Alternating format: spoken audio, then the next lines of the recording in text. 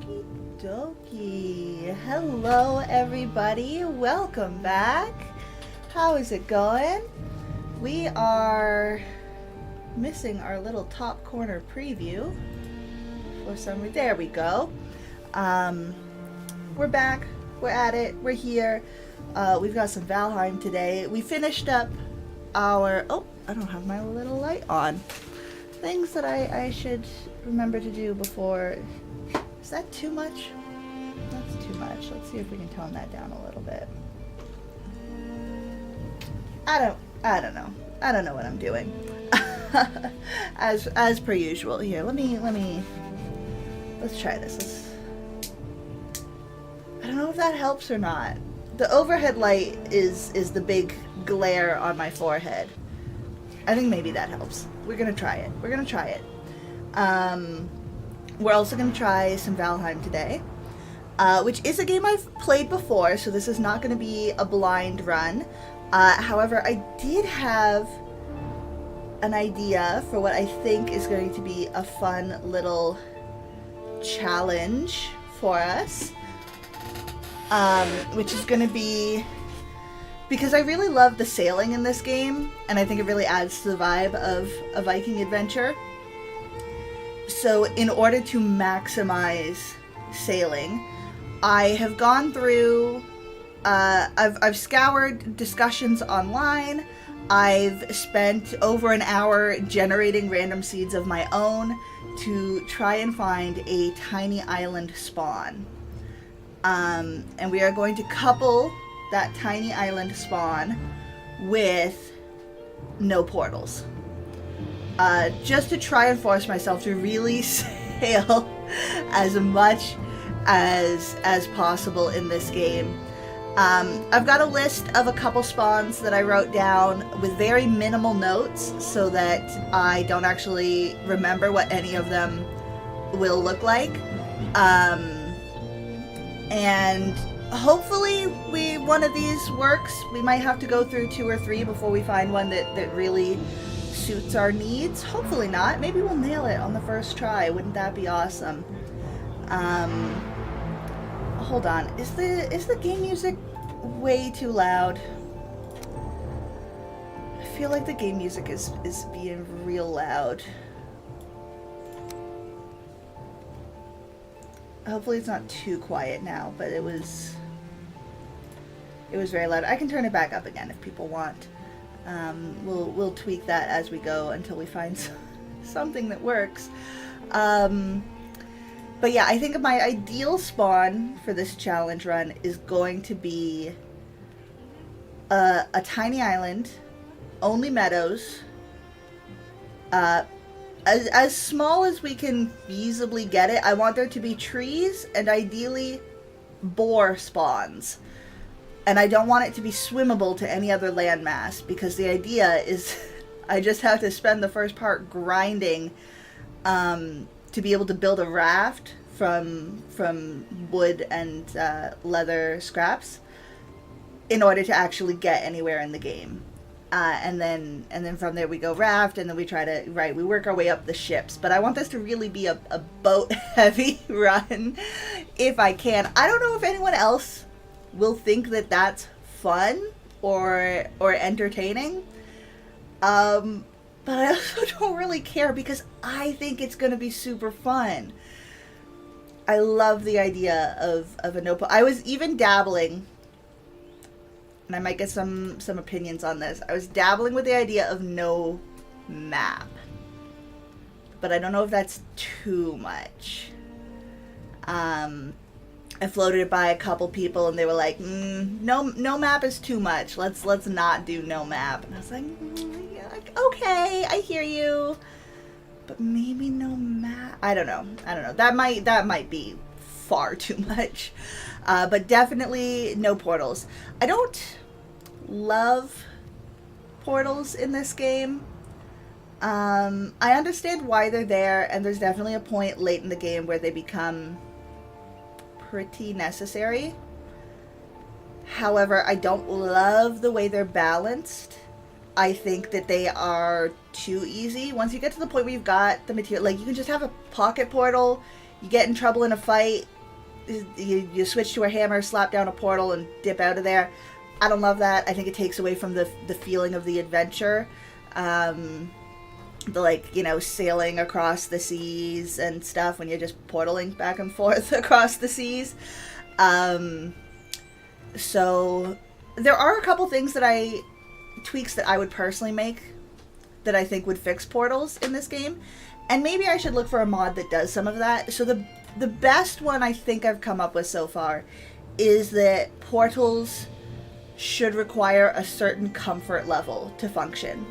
So one of the mechanics in this game is as you expand your base and you add like rugs and beds and fires, it all contributes to the comfort level of your base. And there are certain items and things that only function if you reach a threshold of comfort levels. I think portals should be one of those, so that you can't just slap a portal down in the middle of the woods when you want to go home. You have to actually like construct an outbase, make it nice, in order to have a functional portal in it. So you can still have a handful of portals to get you across the world, but you can't just spam them. You know? Does that make sense? You have to actually like put the effort into like, okay, this is my outpost. I can portal to there. From there, I still have to walk or sail or do other things. I think that would be fun. One of the other suggestions that I heard was just portals don't let you carry any items through. Currently, there's only certain items or materials that can't go through a portal. Someone suggested that like you can't bring anything through a portal, so you can use it to get somewhere quick, but it's really only useful on like a corpse run or something, and less in terms of actually like shuffling your belongings across the world. I don't know.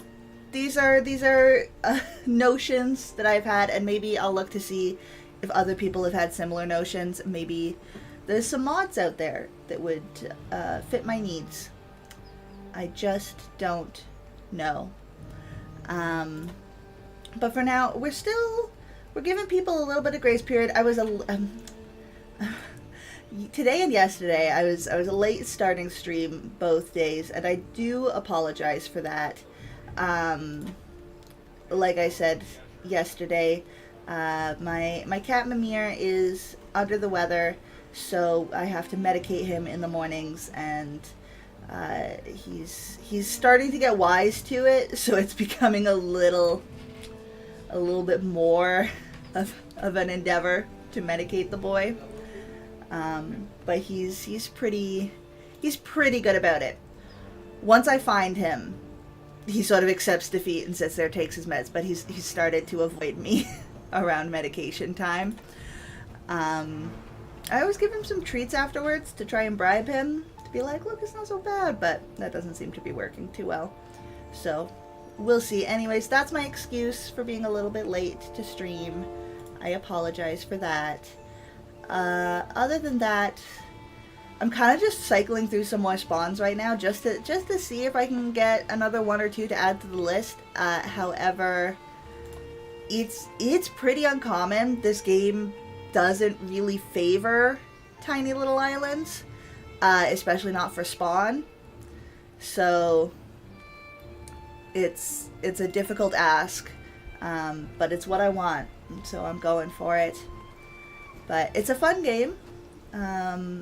I've played before. I've never finished it. This is one of the many games I have in rotation that I always love. I always circle back to, but I'm never quite committed enough. Oh, there's the boy. Hello, Mimsy. Hiya, bud. I'm never quite committed enough to finish it. So we'll see. Maybe this will be the one. Maybe having stream will keep me accountable, and I won't just get distracted by some shiny new game and abandon my run, which is usually what happens. But I mean, even if I do, I have fun with it. I'm a strong advocate of there is no wrong way to play a game. That's a blanket statement. I guess I should specify slightly. If you're playing like a multiplayer or a competitive game and you're cheating, that's the wrong way. You're doing it the wrong way.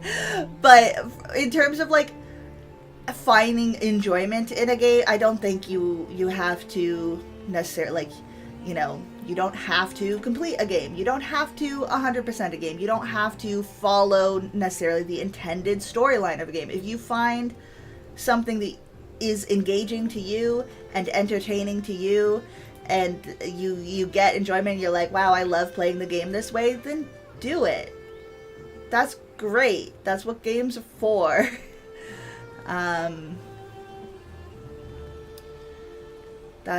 This one would have been great if the spawn was on that island. Okay, well, I don't seem to be getting anywhere, and we do have a list of... Looks like I've got 5 spawns for us to cycle through and check out and see if they meet our needs.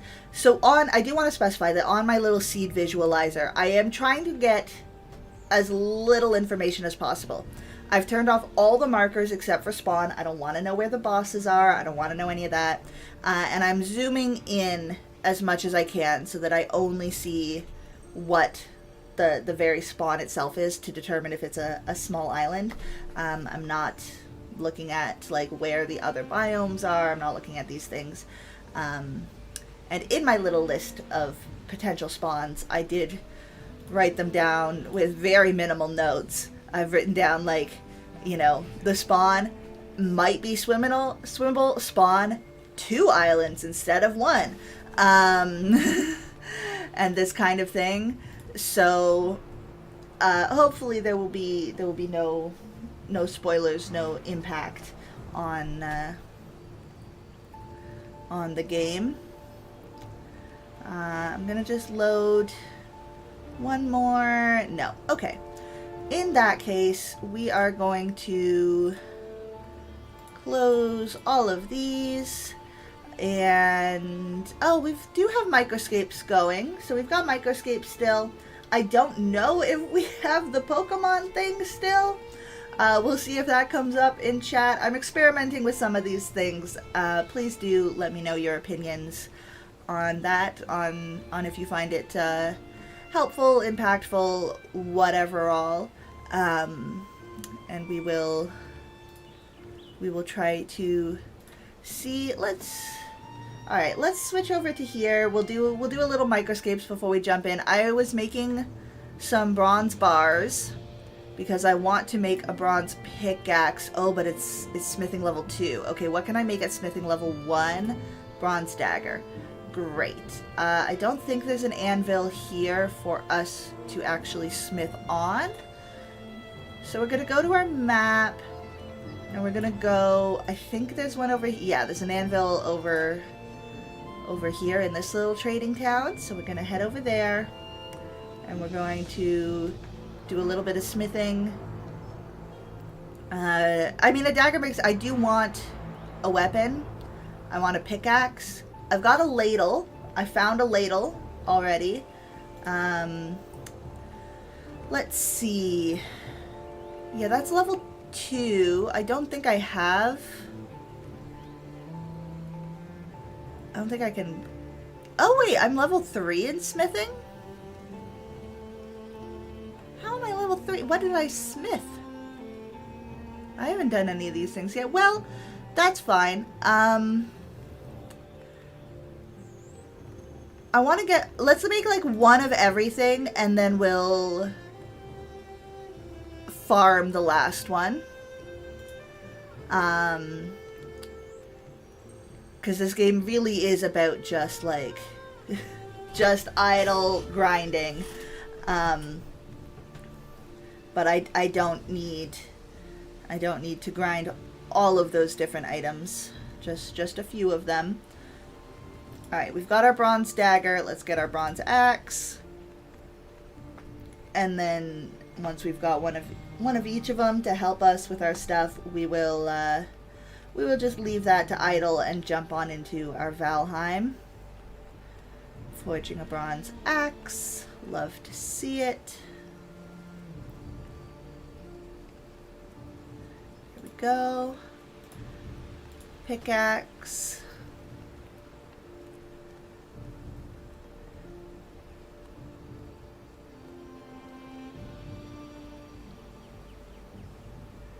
And then from there, I don't really know what our next goals, at least in Microscape, is going to be.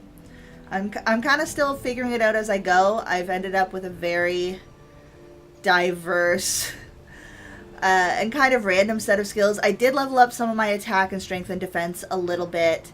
My woodcutting 16. My fishing is still the highest at 18. I want to get cooking up a little bit higher. I think my long-term goal is to get some buckets, but I don't want to have to buy the buckets. I think fighting an imp drops them. Okay, all of these give the same amount of XP, it seems, even though this one's a level 3. So we're just gonna make a bunch of helms, I guess, and then maybe we can sell those after. Let's check our inventory and see what the value of the dagger is. 2 coins. The value of the axe is 4. Pickaxe is 4. Helm is only 2. Okay, so let's not farm the helm then. Let's farm the pickaxe since it's the same XP and we can sell it for more money. It's kind of what I'm thinking there. And then we'll just leave that be and we will pop on into Valheim, our main attraction, our feature film of the evening. And we're going to start a game. We're going to ignore my old character. We want a new character. We want... I don't really care too much about the appearance here. Oh, our Pokemon is still going. Okay, well, maybe that's fine. Like, I myself am very pale. Do I make myself... That is usually how I go about these games. In which case, we want, I guess, long and loose would make sense for my hair. Oh, I hear Mimsy. Why is Mimsy? Royal braids is fun, but I don't usually bother braiding my hair. I do sometimes. But it's kind of a hassle.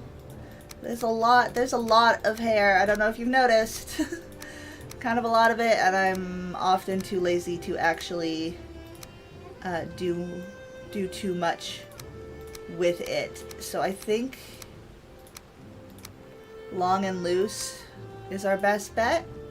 My hair tone is like a little bit blonde, but not super. It's gotten darker over the years. So that's too blonde. Maybe like this, maybe a light brown. It's kind of desaturated actually, I think. I have trouble. It used to be a very like golden reddish blonde. But as I've gotten older, it's darkened a little bit. I kind of like it. I'm fine with it. No beard, hair tone, skin tone. There you go. That's all we get for character customization. We're Sarah Alba, as always. There we go. And we're going to start our game. I do have an island start here, but this was a personal world that I've done a little bit on. Not too much, just a little bit. And I'd like to make some changes to it. So we're going to go for a new world. We'll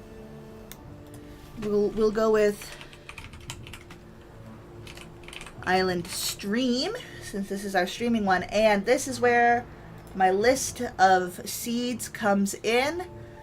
Let's start with the smallest island first and see how this goes. This from everything I found online is the smallest island seed that anyone has yet like found and shared.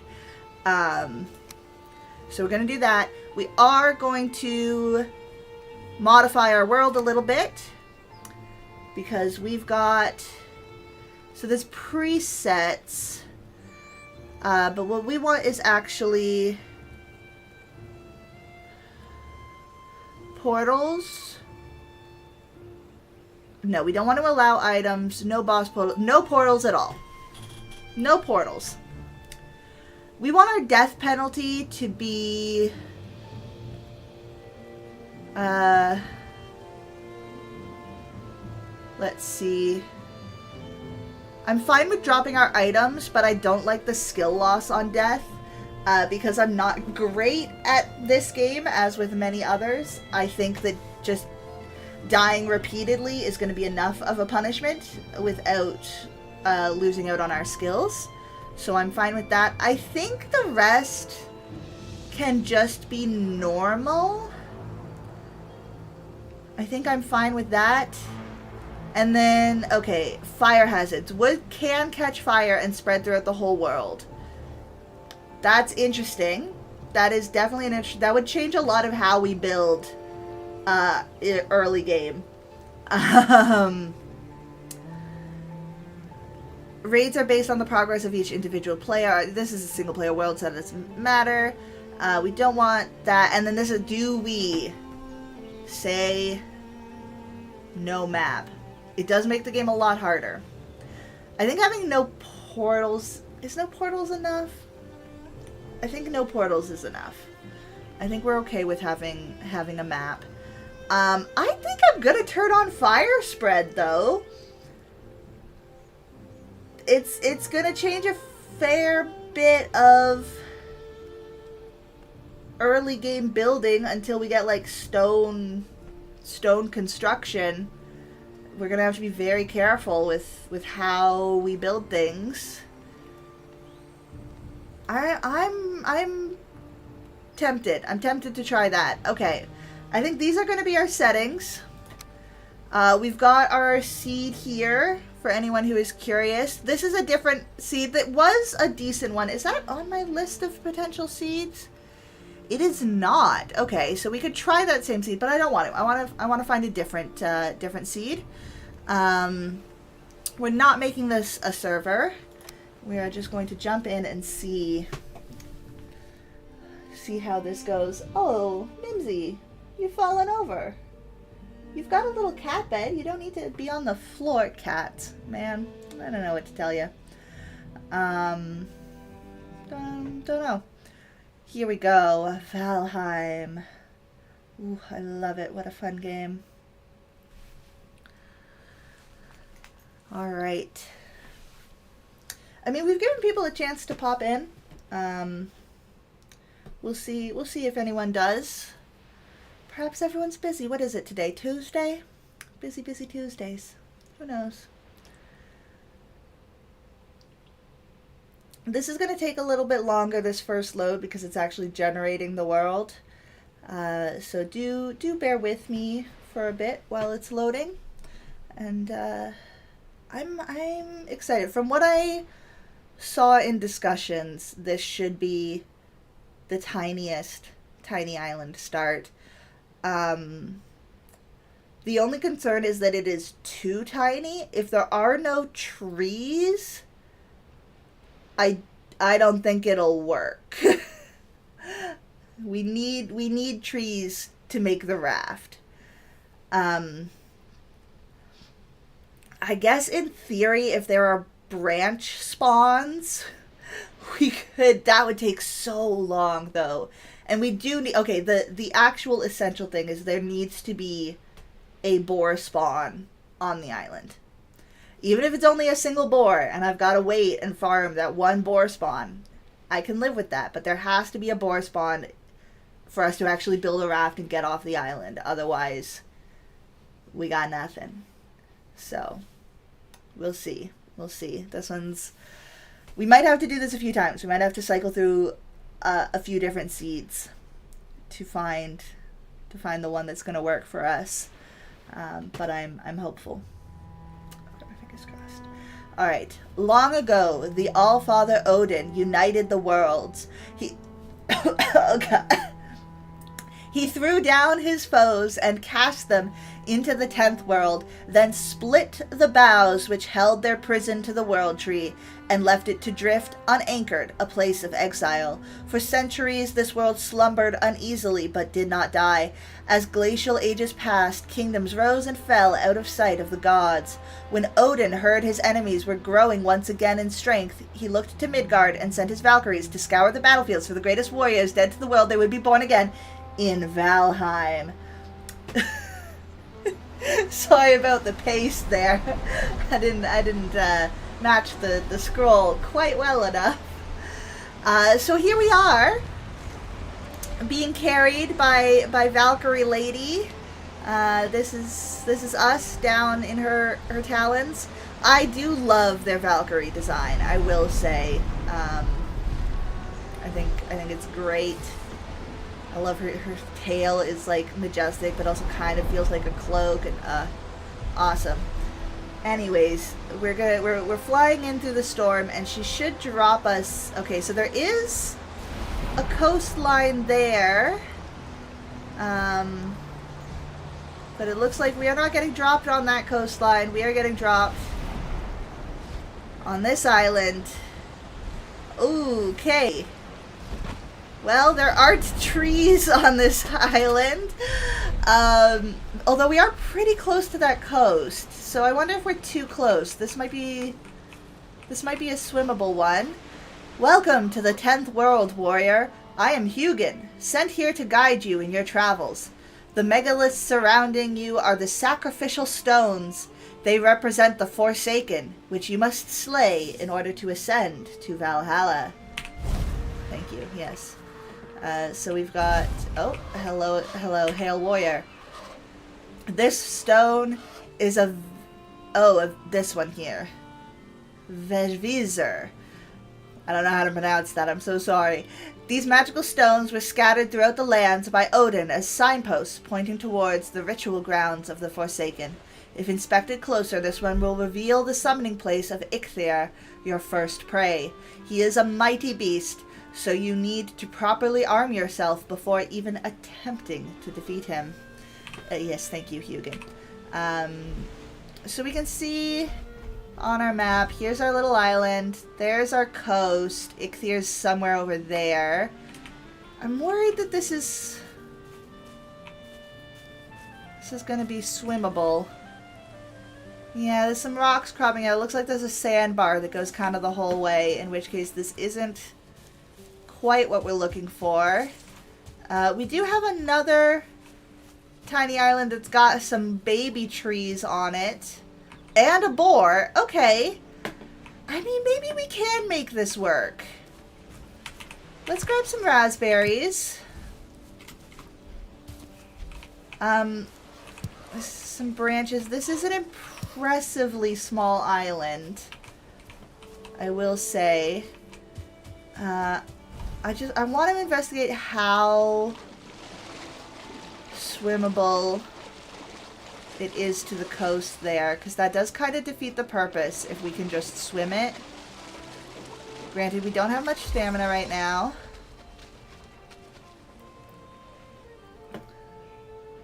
I was kind of hoping for a tiny island more in the middle of the ocean and less right along a coastline. It is interesting just how small it is with the... I don't know. We're gonna eat some berries to get a little extra, and we're gonna try a cheeky swim here. Oh, maybe not. Maybe not swimmable. Abort. We're gonna start drowning. Hopefully we can get back to somewhere we can or at the very least where our... Okay, alright. No, it's not swimmable at level 0. I'm sure if we leveled up our swimming we could. Oh my goodness, what is with the bots on Twitch lately? Okay, sorry folks, we've got...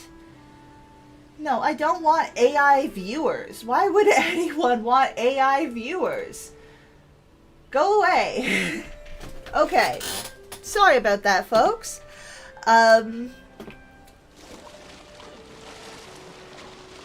let's head back to our tiny island. I guess we are in fact stuck here. So we're going to try to make this work. A tasty morsel. You have found a snack. Consume it to improve your health and stamina. Be aware that before long, you will grow hungry again. So try to always have at least a couple different meals ready. Indeed. Alright. Well, I think this is the one. I wish it was a little further away from that coast. But we'll make it work. We'll make it work. Most items must be crafted. However, due to your recent departure from Midgard, you will have to recall the true shape of objects. Just pick things up and it will all come back to you, I'm sure. My lesser brother, Munin, tells me that one can fashion a stone axe out of wood and stone. Thank you, Hugin. So we've got some birds. We've got a couple branch spawns and stone spawns on this island. And then we can probably... Oh, we've even got a deer spawn here. Okay. Interesting. 2 deer spawn. I don't have a weapon yet, but given the size of this island, we might have some luck. No, they're going to swim out to sea. The deer often do that. But yes, okay, here's our mushrooms. We've got berries and mushrooms in a guaranteed spawn because of the summoning stones. We're gonna keep punching these deer. Any opportunity we get, see if we can get... What oh, what a world I've started here. Okay, wonderful. There's a little bit of flint. Let's grab a little bit of flint. Get back onto our island. That deer is just in the ocean now. Let's go over to this island where the boar is, because we are going to need to farm that boar in order to build a raft and actually get off of here. That's going to be our saving grace, is the fact that there is a boar. One singular boar. Okay, yeah. So here we've got a sandbar. We can mostly walk and a little bit swim across to our secondary tiny island, which might be even smaller than the first, but since it doesn't have the spawn structure on it, we actually have more resources on this island. That's odd. The boar usually attack. Oh, hi. We really don't have very much health at this stage, but we can still punch a grayling. Resin, that's good. We're going to need resin. I'm going to pick up... So these trees are not going to be a renewable resource for us, but the branch spawns on the ground are technically renewable. God, this is going to be a brutal start. Once we actually get off the island, like, there's plenty of trees over there. See, I'm still worried that that's all a little bit too close to us. I don't know. I was kind of hoping, like, that one out in the distance, I was sort of wishing it was all that distance, where you could, like, just see it, but it's definitely, like, a task to get there. This feels... I don't know. It doesn't feel quite right. Oh, it looks like there's another boar spawn on that island, so that's great. We can jump between the 2 islands for our boar spawns. I don't know. I'm not quite feeling it. I don't know if this is the right one for us. I love how small the island is, but I don't like how close that coast is. Alright, we're gonna log out. We're gonna keep this one in mind. This one is a possibility for us. But let's try generating one of the other ones and see... I guess we'll just call it Island Stream 2. Let's try one of our other ones and see if we've got something that works a little bit better. So the first one that we tried, the tag was maybe too tiny, maybe swimmable. And I think it was too swimmable. We've got one here that says swimmable with a question mark, but only to another small island. So I think this is promising. Let's paste in that one. Florida is this this seed. So we're going to do that. We are going to do the same world modifiers. Fire hazard on, portals off, death penalty low. And oh, of course, no map. No, wait, not no map. Maybe no map. I'm still torn. I'm still torn on whether we map or not. I think we can always come back and turn this off later. So we'll leave it for now. But as we go, if we decide that we want even more challenge, we'll add in no map. But I think no portals and fire hazards offsets our death penalty fairly well. Hopefully this still ends up being a reasonably balanced playthrough. We'll see. Who knows? There we go. Now, we are technically going to have a few pieces of flint and stone in our inventory that we picked up on the other world. I'm sorry. I'm bringing materials between worlds. How dare I? But we'll see. We'll see what kind of island we end up on this one, and maybe it'll be the right spot for us. Oh, gotta let it generate again. Hydrate. There you go.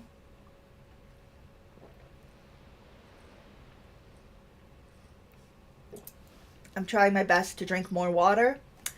I kind of hate the taste of water, to be honest. Don't know why. I find it like almost bitter. But it's good for me.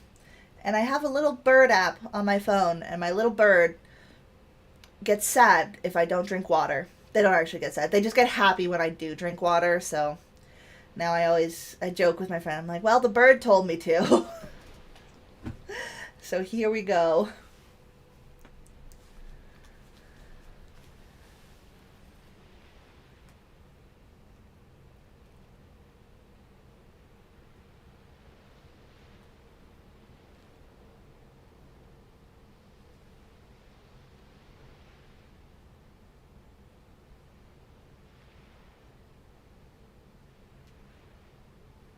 All right, still generating. Is this one taking longer than the last one? Who knows? I don't. Why are you taking a nap on the floor, little buddy? You've got a cat tree right there. You can even look out the window at all the birds and the tree outside. You love it. No, you wanna just nap on the floor there? Are you trying to tell me you're hungry because you're staring at your food bowl? It's not food time. That's not gonna work on me, bud. He's definitely, I know he's feeling better because his appetite is back and he's demanding food all the time. So he's definitely on the mend, which is good. It's such a relief. I was like, I knew he would be okay. Like, we got the medication and he passed the test, but I didn't sleep for like 2 nights straight because, gosh, I'm just worried about the little guy, you know? I'm sure you guys get it. This one's definitely taking longer. For sure. For sure. We're almost there. Almost. There we go. Okay. We've got trees. Is this an island? That looks like a little island over there. So that's, from my notes, I guess that's what's swimmable. Let's do a little run around the coast, see if this is actually an island. I mean, that definitely appears to be. And I don't see a mainland, unless this is the mainland, but I'm hoping it's not.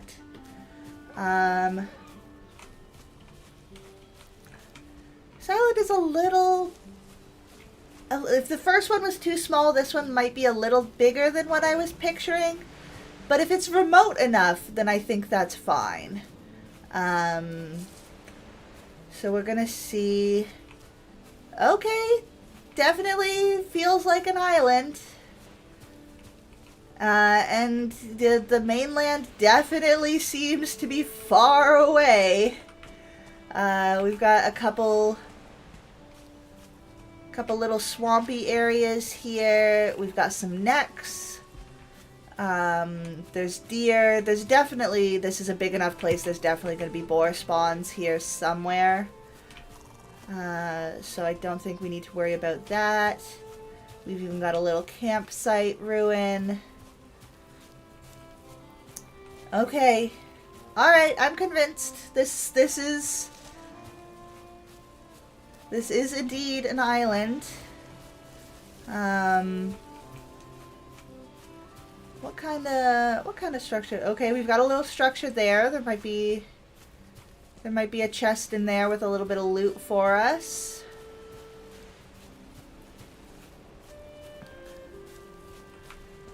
But we're definitely in the middle of an ocean on an island. So I think this is the one. We've got more resources, so the grind for the materials won't be as harsh. But yeah, it looks like this might be our closest coastline. I can just barely see some trees, but that's definitely still a ways away. Oh, we do have a chest up there. Let's see if we can get something out of there. Okay. Curious axe head. The metal glints oddly in the sunlight. Somehow you know that it can never be complete on its own. Interesting. I've never actually seen that item before. So that's new. We might leave this structure here and use it as the foundation of our base. If this is the closest coast, that might be where we set up our base. If we're going to be sailing back and forth along there. Let's finish our loop. Let's finish our loop of the island.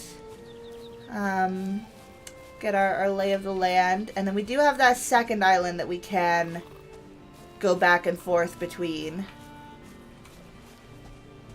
We've got some necks. We've got some seagulls. I heard some deer. I don't know if I've actually seen boar yet. But an island this size, I would be shocked if there was not a few boar spawns. Okay, another curious axe head. Interesting. Don't know what to do with those yet. It has been not a super long time since I last played. I think I played around January of this year, but I didn't check if... Okay, there's some boars. We've even got an oak tree on the island. So there we go. That's our island. That's our other island, which we might be able to swim to. We might need to level up our swimming a little bit. Who knows? There's some deer. Okay. All right. This is going to be the one, I think. Because if we look at our map, yeah, you can't. It was along here, I think, was the... Like this way. If this is the other island, it's down here and you can't even see it yet on the map. So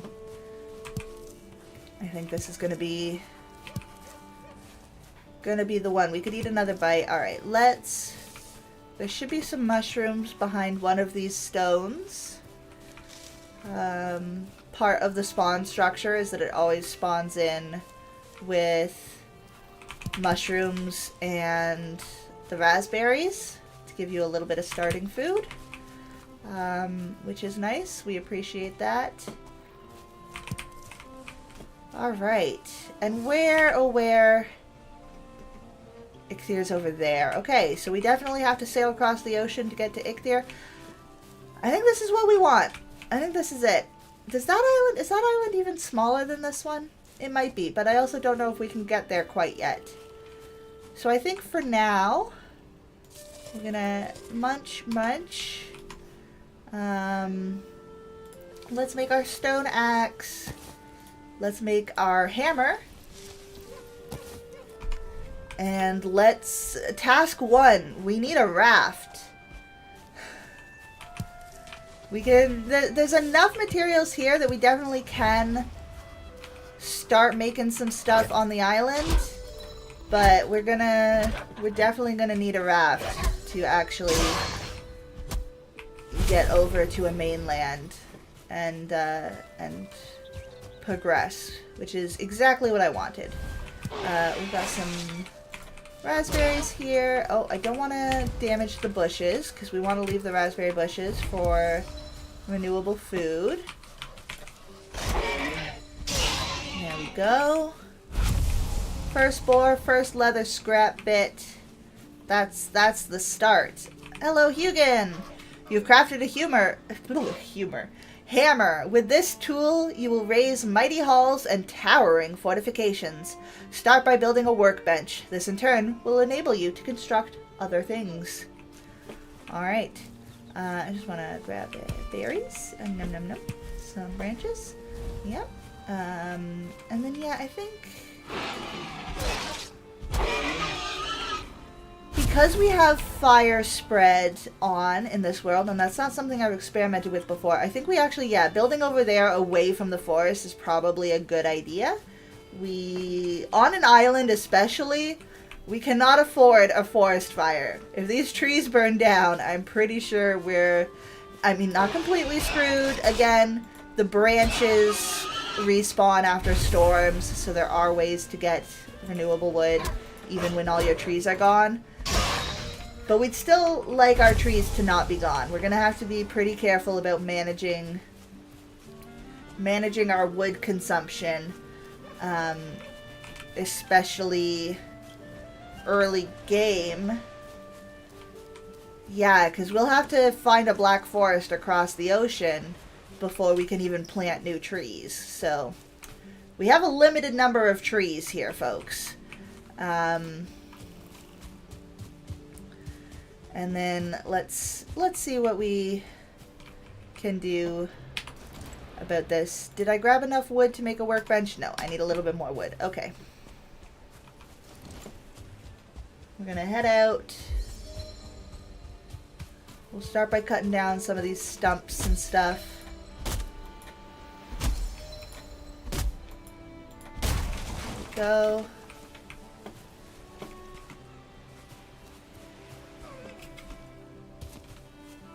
Goes our deer.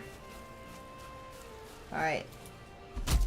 First tree removed from the island, and so it begins.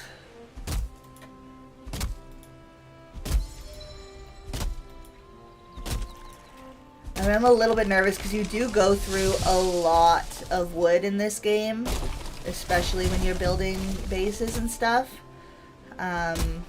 So we're gonna have to be very careful. We're gonna have to limit our design ambitions so that we don't run out of wood on this island completely.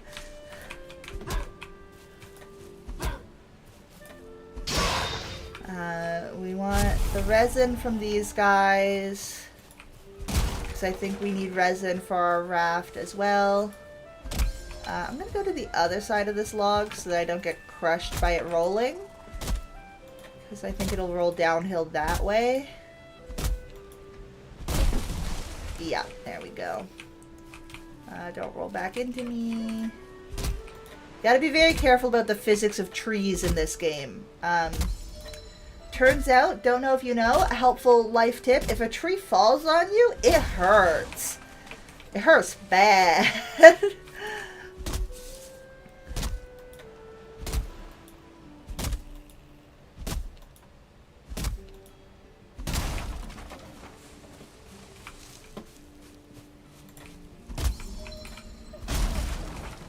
Gonna cut down some of these little trees. I don't think the little trees grow into big trees. I think that's one of the things that I've heard people say to like, oh, leave the saplings so that you get more wood for them when they grow up, but I don't think that's a mechanic in this game. I could be wrong. Feel free to correct me. But I don't think that's something I've ever experienced. Granted, this is a game that gets active updates and tweaks and new content, so it's entirely possible that that is something that they will add. I just don't know. Alright. We're gonna grab some more stones. We're gonna need stones to build a fire pit. I'd like to grab some more flint too. Flint would be nice, and flint is always closer to the water. Yeah, there's flint in the water. No, come here.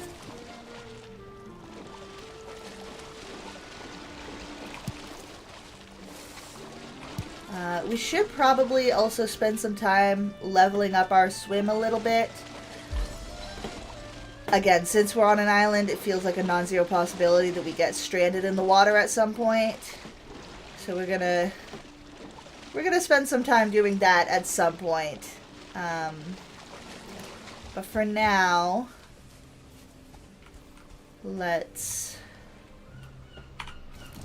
Nope, not that one. This one.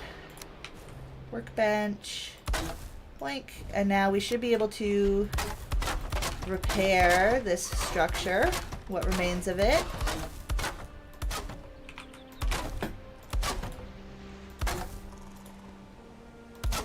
Our energy is running a little bit low.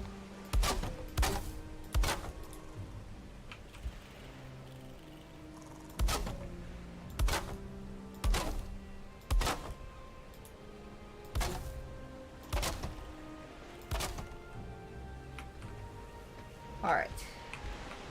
That roof's attached to... So yeah, okay. There we go. Alright. Hello, Hugin! You have built a workbench. A workbench allows you to craft complex items, as well as giving you access to a lot more building pieces to construct with the hammer. Indeed. Indeed it does. Speaking of, I think we want a flint knife, because it has our backstab multiplier and a parry bonus. We will get a crude bow eventually, but we're going to need some more leather scraps. So to help us kill boars in the meantime, we're going to make a knife. We're going to want a hoe. Although you'd think a hoe would let us farm things, it doesn't. We need a cultivator for that. The hoe's just going to let us clear the grass in the areas where we want to build.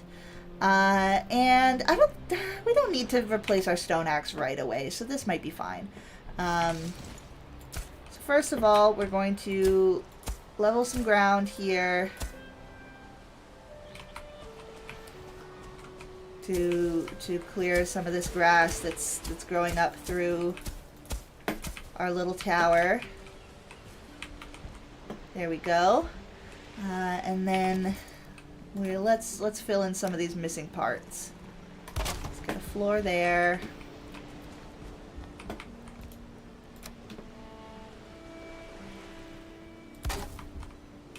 Get some walls into the places where they're missing. I don't know why that one's a half wall, but it is.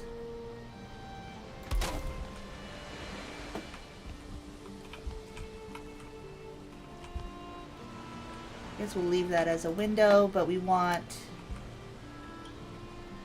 a roof.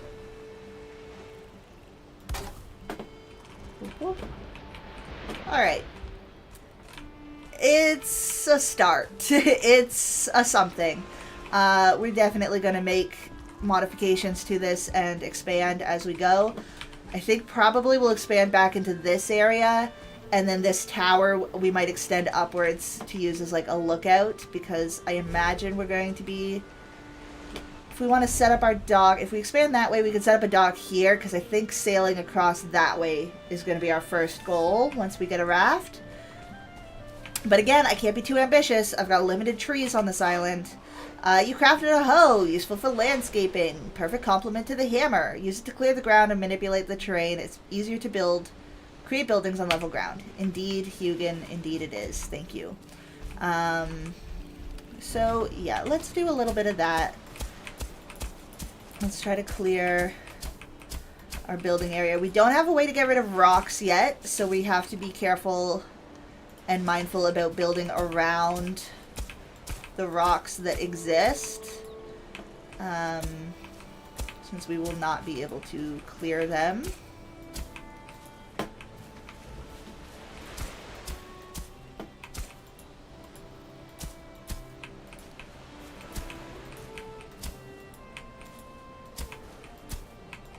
Alright. This is pretty low. Yeah, I'm worried about these waves. Okay. Maybe we build up on top of this hill a little bit instead. Because that wasn't even a particularly large wave, like in a thunderstorm or anything. Let's try... okay, there's a stone there. Let's try making a little platform up here. So maybe we will tear that down then, if that's too low and we don't want to build attached to it. We can just tear it down for the resources. And instead try to use this area up here. Now the hoe can only level so much. We can't like actually fill in these divots quite. Oh right, we can if we've got the stone and the workbench nearby. So we'll work on that. It's getting dark. Alright. We're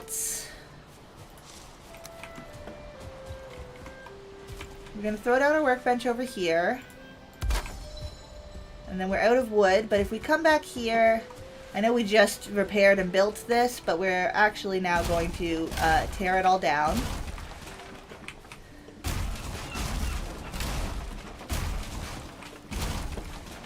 And get the wood from it. There we go. That should be enough to get everything above it to collapse. Bit by bit. There we go. It only floats and defies gravity for a little bit, you know?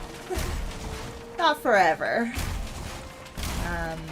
But this is a good way to recycle some of our materials so that we have to cut down fewer trees. Why are these not... Okay, we can just demolish these. There we go. Boom, boom, boom, boom. Give me that back. And we head back up here. Okay. So, in order for us to actually have access to a lot of stuff at the crafting bench, we're going to need to make it sheltered. But for now, I think I'm fine. Let's raise the ground a little bit there. Over here, there's still a little divot there. Okay. Back to leveling.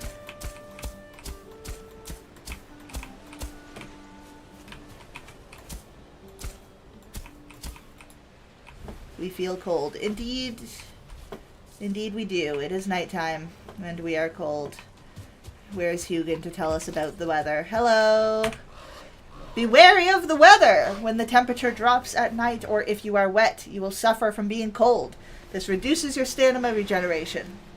Seeking shelter by an open flame is your best option when this happens. Yeah, so...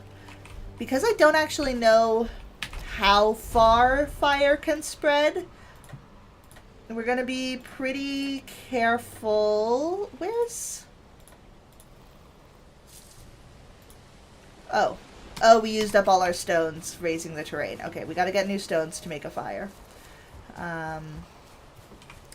We do want to avoid getting wet at nighttime, just because we'll get extra cold. So let's see if there's any loose stones around here that we can use. And we do want to level up our sneak so we can get this backstab with our knife.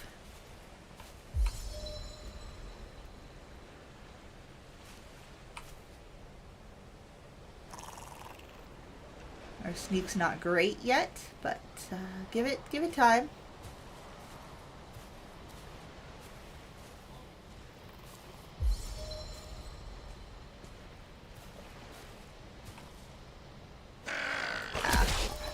Well, we didn't get the backstab, but the knife is still useful. Alright, let's try this one. Let's try this one. Just gotta get behind it. Getting all our early sneak levels in. Oh, we're out of stamina. We're right beside it, but we're out of stamina. Huzzah! Right as it saw us. Well, that worked out. Okay, we're actually here for stones so that we can make a fire. And from there, we got to remember our overall goal. We got to collect the materials for a raft. Do we actually have that in our? Yeah. So we need 6 resin and 6 leather scraps and 20 wood. That's not too bad. We can do that pretty quickly. And then we'll be able to raft to get across to the mainland for additional resources. Can I successfully sneak up on a deer? They tend to be real sensitive. But we'll see. Maybe. Maybe. Oh.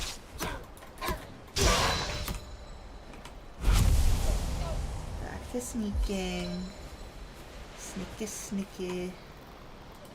Have some food so we've got more stamina with which to sneak. I've been seen. Oh, that grayling maybe? Or is it the deer that saw me? I think it's the grayling.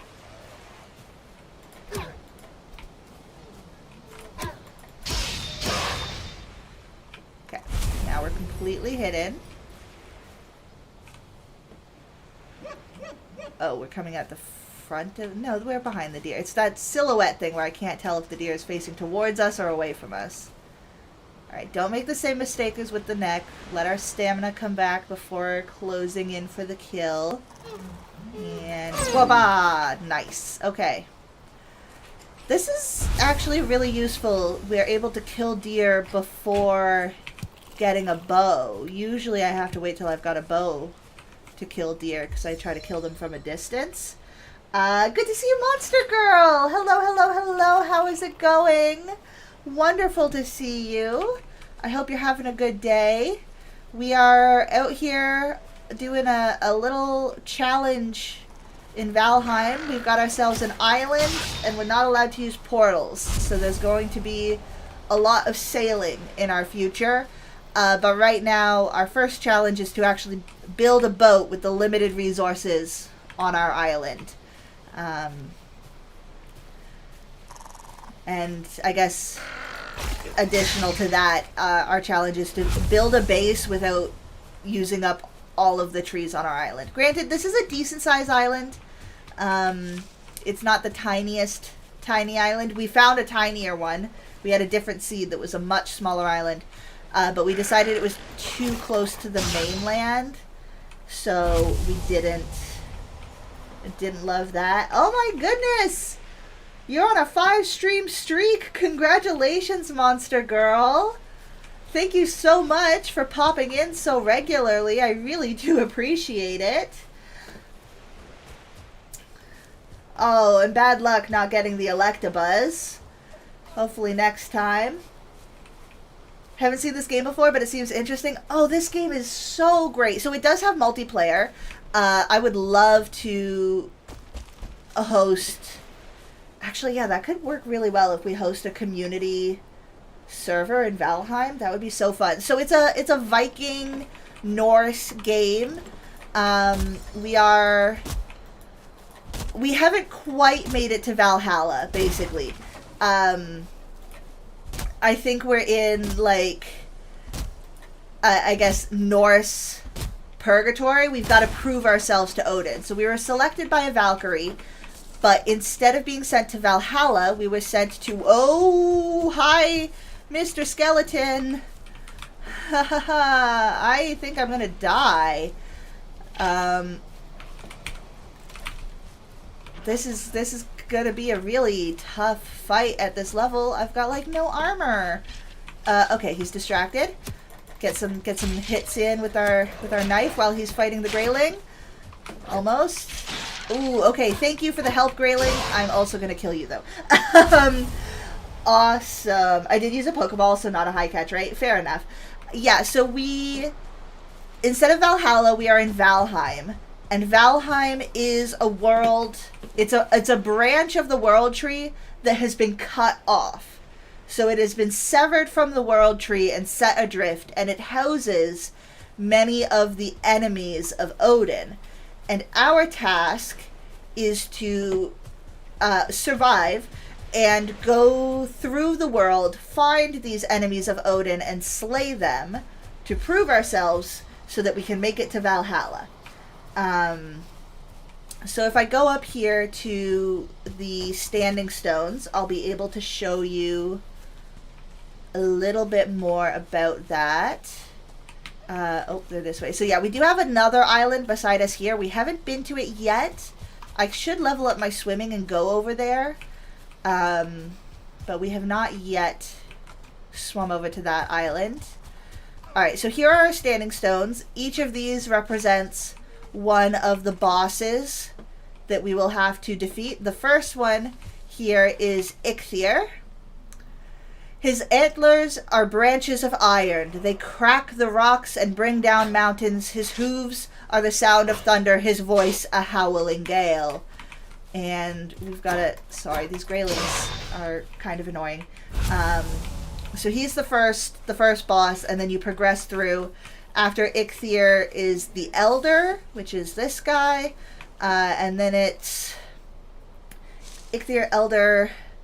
I think this one's the Ooze. Eikthyr, Elder, Ooze. And then I have never actually gone past the Ooze before. So there are more. I haven't finished the game. We can use this to see where Eikthyr will be. He's over there, which, as you'll note, is not on our tiny island. So we definitely need to get boat technology as soon as possible. Usually you don't spawn on an island. This is my personal little challenge because I like the sailing in this game. I thought it would be fun if I limited myself and did a little... Oh, that's a 1-star boar. Nice, we might get a trophy from him. Boar meat, leather scraps, boar meat. Yes, we got a trophy. Okay, let's try to sneak up on this one. Who sees us? Maybe that boar? Hard to tell. So right now we're killing boar because we need the scraps from their hide to build a raft. And a raft can be really fun to add challenges. Yeah, I like the challenges. So the challenges we have added to this run. 1, we start on a tiny island, so we need to sail. 2, portals don't exist. Usually, once you get to a certain level in this game, you unlock the ability to make portals that can link to places in your world for fast travel. We don't have that, because I want to sail. I'm a Viking, and I'm getting a boat. So there's no portals. We're on a tiny island, and we turned fire spread on, so we have to be very careful with our building out of wood, because our campfire will ignite some of the stuff that we have built. So we've got a couple extra challenges here, but yeah, if there's interest from the community, if I could get you, Rubik's Cube, I mean just a bunch of people from Glacier maybe, if they're into it, I would be so down to host a stream community server as well. I think that would be very fun. Alright, we're gonna chop down this structure to get the wood from it, because again, you go through wood so quickly when you're doing building projects in this game, and being on an island, we have limited trees. And we currently do not have the technology required to plant trees, so we're on a ticking clock in terms of our resources here. Once we have the fog is rolling in. So this game, one of the things I love about this game, although when you zoom in, the graphics are old school, maybe not what you consider impressive. At a distance, the ambiance that you get of like the rolling hills and the thick fog and the towering trees and stuff. This game can be so beautiful. I really, really love it. Like the sun reflecting off of the water, the thick fog. It's very pretty. One of the reasons I do keep coming back to this game is how gorgeous it really is. And because this is a fun thing that I would have to ask my roommate for details, because I don't actually know the strategy around how to make it. But you can make a functional sundial in this game. Not in the sense of like you craft the item, the sundial. You can physically build a sundial that will accurately tell you the time of day based on the sun moving across the skybox. And I think it's great. Okay, we gotta chop the flooring now, and what's above us should fall down, because this game also has a really fun building mechanics that involve some fun physics. So unlike Minecraft, you cannot just have floating structures. They will collapse without adequate support. I also can't just build upward infinitely. The higher you go, the less stable the structure is, and so you have to reinforce it with additional materials, right? Like wood has a limited height that it can build to. So once you unlock the ability to build with stone, you can go a little bit higher, and then once you, like, it's oh, I really cannot praise this game enough. It's so fun. Oh, our inventory is full, so what we're gonna do is we're gonna pop down a little storage of extra logs there that we can come back and grab later. And for now, we will vacuum these up. But yeah, that's the game I'm playing. How are you doing, Monster Girl? What's on your docket today? Are you joining us from work? Are you home today? How are you doing? Well, we passed the whole night. We went out to get stones to build a fire to keep us warm overnight, and then the night passed. So didn't do great on that front. Home today, very nice. Glad you've got some time off.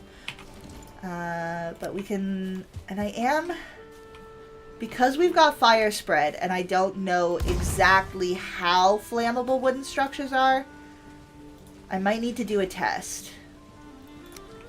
How close to the fire, because usually I would build a fire pit and I would do like this with some flooring around it so that it's like in the house, but I'm worried that's going to catch fire. So we're going to keep an eye on that while we get some more terraforming done, maybe over on this side. Yep, okay, that does in fact catch fire.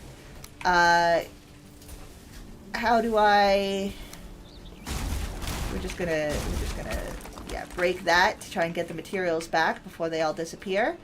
Oh, and the ground is like burnt now. Interesting. Okay, we're gonna have some exploration and experimentation to be done to understand what exactly we've signed ourselves up for here with fire spread. Let's raise that ground a little bit, level it out a little bit. We do have a little stone here, which is a bit annoying because we don't have the technology to mine stones yet. So we're gonna have to just incorporate that into our build, I think. And my idea for doing so is gonna be, alright, if we get our flooring piece like here, clip that, and then can I get this?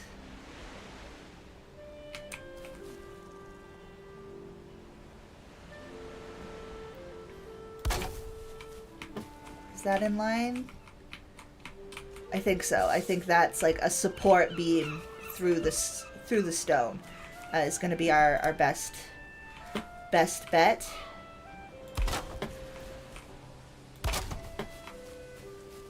So there we go. We've got a little rock, and in the floor, but hopefully that's gonna...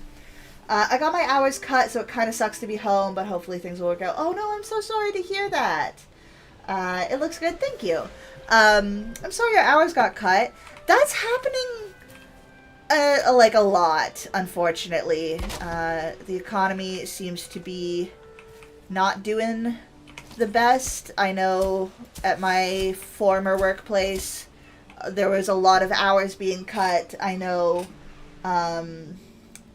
my partner, I think he said as of, like, last month, 40% of his company had been laid off,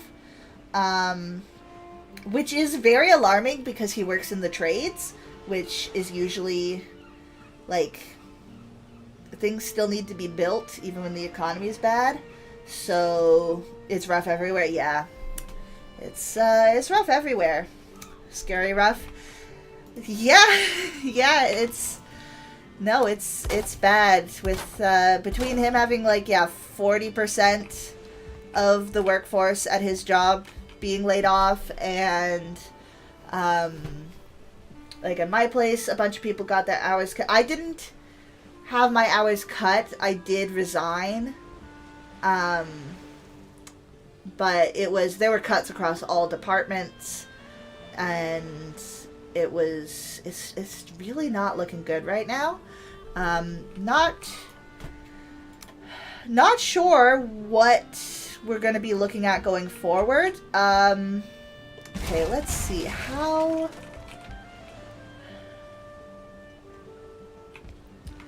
I still need the fire to be relatively close to my house in order for my bed to get the benefit. So I kind of wonder exactly how far away I need to build it.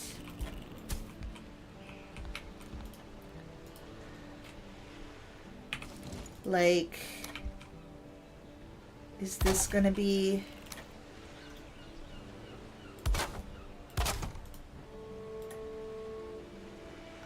nope, not that. Fire. Like, here was too close. Is here too close? Let's keep a close eye on this. Let's keep a close eye on this. Make sure it doesn't burn down.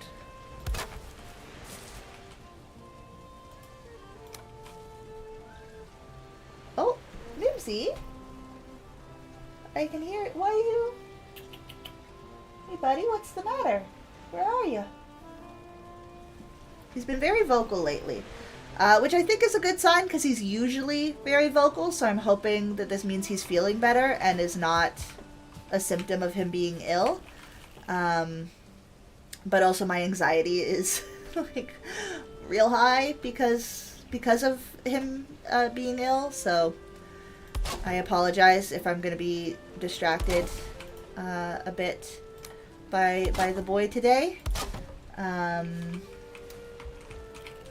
Let's see here. That seems like the fire is safe over there. It seems like we're not... And we do have to be careful. So one of the other things, which I guess I won't be able to show you until we get some other building materials, since I can't actually put a fire inside a wooden building, is you have to manage the smoke. If you don't ventilate your fire... And have, like, a chimney for the smoke to go out of. The problem with this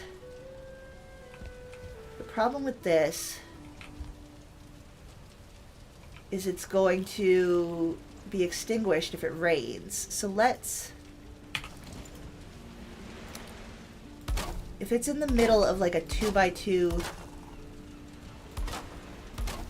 square, will it catch anything on fire? I'm hoping not. Oh, there's some, like, sparks and smoke happening.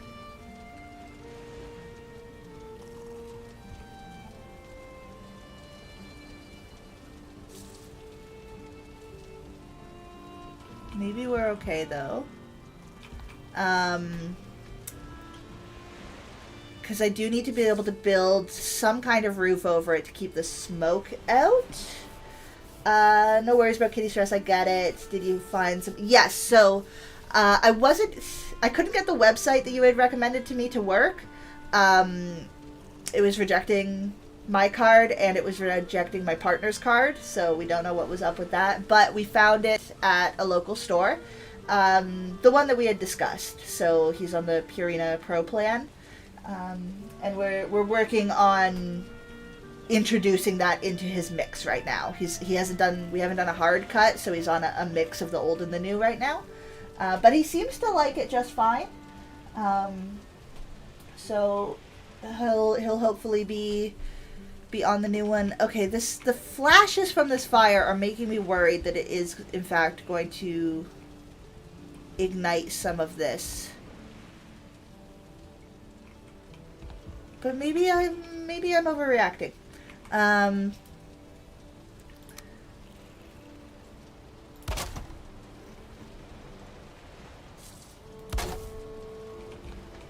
Maybe it'll be okay. We'll see. Oh, actually, I don't need those beams. Not what I need. Let's put up some more walls. And then instead of the beam there, we're going to use the upside down wall with a half wall above it. Not that one. Oh, yes, that one. Just whoop, rotated. Okay.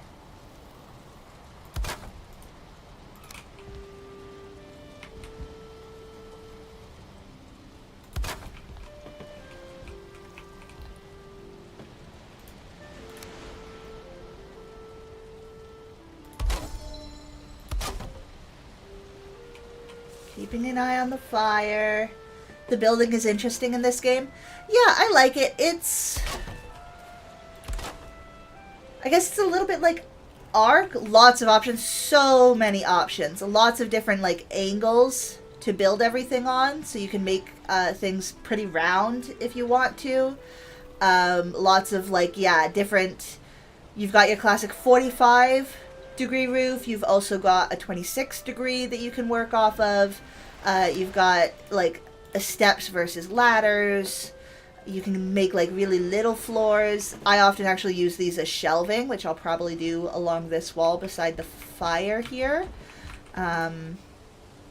One of the things I like to do actually with fire pits, if I can get it to work, is if I do... oh, we are out of wood. Okay.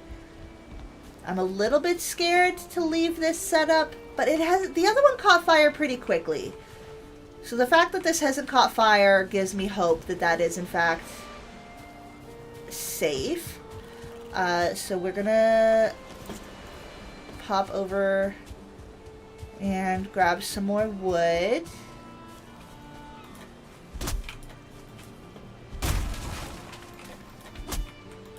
Just sort of keep it in my peripheral here while we harvest.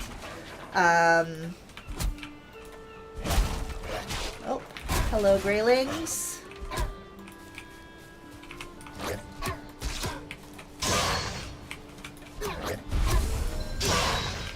we go. Knife skills going up. Grab that material. Looks like the fire tick is 1 block. Yeah, that seems to be the case. In which case, that's not too bad for working around. We can probably make that work. I'm interested if the torches I can build also count for a fire spread source. I might need to experiment with those a little bit. Oh, right. This needs a roof. So, we're going to...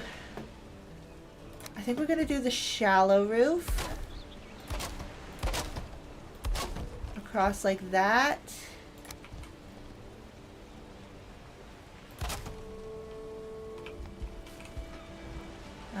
Let's see if this is enclosed enough now. No, too exposed still. Alright, let's Although I do want it to be bigger on that side, we're going to throw up a wall here temporarily so that our little crafting station is still too exposed. Can I move it backwards into the corner a little bit? No, because there's the rock there. Right. Okay. These things can be a little bit finicky. They want to be pretty sheltered. Alright,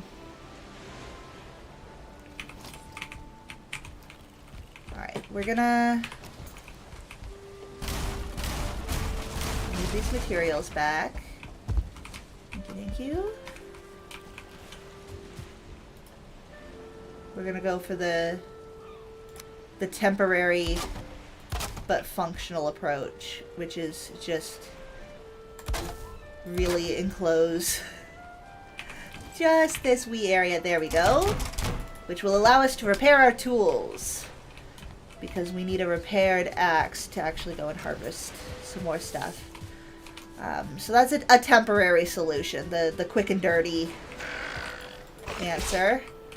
Oh, hello. No second floor. There likely will be one at some point. We just need a lot more materials for that. And I am, again, trying to be mindful of cutting down all the trees on an island. But that might kind of be the way we're headed. Oh. Hello, Grayling. I do need your resin, so I will take that. Let's munch on some food. Make sure the house isn't burning down. And then let's cut down this tree.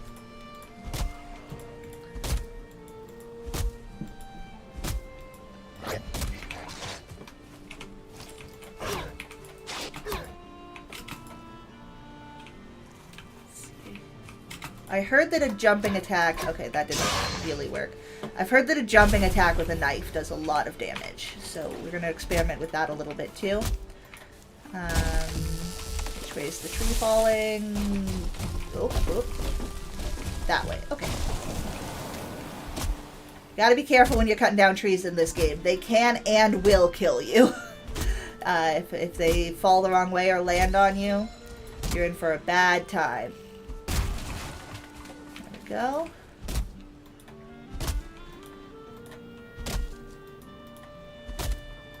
Let's harvest some material.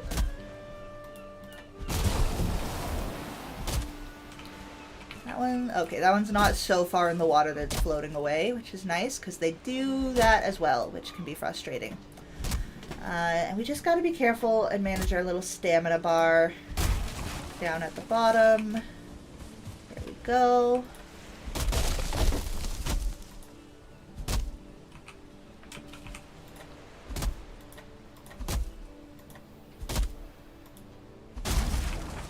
Wonderful. Okay.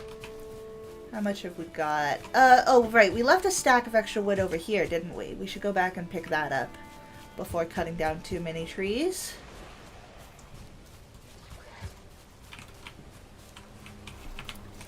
And it's nighttime, which means more graylings. There we go. Where was... There's our stack of wood. Oink. Thank you. I wonder if I can sneak up on birds with the knife. The problem with birds is that they do naturally fly away after a certain point. So, yeah, you don't want to take too long in closing in.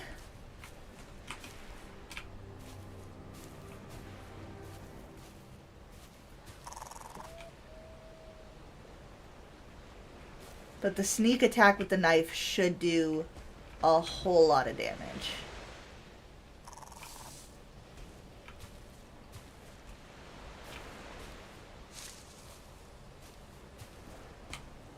Oh, we were sneaking too much. We don't have the stamina for it yet.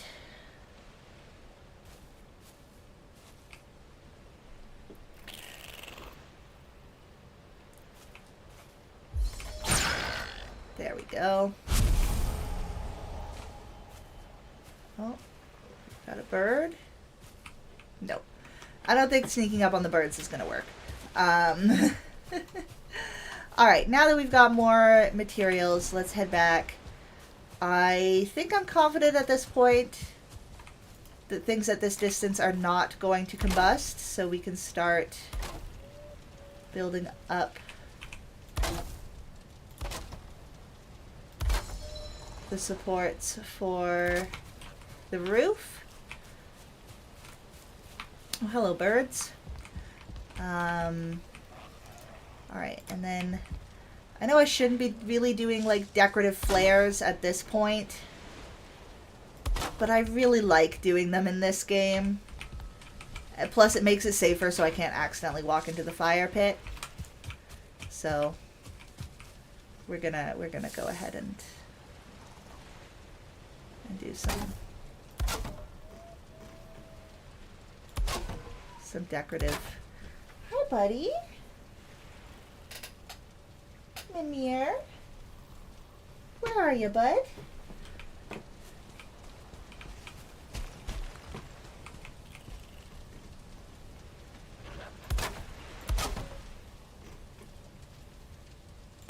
But yeah, I like to build pretty in this game. Some people build practical, I build pretty. I think it looks very nice with adding little like chevrons and stuff.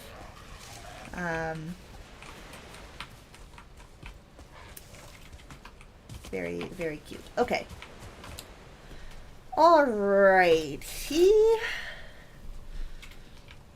The fire there like that. And hi there. Alright, so the Greylings are scared of fire, which is the other reason to have it around. It'll keep them away from your base. Otherwise, they'll claw at your walls and damage them. But the fire keeps them back, which is a nice touch. Alright, let's put our actual ceiling back on.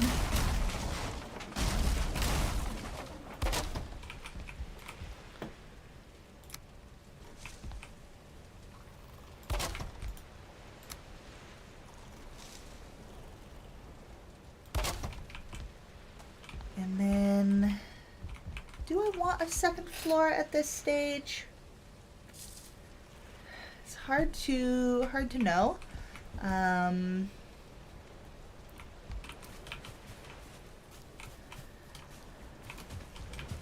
Where do I want my bed to be is the other question. I could, hold on, since I know that this is a safe distance, I could have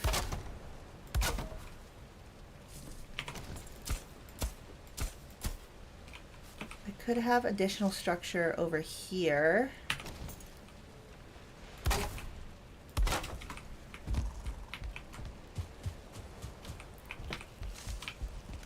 Because my workbench is not going to be here forever. So I could make like a little bedroom over this way, perhaps.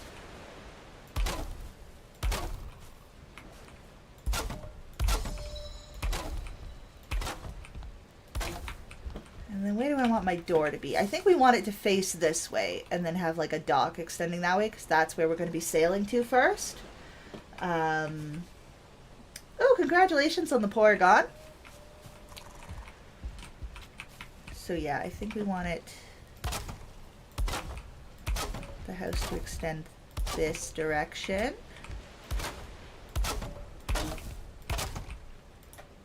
Oh, and we're out of materials again. We go through so much wood. I'm sorry, forest. I'm so sorry.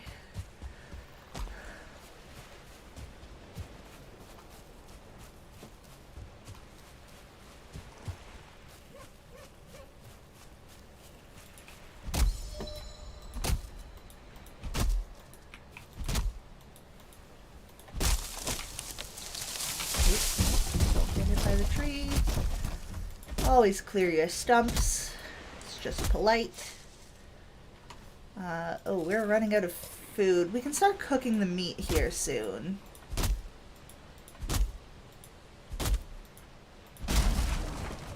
Cooking the meat will definitely be helpful.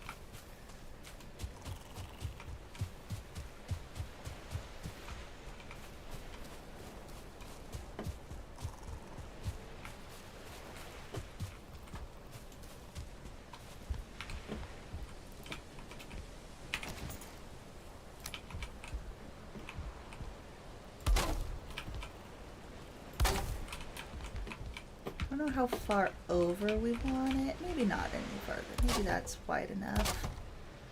Start putting some wall along here. I will add windows afterwards. I just kind of want to get my base. Oops. Did not mean to destroy the crafting table. Although I guess it's a chance to... No, I won't move it quite yet. We don't have a better spot for it. So we're going to put a door here. Yes. Yes. Door there. Which means additional walls here. This will be our little bedroom. Can I build a bed yet? No, I am out of wood again. Oh, golly gee. It's too exposed. Alright.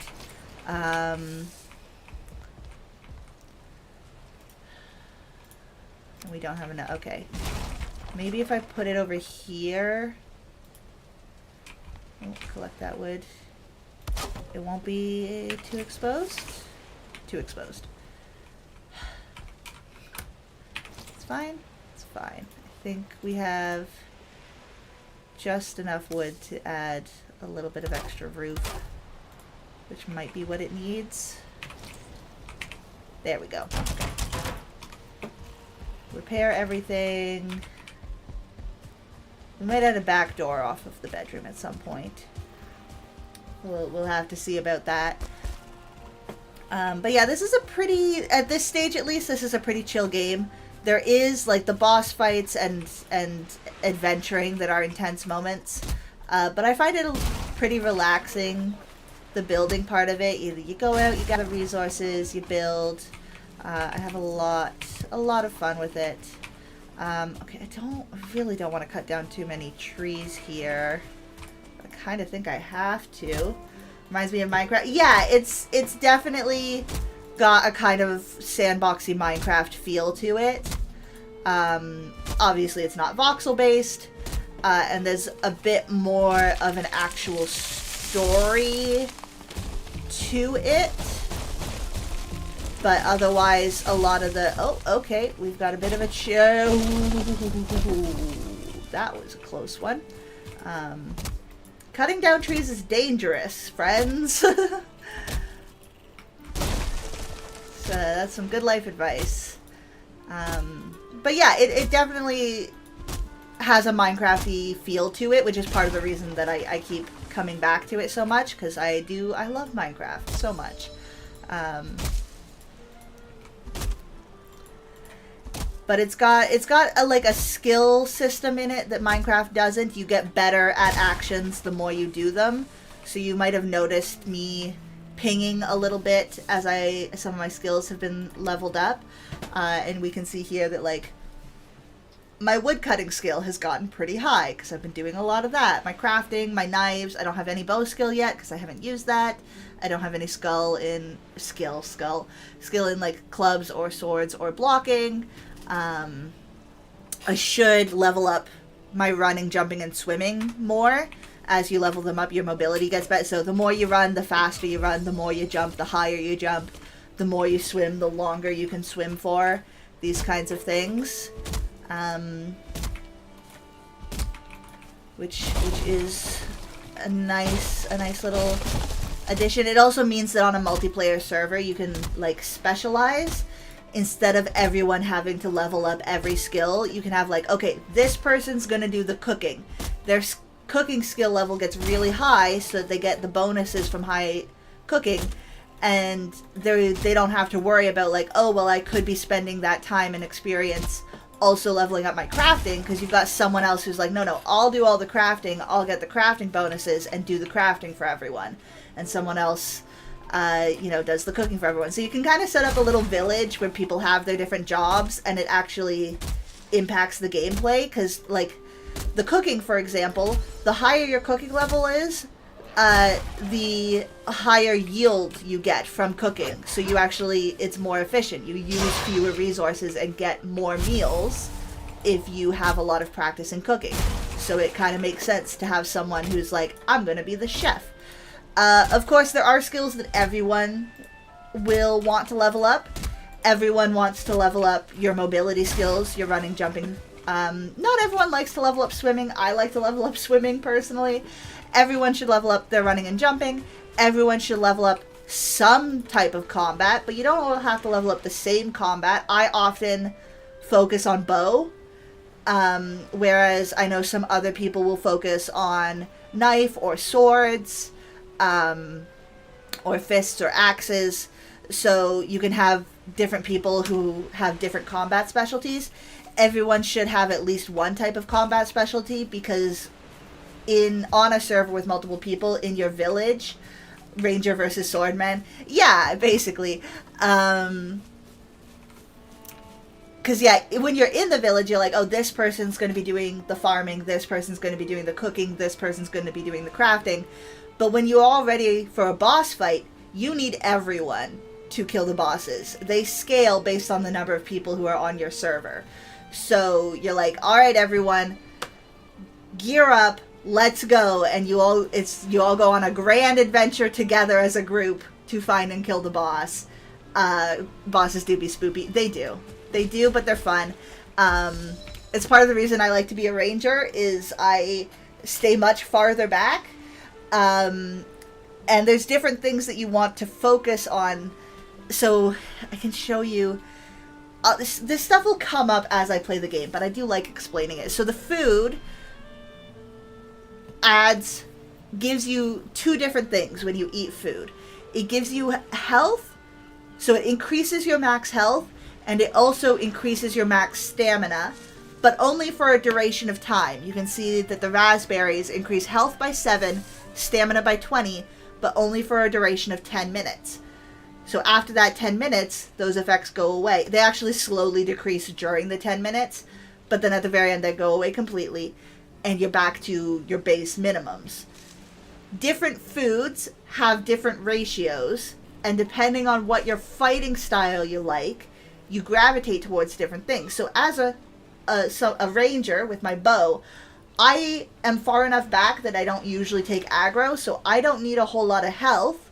What I do need is a lot of stamina, because drawing the bow back over and over depletes your stamina very quickly.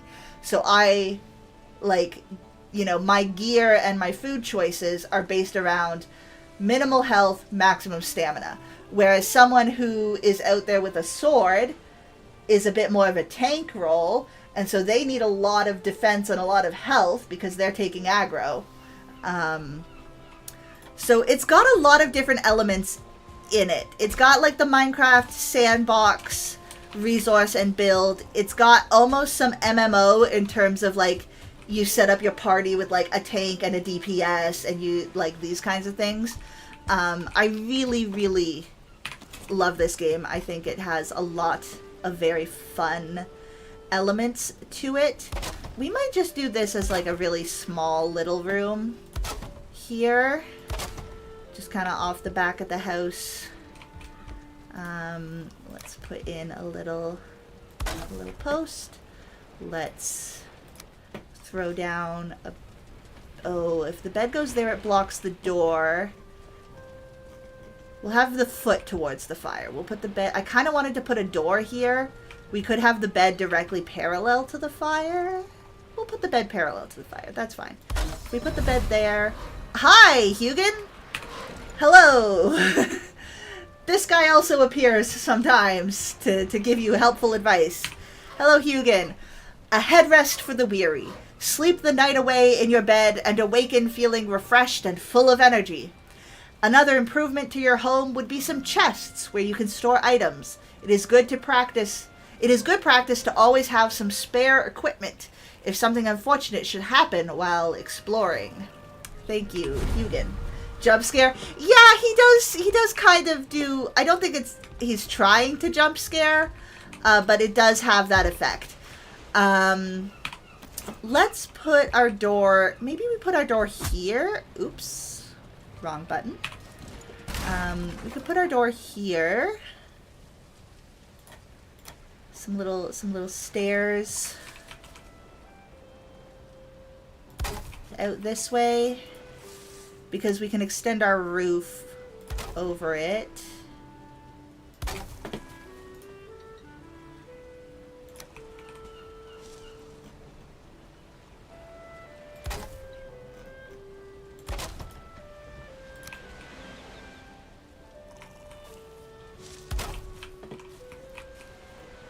I think I actually want the hinge on the other side. That's too far forward. Okay. Sometimes the doors are a little finicky to get them actually where you want them. There we go. And then for my own peace of mind and for the structural integrity of my house, I mean, at this point, it's not that bad. Those still have green structure. So nothing there is really at risk of collapsing, but I do personally like to put in some of these like visual supports, so we can put like a beam running along the bottom and then a post. Oh, that post is too short. Some posts that go into the ground so that you can see like, oh yes, this house is actually like supported on something. It looks, it doesn't just look weird and floaty, right? It like, and then if I put another, I can put a littler one, I think, under there. You're like, oh wow, yeah, that looks like a little stilt that a house would be on. I like that kind of thing, personally.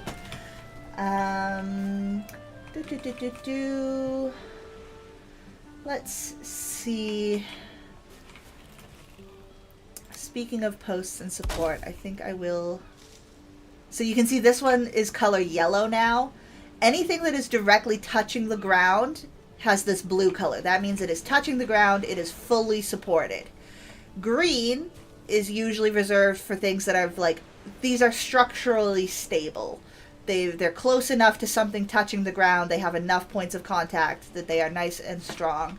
Yellow is, okay, this is starting to become unstable, right? This post here, because it doesn't go to the ground itself, this post supports this roof, supports this post. It's kind of just hanging there, so it's less stable. And if I were to continue building, like if I just built sideways off of this without touching the ground, this one's red now. They're like, okay, you've really made something that's not sound. This is really unbalanced. And if I go out again, it's a very dark red. So we've got our orange, we've got our dark red. If I try to go out one more, and it's like, no, can't do that. There's not enough supports for it. So I like what that adds to the building mechanics of the game. Oh, wrong beam. We're gonna add a little doop doop. I like to put the little cross at the top as a decorative nod. And there we go. And we can... these are the little details that consume a lot of wood. They're not strictly necessary. I probably should do less of them, especially when I'm trying to conserve materials on an island. But I find they add so much. I really like them. I think they're super cute, so I tend to go overboard on my little accents and details. My axe keeps breaking, so I think it is time we need some wood in order to actually build the next axe. Right, okay. So we're going to repair this axe, use it to harvest some wood, and then we're going to build the next axe up, which is a flint axe.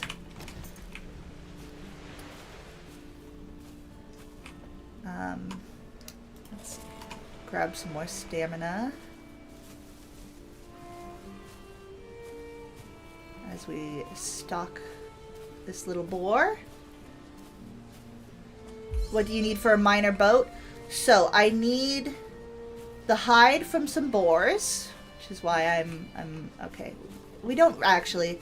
I like leveling up the stocking, but for the boars, it's not necessary. They've got low enough health. I don't need the crit. We need wood. We need boar hide. Oh, we actually have enough now. We need 6 of this, which we've got enough. Although we will use some of this to make some armor and stuff. So I'm gonna get as much of that as I can. We need 20 wood, 6 leather scraps, and 6 resin. So I think we've got, if we get some more wood, we'll have enough for our raft. Now, a raft is not a very good boat. Hopefully it'll be enough to get us across to the mainland there. If we run into a sea serpent, we're doomed, basically, on a raft. The next boat up is a carve, which would be able to outrun, at least for short times, a sea serpent. But we need metal for that, and there is no metal on our island. We will have to go to the next landmass in order to get metal. So that's what we're going to do. Should you focus so you can get off the island in case you run out of resources? I should. That is my overall goal. I do like the idea of having my main base on this island, just so that I'm forced to come back and forth to it. But I should head over and at least start collecting wood off of the island. Again, so that... I mean, I haven't done too much damage to the forest here yet. And we do have... Hold on. Oh, this is where the skeleton spawned from. There's a... Okay, that's good to know. That means that we have a potential skeleton spawn here on the island. That guy might come back. They come from those little burial markers sometimes. I do want to check out our little sister island, because we haven't done much over there. So we're gonna get some logs. Here we go.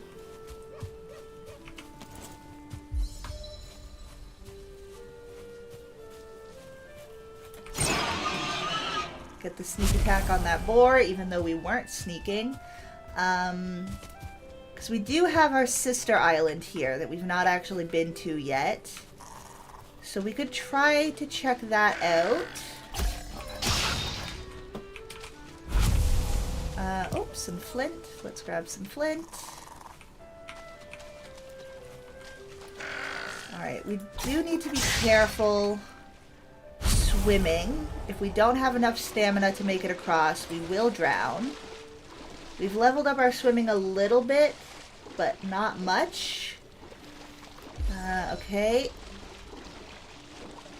Ooh, this is going to cut it close. Okay, we're out of stamina. We're going to start losing health. But we're close enough to the shore that we will not fully die. Okay. Alright. That's definitely like a doable but difficult journey at this stage. We did lose some health, so if we don't have food on us, that would kill us. Let's have a little look at this. Oh, there we go. Okay, so this island has some food. We can get some raspberries from this island. Nice. We've got a little campsite ruin. Oh, that's got bees in it. Okay, awesome. Bees will poison us if we aggro them, but we do want the honey. We're gonna need a bow. So we'll have to remember that that's there and come back to it when we've got a bow. But having bees is really strong early game. There's some deer there. Bow also makes hunting deer easier, although we had some luck with the... Yeah, if we can get the hits in quick enough, the knife does enough damage to hunt deer. It's just hard to actually get in close enough range. Oh, and there's another landmass that way that we could go to. Okay. So we've got another landmass on the horizon that is a potential destination once we've got our boat. More deer, a grayling, stab, stab, stab. With higher levels of swimming, does it cost less stamina to swim? Yes. Yeah, so as you level up your swimming, you will not go through your stamina as quickly. Ooh, mushrooms. That's good food. Nothing in this little abandoned house. Although we can... I guess the easiest way is going to be... slap down the crafting table and then disassemble the house for the materials. So let's do that.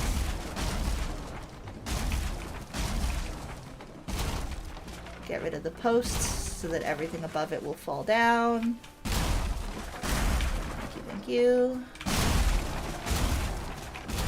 It's a little bit loud sometimes, but it is helpful for getting resources quickly.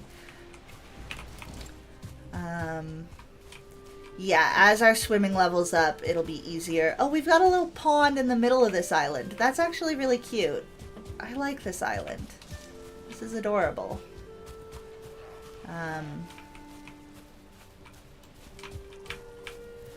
Oh, we've got a little runestone here. Let's see. I was Astrid, a shield maiden of the forest. I know nothing of my life before I came here, but my arm remembers the sword and my eyes see the course of the arrow. Now the raven guides me and I fight the great beasts in Odin's name. So we've got some lore here telling us that we're not the first ones to be given this task. We are not the first to set foot upon Valheim, which does make sense given that we're finding these like abandoned structures that are falling apart. Someone had to have built them. So someone was here before us. Whether or not they're still here, we don't know. Okay, so that's our little sister island. Pretty nice. Pretty nice little sister island here. I like the pond in the middle. I think that's cute. Let's grab some food. So we've got stamina for the journey back across. And let's... I think this is probably the narrowest point. Maybe the stones there could be helpful for swimming across, but I think this might be the narrowest point to swim across. We've got more stamina this time because we found some mushrooms to eat, so it shouldn't be as close a call. We got another cheeky swimming level, which will be helpful. Now, each skill here can level up to level 100. So getting like levels 1 through 5 is really quick and easy and doesn't make that much of a difference. But by the time you've got level 100 in a skill, you really do notice improvements. So there we go. I'm just gonna pop over here, grab some flint. I think I do want to... We're going to do a little bit of like just some shallow swimming parallel to the coast. Stand for a little bit to get our stamina back, swim for a little bit just to try and get some more experience in swimming, get some levels. Spend like 10 minutes going in and out of the water. Exactly. Exactly. That's kind of the strat. You just do a little bit of swimming where you can, go in and out, level up your swimming.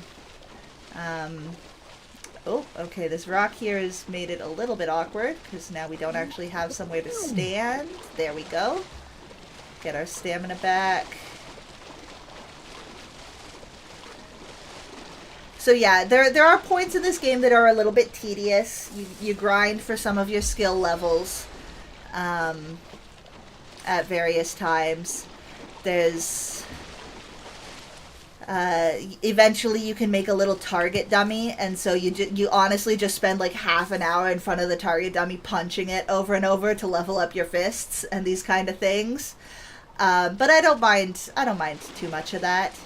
And I do find that a bunch of your skills level up well enough just throughout your gameplay that it doesn't always require dedicated grinding. It's just we happen to have an island to start here, so leveling up our swimming is actually pretty important to us. So we're going to be taking some time to do that. Let's let our stamina come back here. Keep going. There are waves. And there is weather, so you'll get bigger waves when there's stronger wind and storms, and that kind of thing. So sometimes there are passages where you're like, oh yeah, I can easily swim this, but if you time it wrong and a big wave comes through, the water's deeper and you can't swim it as well. There's a lot of fun details in this game that I really, really do appreciate. So, like, while I'm kind of sorry that this is just a sales pitch for, hey, come join my server, I'm also not, because I do think it's a very fun game. Okie doke, here we are. We are back. Let's actually see miscellaneous raft. Here we go. We do have to stand within this little threshold because that's where our crafting table is. But if we hop down a raft, we've got ourselves a raft. We'll have to use our rudder here. Kind of put it in a bad spot because it's on this rock, so I'm going to try to turn it around a little bit here. We're not going to sail at night. Sea serpents are more common at night. If I had $20 to spare, I would. Sadly, I do not. Yeah, that's fair. That is completely fair. So we're not going to venture off right now, but now that we've got a raft, that is good. We don't want it to be too far from the shore, so I'm going to try to straighten out and just paddle forward a little bit here. There we go. And it shouldn't drift away, but we might want to keep an eye on it. Having a dock is definitely helpful for making sure that your various boats do not drift away from you. And we did get wet, but being close to the fire, you'll see the wet in the corner there ticking down very quickly. So we will warm up. We've got shelter, comfort level 4 in that little room. Comfort level 1 out here because it's pretty exposed. But we can work on that now, actually. We've got some materials, so let's... do we want a corner roof? No, I think we want a peaked roof. It doesn't make that much of a difference. It's just aesthetics and preferences, but I like a little peaked roof.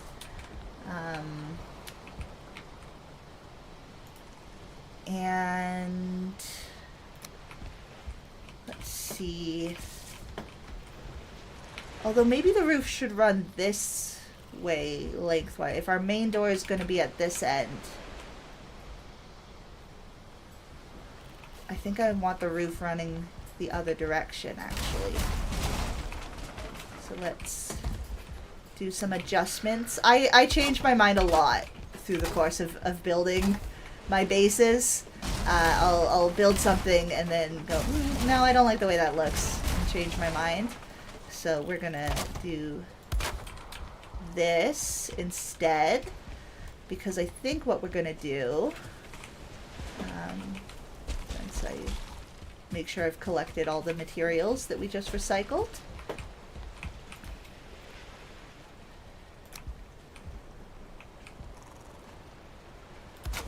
Put down some little walls. Because what we can do is actually put another floor if we wanted to. We could get a second story up there. Do I want to? I think I do. Now building taller means it's harder to maintain structural integrity at the top. Right now we're doing pretty well. We've got some yellow and orange, but that's not too bad. And if we add some posts, we should be able to help with that. We do need to figure out where we want our staircase to help us get up there. But for now, we're gonna throw... And so this corner should be nice and sheltered now. So if I put my workbench down right in the corner and get rid of this one, is that sheltered enough to? Yes. Okay, we can use that for all of our repairs. Is it raining? No, we've got some wind kicking up. Yeah, that's some big waves rolling through. We were originally going to build down there, but the waves got to that area pretty easily. I'm hoping we're high enough here that the waves won't reach us, but sometimes there's big waves. So, yeah. Flint axe. Yes, you are right. Flint axe for sure. And we do want... We've got a rag tunic, which is better than nothing. We probably want some rag trousers here shortly, so we're going to need some more leather scraps. I don't know what to do with this yet. We found a curious axe head, but we aren't sure how to use it. But yeah, here's our little bedroom. Let's go ahead and sleep through the night so that we don't worry about the darkness so much. Will we have a dream? Nope, no dreams this time. Alright, there's our little back door. The house is coming together. I'm pretty happy with a lot of this so far. Let's see. We should put down some chests to store some things. So I think we're gonna put a chest here, and then I want to put like a little shelf along this wall. I think maybe even across the door. It doesn't interfere with the door, so I think that's fine.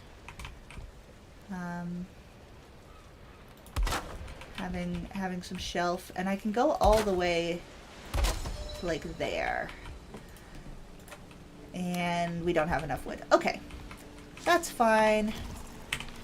We're gonna put our old stone axe in here as a backup, because again, if we die, all of our items get dropped with our body, so it's good to keep your old things as like a backup stage. Oh, and the wind has passed. We've got calm seas and a bright morning sun. We might try and sail to the mainland today and see how that goes. I'm gonna harvest a little bit more wood before we go. And I'll try to get some more boar to make our pants with. Let's see if we can get a deer. Pretty? It is. It's such a pretty game. The light streaming through. Usually I turn off light rays in games. I find them annoying, but in this game, they really just do add so much, I think. Yoink, yoink.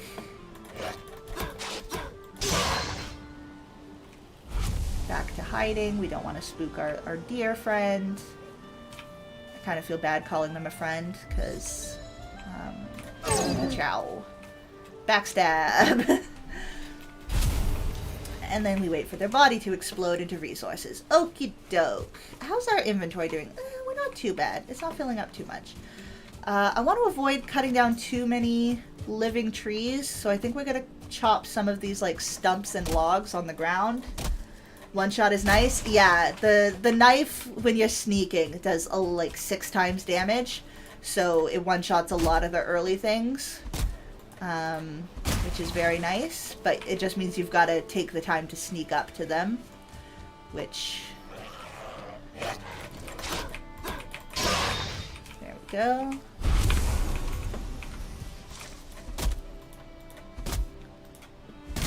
Oh, and we're already cutting things down so much faster with our flint axe. There's another boar. Now, the boar don't run away from us, usually, so it's fine if I don't get the sneak. The deer will flee from us, so we have to sneak up on them if we want any hope of killing them, without a ranged weapon, at least. I will make a bow pretty soon to... Oh, I hear a deer. Where is it? I think it's over here. Yep, there's a deer. I am spotted by something. I think there's some necks in the water that might see me.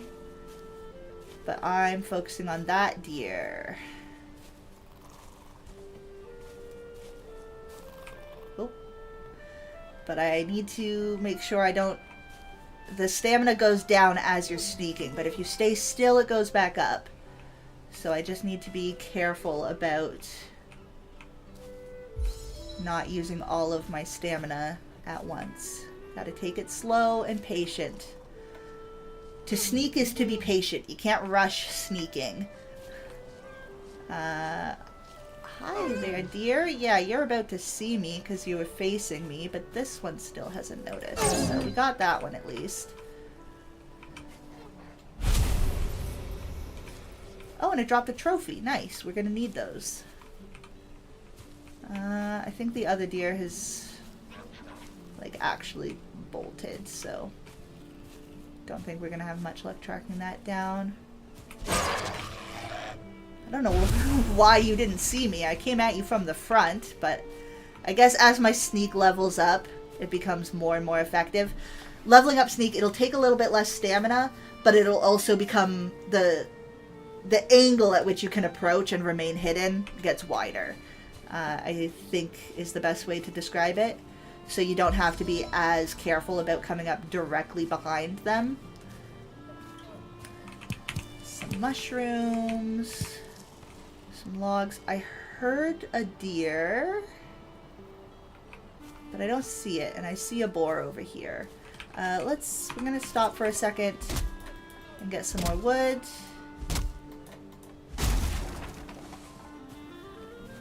Although that did alert the boar that something is nearby. So it's the little yellow means it's on alert. It hasn't seen us, but it's looking for something. However, it is looking in the wrong direction. So, oops. Gotta be more careful about my stamina bar.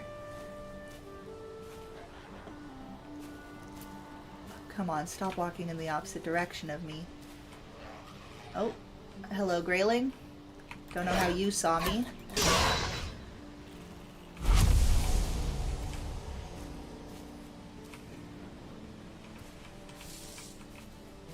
Why is that boar still on alert? Oh, maybe because I keep running out of sneak stamina. I'm not very good at this. Yeah, okay, hello. Well, that didn't quite work, but that's fine. I guess we're gonna run for a little and jump, try to level those up as well.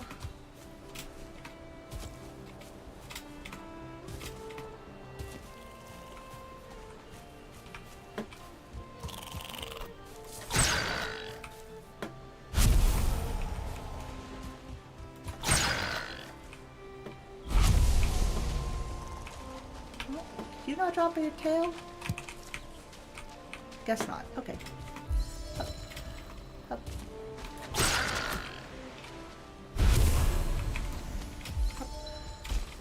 Jump is level 6, run is level 11. Okay. Let's see what we can make. We can make our trousers. What do we need for the bow? Oh, we need so many scraps to make the bow. Let's make our trousers so that we've got a little bit more armor. Let's repair all of our equipment. We're gonna, I don't know what to do with these, so we're gonna put a bunch of stuff in here that we don't really need on us. One thing I should do is set up a cooking stand. Hopefully this will not, I know it's made of wood, but it's designed to go over a fire, so I don't think that will count towards something catching fire. Oh, cooking at this fire is going to be difficult with our layout. We might need to rethink the bed.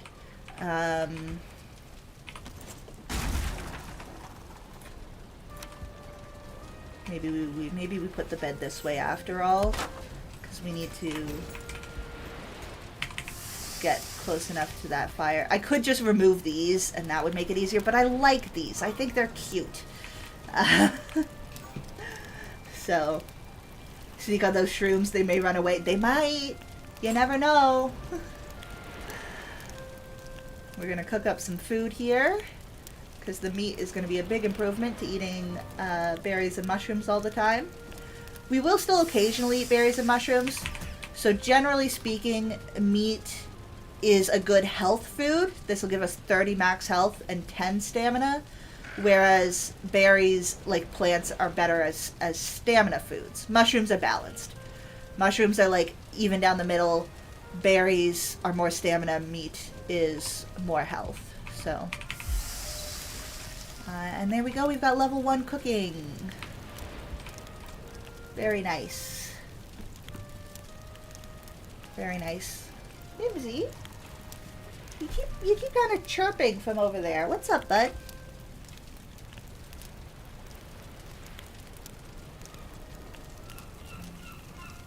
I think he's fine. He's just kind of trilling and chirping every now and then.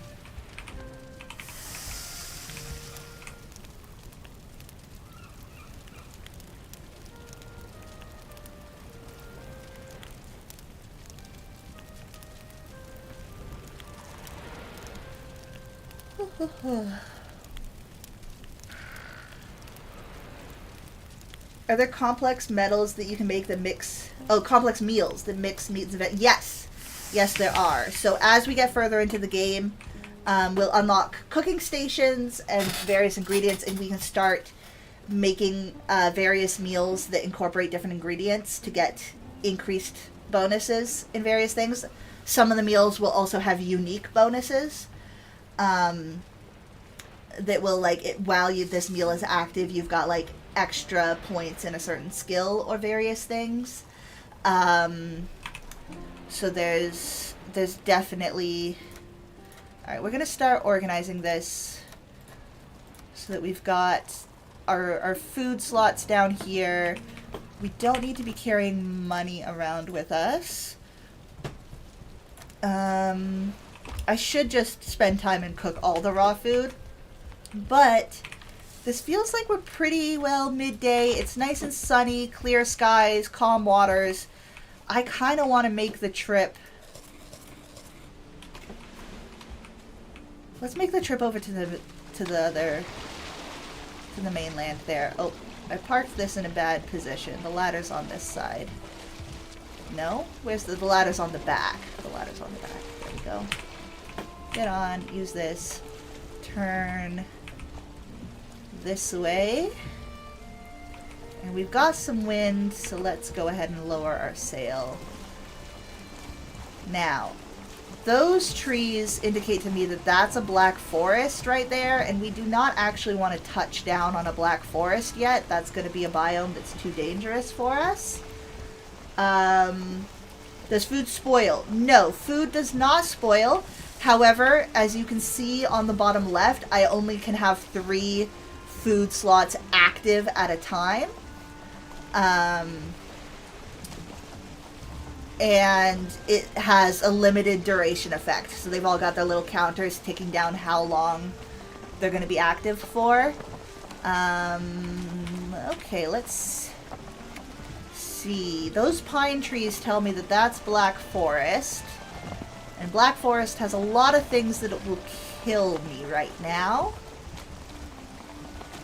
So I don't really want to go into the Black Forest. it looks like there might be a patch of meadows here. Those are some other trees. So we'll see. If that's a patch of meadows, I can land there. But it does look like there's black forest on either side, which is dangerous.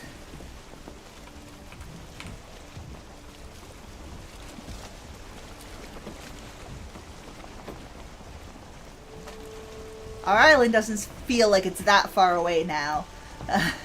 But this is, I think... No, it still says we're in oceans. We haven't hit... Or oceans, meadows. It still says we're in the meadows at the top of our map. So if this isn't an ocean biome, we don't have to worry quite as much about sea serpents. Which is good. Oh, we've lost... The wind has changed direction and we've lost the wind. So we gotta go to paddling. That's unfortunate. Yeah, so that's all black forest. There is metal in the black forest, which is nice. I don't think that's a safe enough place to land. I think we're going to aim for farther up the shore there. There's black forest too close on either side. So I think it would still be close enough to aggro if there's any gray dwarfs or bears or, God forbid, trolls. Actually, a bear might be worse than a troll at this stage. No, I think a troll would be worse. A bear we can scare away with fire. A troll would just kill us. So, we're gonna try to land over here, maybe? I do want to get a little bit closer to the shore.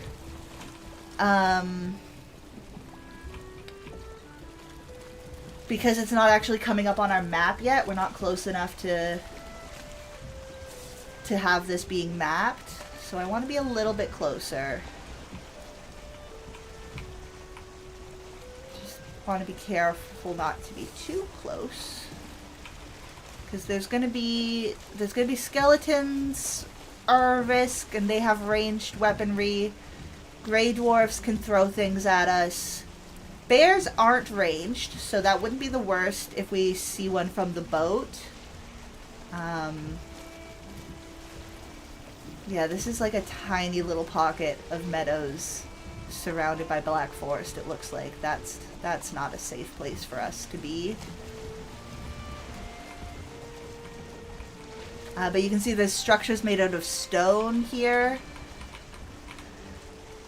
But those structures made out of stone are usually guarded by angry people. Angry little guys.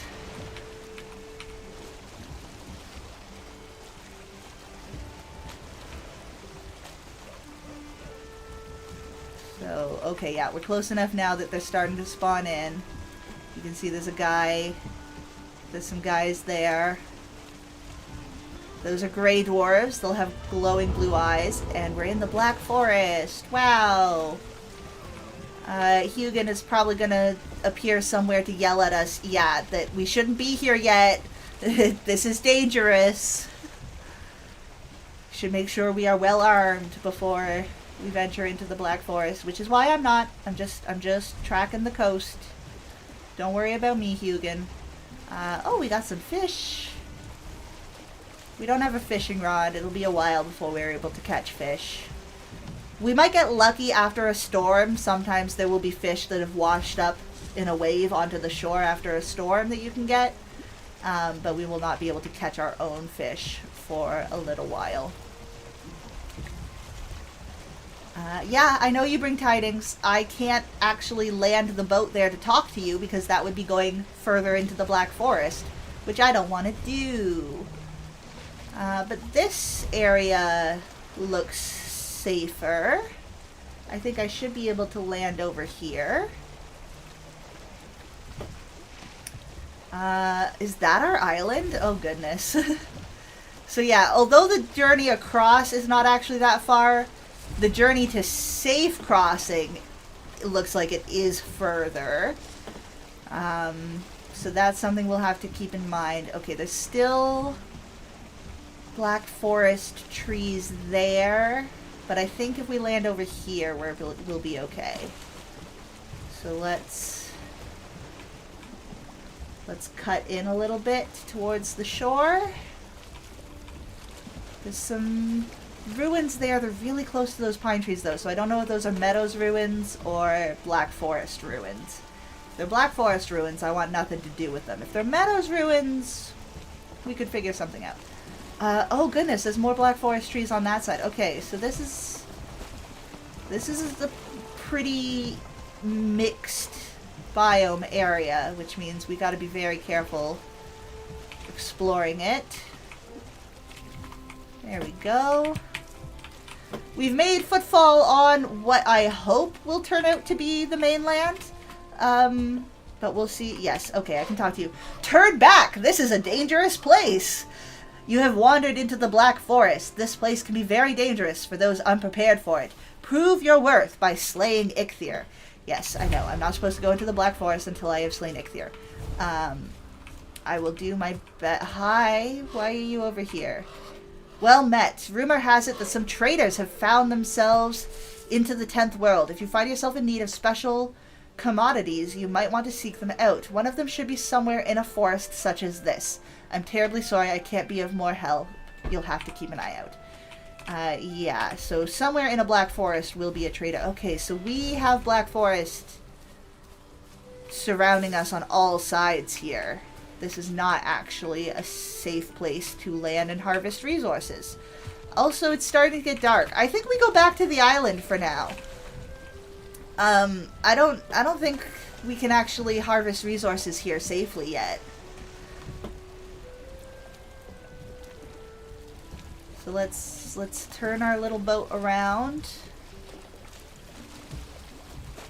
I think our island is, yeah, that way.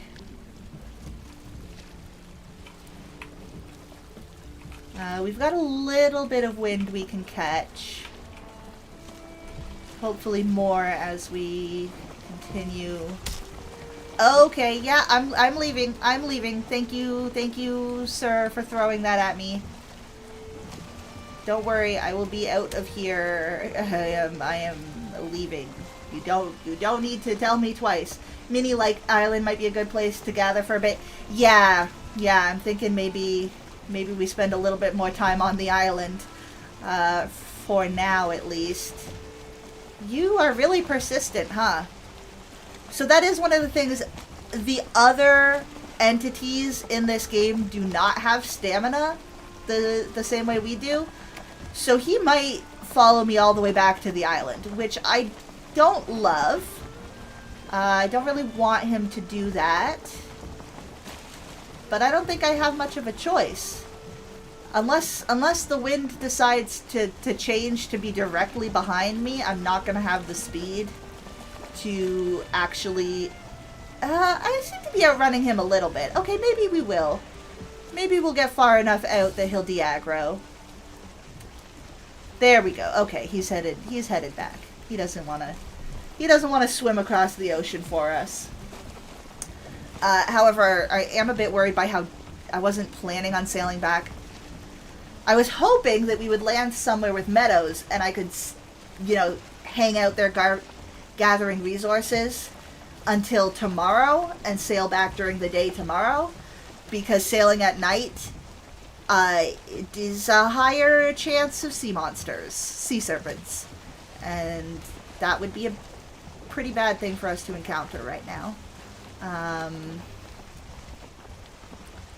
But I can see our island through the dark fog of night, so hopefully we will make it there without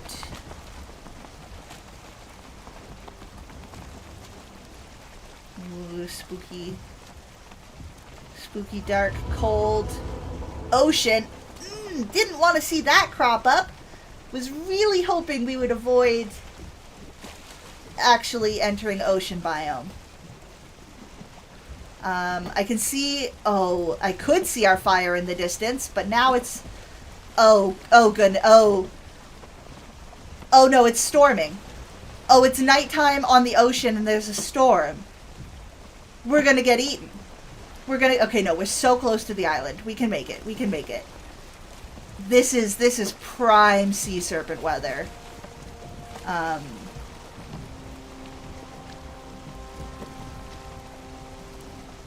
We're keeping our eyes peeled. But we are very, very... Okay, here we go. There's the little rock outcropping. And the storm is... Okay, the storm cleared pretty quickly. We've got a full moon. That got spooky for a bit, but we made it. I believe.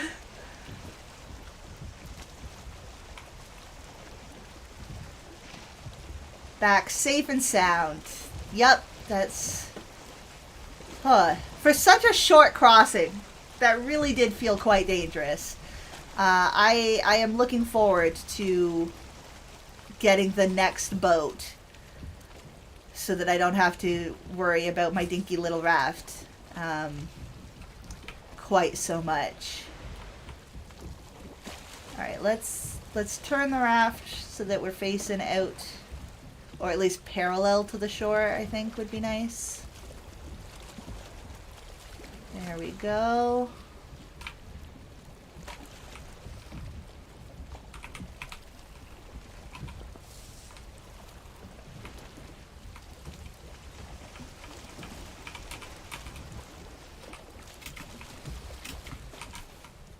Pretty good parallel parking job, if I do say so myself. And glad to be home. Okay, so we didn't really get to explore that much.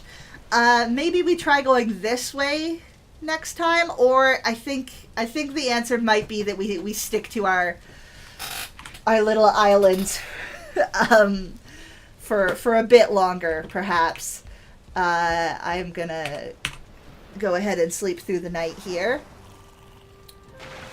We'll see. Do we have a dream? In your dream, you sit beside a fire in a great hall, surrounded by the chatter of familiar voices. Their faces blur like smoke, and their names slip your mind, but the warmth remains. Very nice. Okay. Okay, let's have a look here. I want to put some chests on my new shelves. So let's do that. How many do you think we can fit across here? Ooh, maybe not. I was hoping we could fit 4, but I don't think we can. I think it's going to be 3.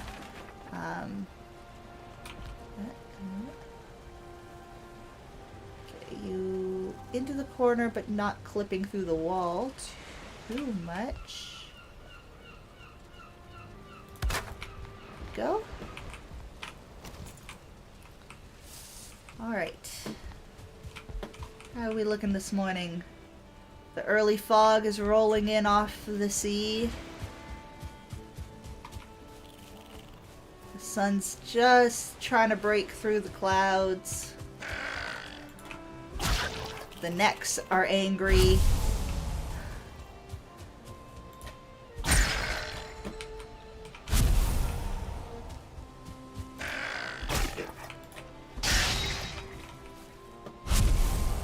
There, Mimsy. Hey, buddy. How's it going? Do you want to come say hi?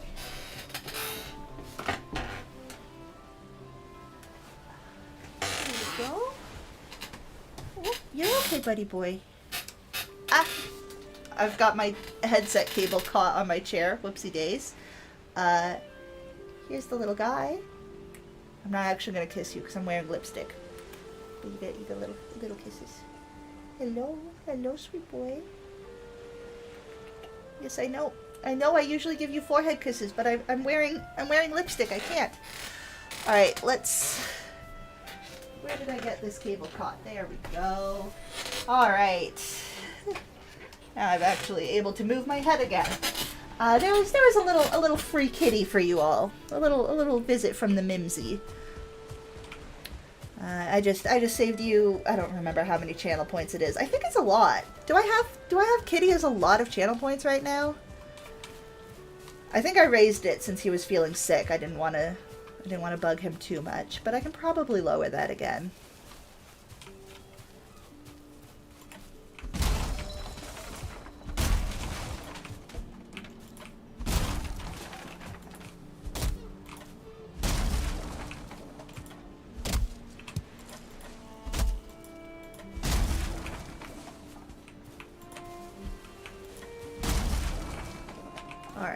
We're gonna cut out some of this underbrush.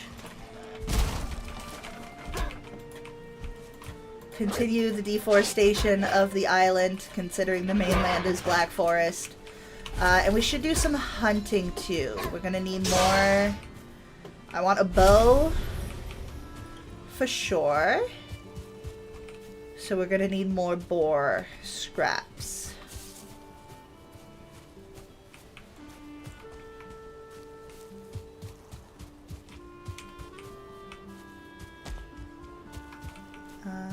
Oh, a little campsite over here. Ooh, more bees. Okay, so there's bees on this island and bees on the sister island. That's great. That's gonna be some good resources for us. Oh, our stamina's down because we don't have any food in our stomachs. That makes sense. Let's see, we've got a little smattering of like almost disconnected tiny islands over here. Buddy. Okay, I'm sorry folks. My little guy is whining from the other room. So I'm just going to make sure he's got everything he needs, and I will be back in just a second. We'll throw on like 2 minutes of ads while I go check on the cat. Are we all right with that? I'm going to do it either way because I'm going to check on my cat. So, guess I should really have asked. But let's... Buddy, were you in the... Oh, okay, hold on. If he was whining from the bathroom, then that means I need to refill his water dish. So, let me pop over to here.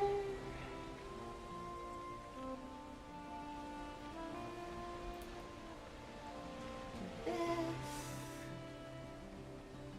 And, alright, I will be back in 2 minutes.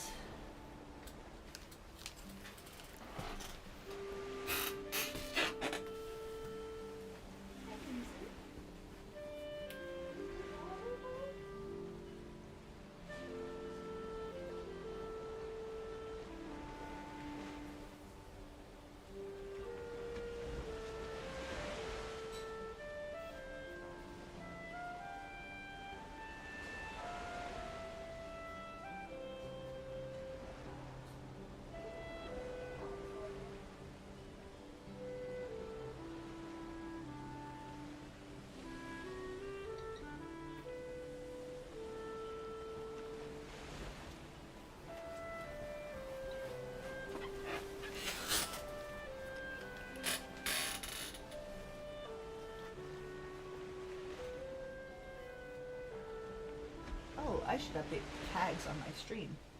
Whoopsie days.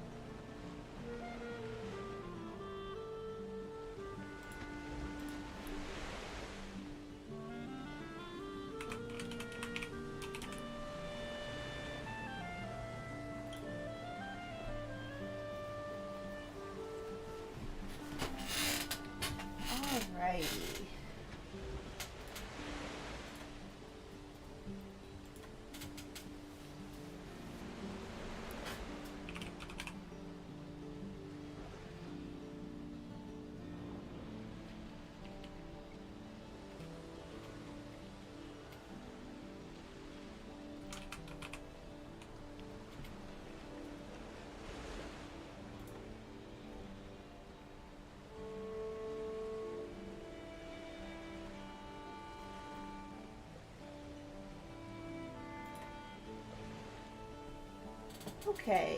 Sorry about that. I guess my tags were out of date. And I think the ads have finished, although I can't really see on my end. But we're gonna go right back in. Oh, there we go. There's the game. Mimir is doing just fine. He was whining a little bit, but he was whining in the bathroom, which told me that he needs water. So my cat, my lovely, sweet, dear Mimir, whom I adore, is a fiend for water. And while drinking it, will often splash around and make quite a mess. We always can tell when he's been drinking water because his whole chest will be wet. Not because it's falling out of his mouth, but because he will put both his front paws into his water dish and then like crouch into it so his chest is in the water while he drinks. Because he's a strange guy. So most of his water dishes we have, they're with flared edges and like mats underneath them so that he's not getting water all over the floor. But because he's been having some health issues lately, we want to make sure he is drinking lots and lots.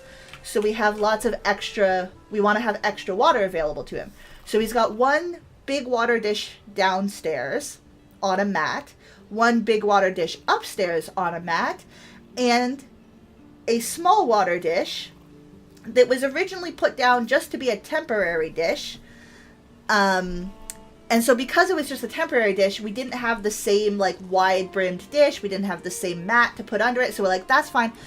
We'll just throw it in the bathtub so that if he spills it, it'll just go down the drain and it won't matter.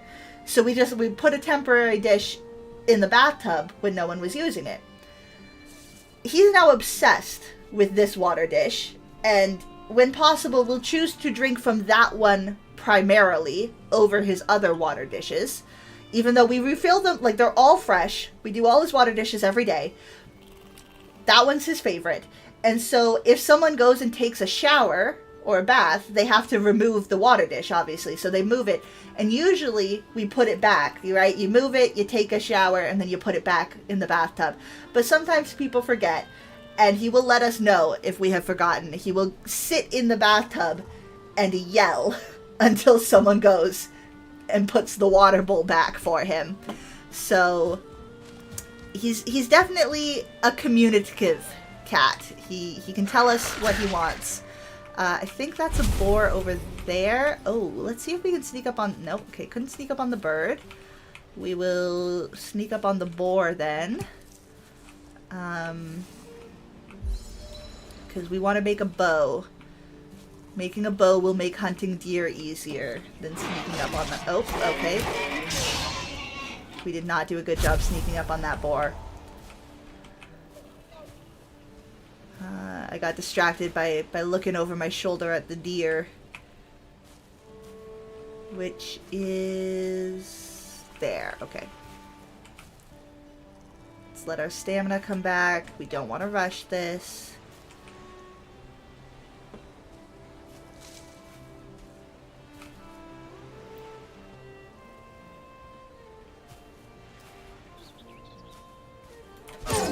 There we go. Nicely done. Oh yeah, I forgot. When you jump while crouched, you do your dodge roll. Whoppa. Look at me. Silly, he's such a silly boy.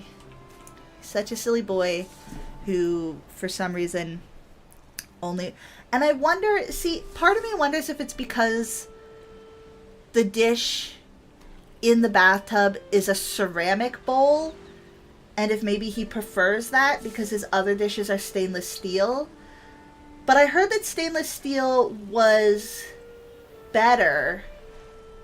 Well, I think ceramic and stainless steel are both fine. I know plastic dishes are bad for cats because they get their little chin acne. And his food dish is stainless steel, and he doesn't seem to mind that. So, I don't know. But maybe he prefers the ceramic. Maybe I should try switching his other dishes to ceramic. The cartoony way they explode on death makes me laugh. Yeah, it's a good balance of, like, you know, of realism and some cartoony gimmicks, and I think the game is very, very well done. There is another deer over here.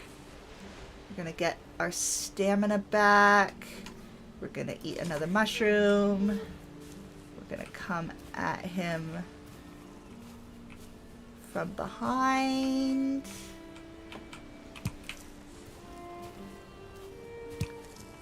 Oh, lots of raspberries on this side of the island. Good to know.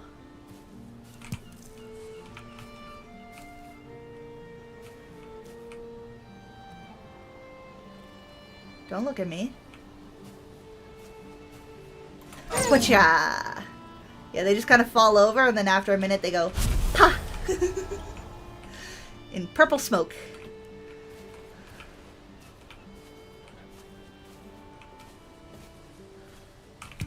Metal is better to keep water bacteria down, but metal can be painful if clacked against teeth. Think of how it feels to bite a fork. Okay. Interesting. Yeah, I mean, that makes sense. That's the reason I'm so specific. I'm one of these people who's very specific with my cutlery. I really prefer using, like, the smallest available spoon or fork. It's not so much the size of the handle, although I don't like a big chunky handle in my hand, but I hate, like, a big spoon in my mouth because it hits the sides of my teeth and awful. So that does make sense. I wonder if he's clacking his teeth while he's... I don't think he is. Usually, I don't think he would hit his teeth while he's drinking. Maybe while he's eating. Maybe I should switch his food dish to ceramic. Most times it's fine, but if it happened once, it can cause unease about it in the future. Okay. I will keep an eye on that. I didn't realize that was a thing. He doesn't seem to have any hesitation, because he does still drink from the big metal bowls. He just seems to prefer drinking from the ceramic bowl in the bathtub. But I cannot tell if it's that he prefers that bowl, or if for whatever reason he prefers to drink from the bath, like, in the bath. I don't know if it makes him feel secure, because it's like he's got the little walls. Could just be an odd cat. That's the consensus we've broadly come to, is that he's just a little weirdo. Which is generally how we refer to him in the household. If he's been whining and people are like, what's the cat whining about? And we're like, oh, he was demanding his bathtub water. Little weirdo. I would, again, like to clarify, just because I feel like I have to reiterate this every time I tell the story. When I say bathtub water, my cat is not literally drinking bath water that has been used to bathe in. He just has a water dish that lives inside of the bathtub. Don't come at me. He's weird. He's not that weird. Okay, I saw a boar here. Oh, there it is. I was like, I saw a boar somewhere. Pacha. I would love to set up a boar farm eventually, although that's going to take us some time, because we'll need... Is that a boar or a rock? It's boar-shaped, but it might... No, that's a boar-shaped rock. Okay. Boar-shaped rock. Can you tame animals? Some of them, yes. So, boars can be tamed. Deer cannot. Later in the game, there's an animal called, I think it's a lock, which can be tamed and then I think ridden. And you might be able to tame and ride the wolves. I don't remember. But yeah, there's a handful of different animals in the game that you can, like, domesticate to varying degrees. The boars, when tamed... oh, right, we don't want to go too close to the beehive. We don't want to get stung. The tame boars aren't that different. I want to tame and ride the wolves. Okay, don't quote me on that. I don't remember 100% if you can ride the wolves. I know you can ride the locks. I don't know 100% if you can ride the wolves. I think you can. I haven't gotten that far in the game. That's the thing. Is this is one of the games in my list that I have not finished. I know, so tamed boars are not that different from wild boars, except that you can intentionally breed them, so you can feed them food and have them get little baby boars so that you have a sustainable source, and they won't run away from you. So it's basically just like a domestic livestock animal for easier food, taming the boars. Taming the lox, I know... Can you ride them, or do they carry your stuff, or both? I'm pretty sure they're used for transportation. The lox, when tamed, are a transportation animal. I want to say that you can ride wolves. I don't know if that's because you actually can, or if because I want to be able to, and I'm willing it to being a thing. Here's a standing stone. Did we read this one? No, we haven't read this one yet. This land is hard and wild, but we who are brought here are harder still. Take comfort, traveler, in the gifts before you, in the good wood and stone, the fruits and flowers of the forest. Look also to the wild boar who roam these lands. They fear fire and the hand of man, but they can be taught to obey it. Go quietly to them and let them eat of your stock. Roots of the ground are their pleasure. Okay, so here we go. We were just talking about it, and this, that's the little in-game clue for how to tame the boar. That's all the instruction you get in-game on how to go about taming boar. Speaking of, I think there might not be boar on the island currently. We might need to wait for the next spawn cycle. Oh, we've only got 2. You know what? Let's go to the sister island. Let's go to the sister island and do some hunting there, because I really want a bow. Hold on, I see a deer over here.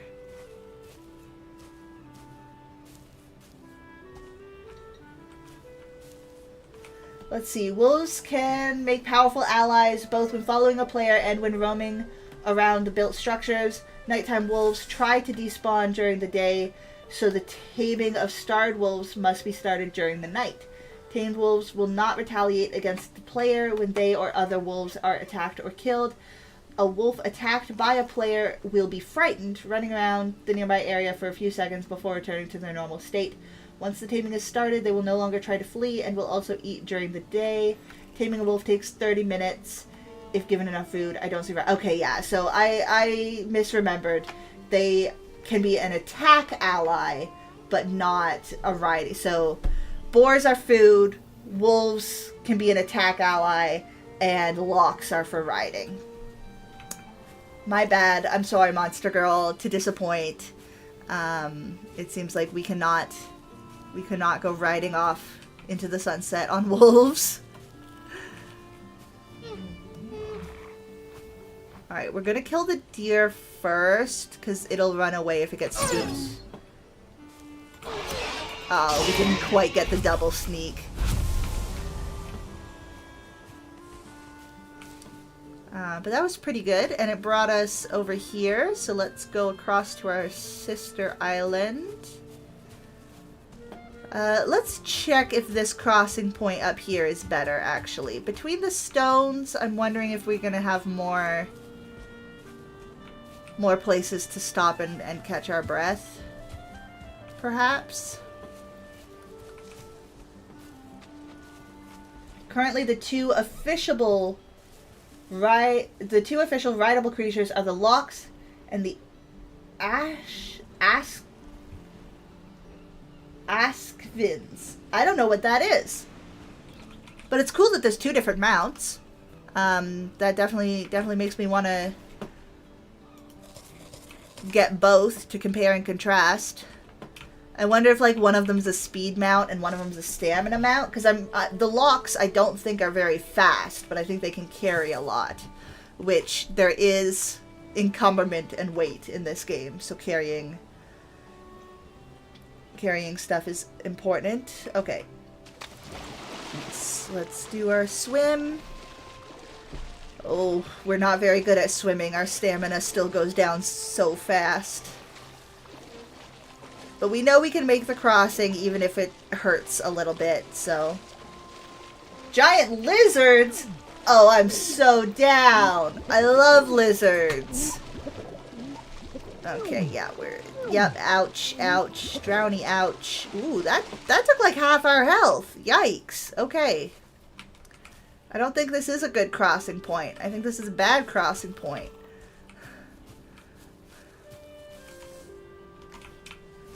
Lox is a big cow creature from the... Yes. I have seen Lox from a distance. I have not gotten to the point of the game where I felt safe approaching the Lox. But I've like seen them from my boat as I sailed by, and they're a big bovine-esque critter. So I'm pretty sure that they are like a pack animal as a mount. I think they can carry a lot of heavy stuff. Whereas I wonder if the lizards are quick. I would like it if the lizards were quick. I like lizards. I love reptiles in general. Actually, I've got a...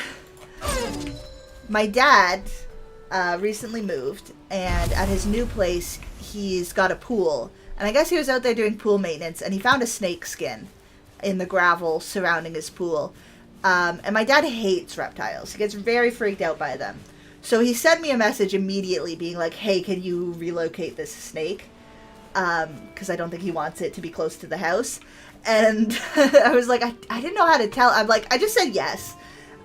Because I don't mind. This is the truth. I don't mind relocating a wild snake. I am comfortable doing that. I know how to handle them. I'm okay with that. But I'm like, I don't know how to tell him that, like, just finding a snake skin is not the same as finding the snake. I'm like, yeah, you might have a snake living there. That doesn't mean I'll be able to track it down. They're generally pretty elusive, so we'll have to see. It's a swift lizard-like mount native to the ash. Oh, it's in the Ashlands. I think the Ashlands are like right at the end of the game. But if it's a swift lizard mount, I'm so down. Swift is in the description. Heck yeah. Alright. We're hunting. We're stalking through the night. We really want some more boar right now, although I'll kill deer or neck as we come across them. We've got a fair amount of deer hide here. We really do not have much in terms of leather scraps. To be fair, we used our stockpile building a boat, so we're definitely going to need... There's a deer. We're definitely going to need more.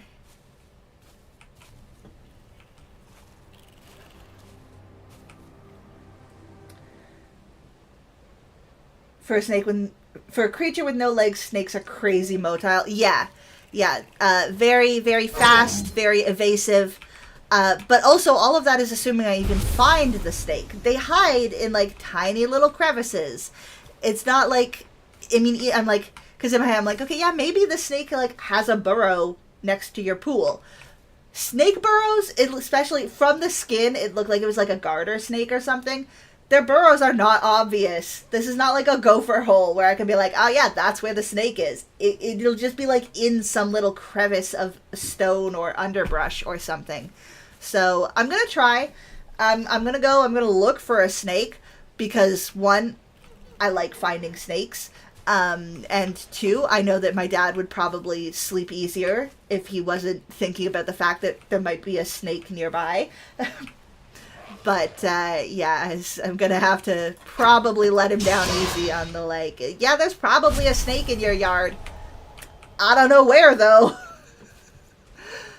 But I don't think he would find that reassuring, so maybe I should find a different approach. Okay, there's some deer here. I haven't found some boar on this island yet. Snakes do be... They're sneaky little snakey snakes. Sneaky little snakey snake. I love that video. Yeah, sneaky snakes. But I love... And I try to be responsible about picking up wild snakes. I always make sure that I have positively ID'd the snake beforehand, although I live in an area where the snakes are very safe. We don't have dangerous snakes here. I do still want to be cautious and be mindful and always remind myself to ID a snake before I just yoink it. How did I scare you? Or did something else scare you? I was sneaking. Huh. Was I coming at them from the front? It's kind of hard at nighttime when there's silhouettes to tell which way they're facing. But yes, I love wild snakes. I love touching snakes. I love domestic snakes too. I would love to have a pet snake at some point eventually. I have a personal some hesitations with the pet snake and just exotic pet industry as a whole. I want to, okay, they're on too high alert. I can't sneak up on them right now. Right, the issues with like wild caught snakes and some of the conditions that snakes are bred in, the snake mills, like puppy mills, where the conditions are not great. And so I don't want to support the industry, but I really love snakes. So I'm considering adopting a rescue at some point. I want a snake friend. Yeah, so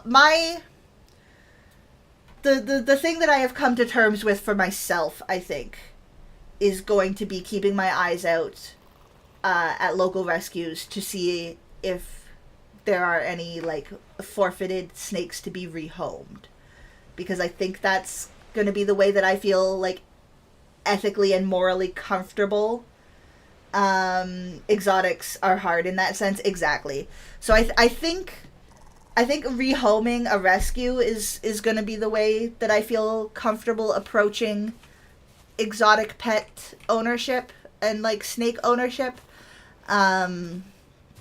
Because I really don't want a wild caught, and with purchasing, it's just so like, unless you really know the breeder, but even then, do I want to support pet breeding of any kind? Like, I adopt with cats and dogs because even if it is like an ethical dog breeder, I just don't support the act of dog breeding at all. Personally, I'm not trying to say that anyone has to agree with me. These are just the things that I think about. Oh, no loot in there. Okay. So I'm like, yeah, even if I found an ethical snake breeder that wasn't a snake mill, am I comfortable with the idea of just snake breeding in general? I don't know. But I think I am comfortable with the idea of a rescue. So that's going to be my goal down the line. We don't have any immediate plans. I don't have anywhere currently where I would be able to set up a terrarium for a snake. I don't have... I mean, I've got space in this room that I could use, but I like the open desk space for like my art projects and stuff. I don't want to take up any of that with a terrarium. And I would want to get like a very well appointed and large sized terrarium. So we'll see. Maybe down the line in the future, breeders and breeding animals is also an interesting topic. It really is. And it's one that I have toured with. So growing up on a farm, we bred livestock. And I don't have an issue with that because again, livestock feeds people and there's these things. Now again, I say I don't have an issue with it. There is absolutely types of livestock breeding and farming that I do have an issue with. Finally caught something nice. Congratulations on your Pommy. Good job.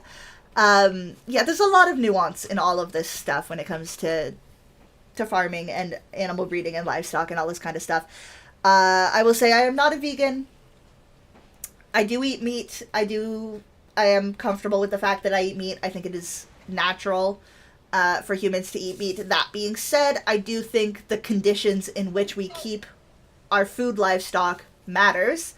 I think just because an animal is destined to be food at some point does not justify it being kept in subpar conditions or being bred in an unethical and unhumane way. Inhumane, not unhumane. That's not a word. So like there are always these nuances and these guidelines and these gray zones and these things, right ways and wrong ways to approach things. That being said, I'm like, yeah, I think breeding animals for food for livestock can be done ethically. I don't know if breeding animals to be pets can be done ethically. There are certain like working animals where I think breeding is ethical. But especially when it comes to cats and dogs, there are so many strays and feral populations that we're never going to run out of cats and dogs. If all the breeders stopped today, we would not run out of cats and dogs. People's pets accidentally have litters all the time. And I don't want to say that that's unethical. If you have a cat or dog who accidentally had a litter, like, yes, spay and neuter your pets. It is important to do so, both for their health and for the environment and general population stuff. Doing breeding properly is very important. Exactly.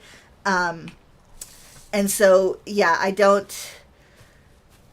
There's a lot of pet breeding that I don't agree with, because while pets are nice, and I love pets, and I will always advocate for the importance of pets, for, like, mental health and all of these things, it doesn't feel as, like, essential as food is.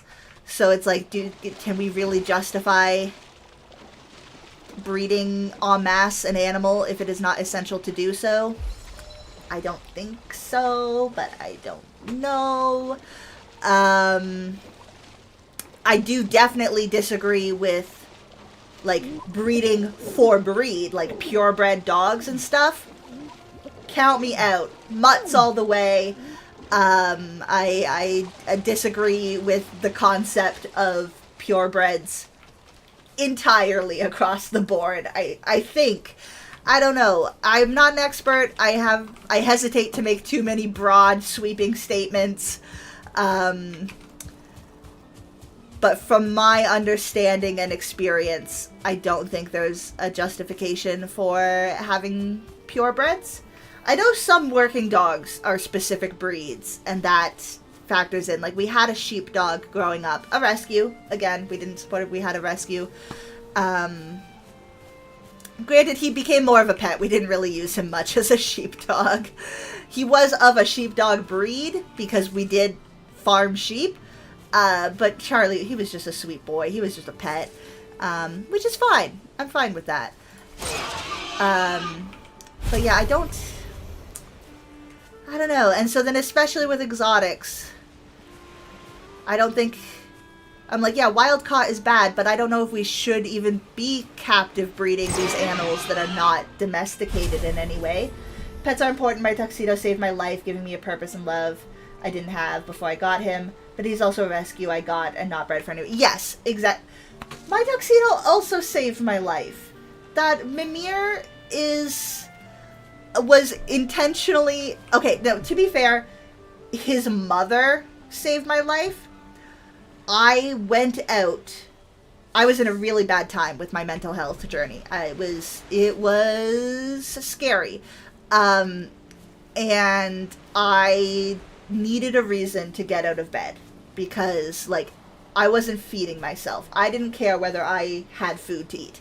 But I knew that I loved cats, and I knew that if I had a cat, I would care deeply if that cat had food to eat. So I went out, and I adopted a cat from... It was just one of our neighbors growing up on the farm. Out in the country, there's lots of, like, semi-feral and semi-stray cats, lots of barn cats that are, like, used to being around people but have never been a pet, and depending on the farm and the farmer, it can be difficult for them to maintain all these strays, because unfortunately, there is a big problem with pets getting dumped in the countryside. I know everyone heard the, like, oh, he went to the farm when, like, your pet dies, but sometimes they do just go to the farm. Sometimes someone who doesn't want a pet anymore will just dump them in the laneway of a farm and leave them there. And that had happened to a neighbor of ours who now had several barn cats. He wasn't able to catch and fix them all, so he had a small colony of barn cats, which he didn't want to have. He didn't want to support a colony that was breeding, without regulation and stuff, intact and dumb. Yep, happens a lot, unfortunately. And so I wanted to help a little bit. Obviously, I was not in a place to actually help the whole colony that was working there, and I don't want anyone to come out of this thinking that my neighbor was a bad person. He was a lovely man who was genuinely trying to do what he could to help these cats, but it got out of hand. And because especially on farms and barn cats and even pets that have been dumped, sometimes they end up very skittish, and it's hard to even know how many cats are there. So he was catching and fixing them as he could afford to, and as he was able to catch them. But sometimes a new cat would just show up, and he wouldn't realize right away.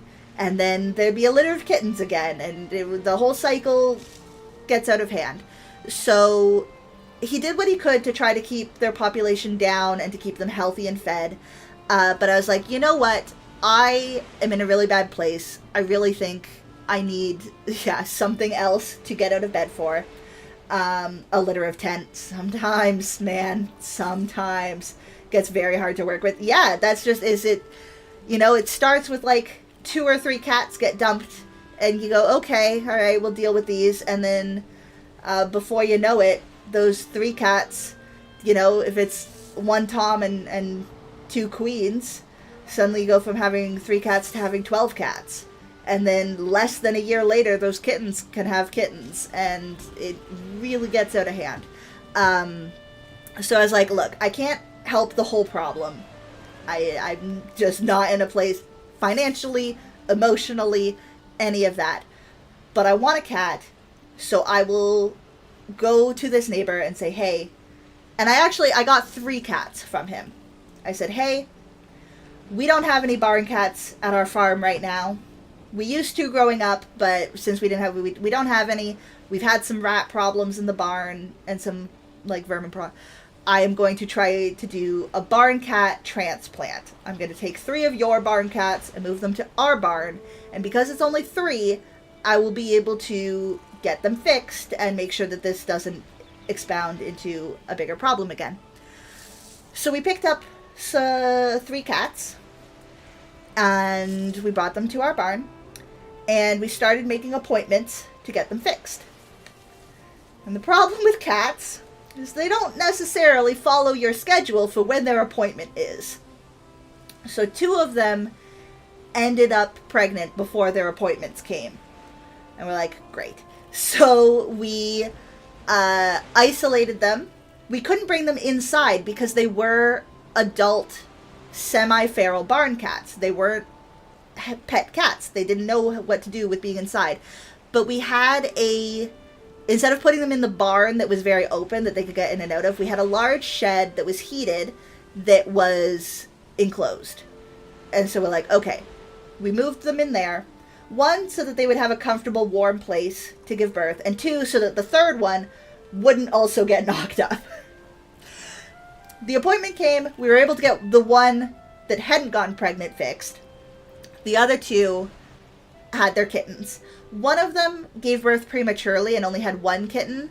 And we were unable, we didn't have the equipment to deal with that, so we actually had to bring them to a dedicated rescue because it was a premature kitten and we didn't know how to help them.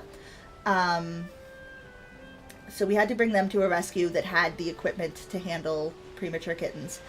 But the remaining 1 gave birth to 3 kittens. And after enough time had passed since then, we brought her in and got her fixed too. So we now had 2 adult fixed cats as barn cats, and we had 3 kittens.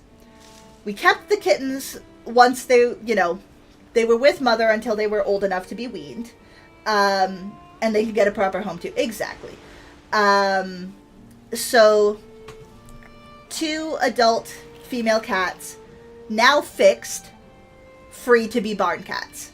We're like, all right, you can live your semi-feral wild life. It is less safe for cats to live outside than inside. They have shorter life expectancies. I generally advocate for cats being indoor pets. However, these were colony cats that had grown up in a barn their whole life, and so we felt more comfortable once they were fixed, letting them live out a barn cat life, since that was everything they had known. One of them ended up at the rescue, like we said, because they needed medical attention, and then we had 3 kittens.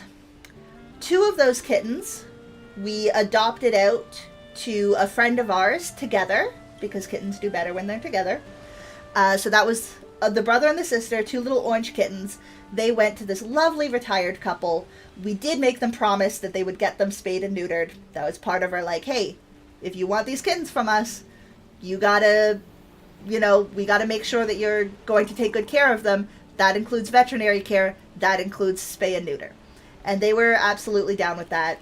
So those 2, we get updates from them every now and then. They are the most pampered, sweet little orange cats.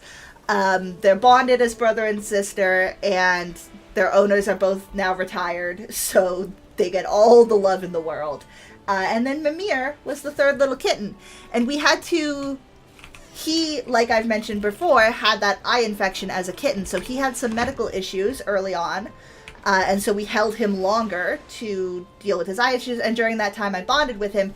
And since he was a kitten, I'm like, well, you're still at an age where you can be socialized as a pet. You are not semi-feral. You have not grown up in a barn. And so although he was born in a barn, I took him as an indoor kitty cat. And while his mother has gone somewhere, we don't know if she passed away because the outdoor cat life is dangerous, or we think likely she went back to our neighbor because we were pretty close to them. Although we tried to do a transplant, we weren't far because they were just like our next door neighbor. We're pretty sure she just went back to the barn that she knew instead of staying in our barn, which we're fine with. She's fixed now, so even if she's back with the colony, she's not going to perpetuate anything. So, slight improvement made. And Mimir lives a little pampered indoor kitty life now. And so, yes, I'm gonna say his mother was like the emergency cat to save my life, but he is the one who stuck around and has helped me out through a lot of tough stuff as well.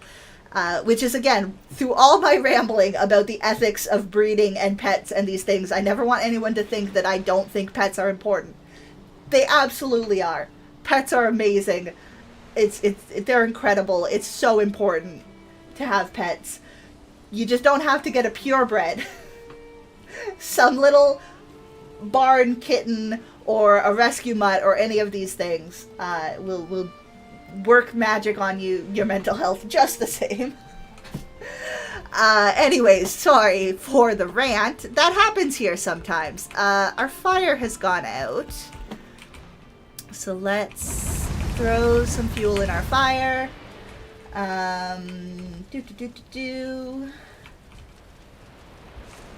Oh, you were so close. The timing on that sunflora. Shame. Alright, let's see. Oh, do we have enough scraps for our crude bow? We do indeed. So, let's make our crude bow.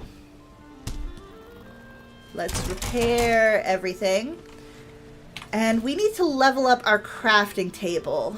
So we're going to put down our splitting stump. Oh, we need 20 leather scraps for a tanning rack? I guess that makes sense. Okay. Well, that'll do us for now. Having that, we've now got a level 2 workbench, you can see here, which unlocked some new recipes for us. We can make armor out of deer leather now, which is going to be better, give us more armor. So it should weigh a little bit more. Yeah, it weighs 5. armor 2, durability 400, as opposed to this, which weighs 2, but only has armor 1 and durability 200. So this will last twice as long and give us twice as much armor, although it does weigh more than twice as much. So that we will have to keep an eye on that as our weight starts going up. But we're going to make the whole set. We'll make the helmet, the tunic, and we don't quite have enough for the trousers. But we'll go back and try to make more of that. We'll equip those. Store the old one. I guess we'll hang on to this until we get the new one to replace it with. We don't need to carry these trophies around with us, although we do need to hang on to our deer trophies, but we don't need them quite yet. Let's see. Oh, we need more wood. We've got to make some arrows to use with our fancy new bow. So we're going to need some wood for that.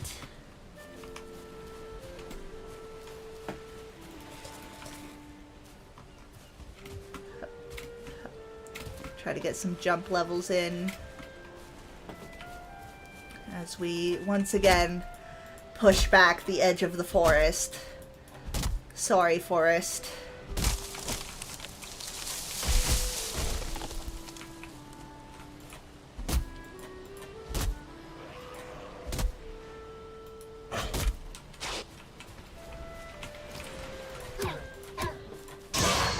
Alright, Grey Dwarves. Down, trees, being chopped. Mimir, asleep on the carpet. Hi, buddy. Oh, sorry. I love that he knows his name. When I said his name, he, like, looked up at me. He's like, what? What do you want? Nothing, buddy. You can nap. You're good.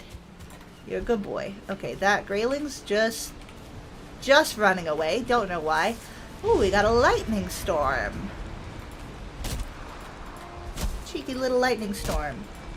I wonder, since we have fire spread on, do we need to worry about lightning setting fire to stuff? I hope not. I really hope not. But I don't know. We're gonna have to keep an eye on that, I think. Because, like, usually I don't think twice about the lightning unless I'm sailing. But now that we're playing with the fire spread, we could run into some issues.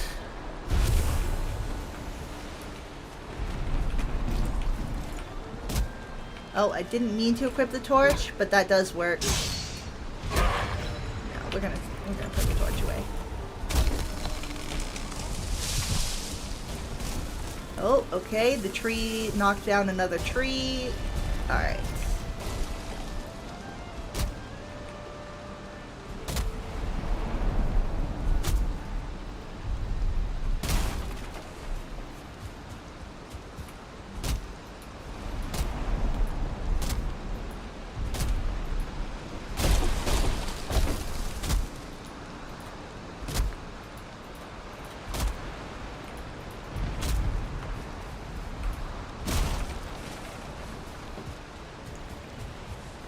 Got there some seeds.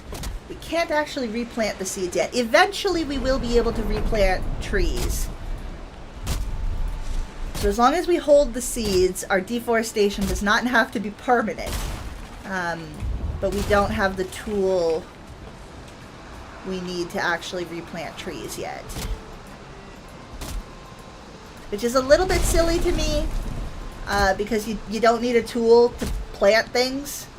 Just jam them in the ground. They might not grow well if you haven't, like, aerated the soil and cultivated and this kind of stuff. You'll have a smaller success rate, but it'll still work. Gotta go walk the dog. Be back later. Fair enough. Have fun walking the dog. Thank you so much for popping by. I love having you here, Monster Girl. Great to see you. Thank you for listening to me rant about the ethics of pet breeding. Oh, we're at weight capacity, so let's throw down a little stack of wood that we can come back and grab later. Because we're gonna keep hunting. We need more hides.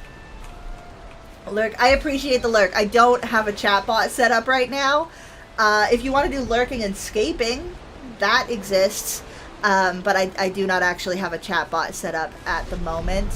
Although I've been meaning to look into that. I should get something.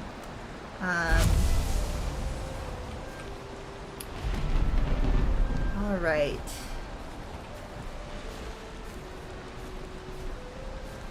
Let's have a look.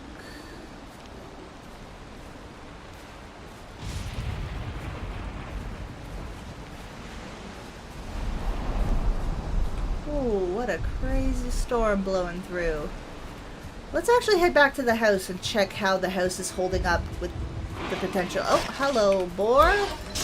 With the waves that this storm might be causing. Unfortunately, any part of our house that doesn't have a roof on it is going to be getting damaged by the storm, so we'll have to do some repairing after. And our fire's gone out because we didn't yet put a roof on our chimney. But that's okay. Those are some crazy waves, folks. Let's see if we can sneak up on a bird. No, okay. I don't think we can sneak up on the birds. Ooh. Okay.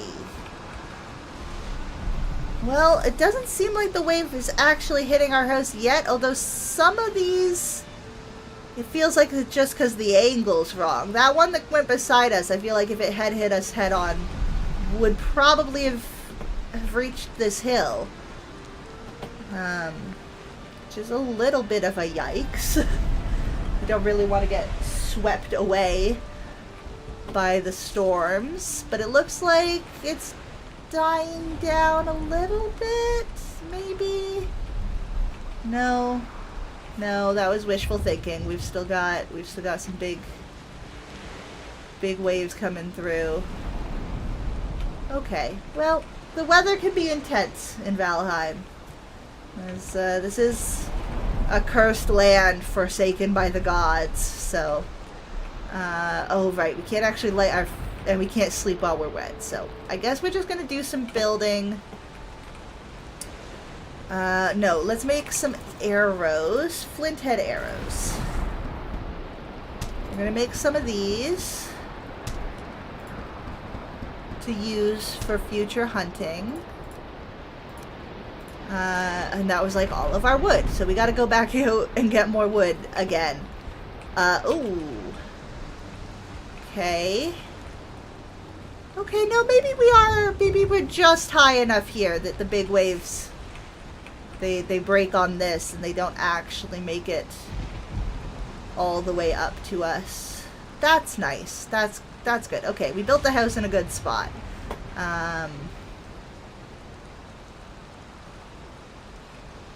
Wowee, let's go further inland and get some more wood. The ocean in a storm is quite something to behold, but it is genuinely quite frightening as well. We're gonna use the bow mainly to hunt birds and deer, because it feels like a waste of arrows to use them on the boar. Speaking of hunting birds, nice, good shot. And we're gonna do... birds only really give us feathers. They're not a good food source. But, you know, as we use up arrows hunting deer, we're going to need more feathers to make more arrows. And arrows are also, because a bow's probably going to be my main weapon for boss fights, we're going to need a lot of arrows. So we're going to hunt a lot of birds. Where'd that neck go? There it is. And we've got a grayling. 2 graylings. Hi. There we go. Got that deer. Ooh, this storm. Alright, there's our wood supplies. That should be a stack of 50 wood. We've got enough space and weight capacity that I can get some more. So let's Grab some of these little trees for now. Little tree, little tree.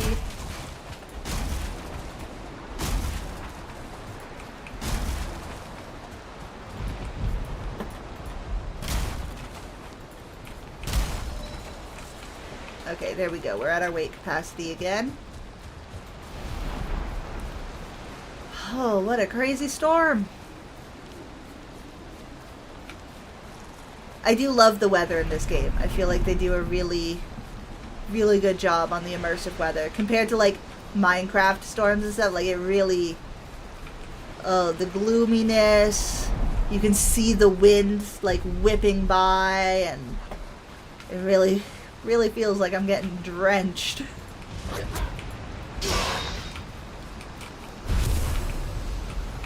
Right, I forgot our weight was full. Okay. Our poor boat is going to get battered in this storm. We'll definitely have to repair it once the storm passes. But at least it's not getting, like, pulled out to sea or anything. So, could always be worse.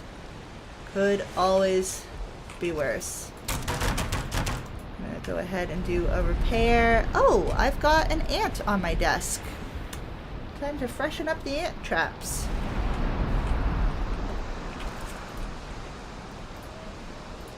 Alright. Let's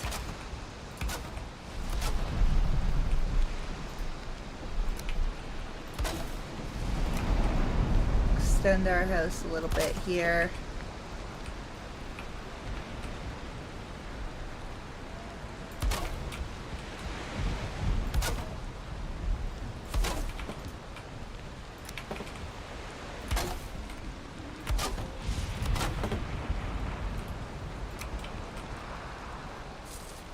Like I said, I will go back afterwards to add windows and spruce things up a little bit more, but for now, this is what we're gonna have. Let's see, let's get some stairs. Ooh, running down the middle, that's gonna extend us pretty far out the front.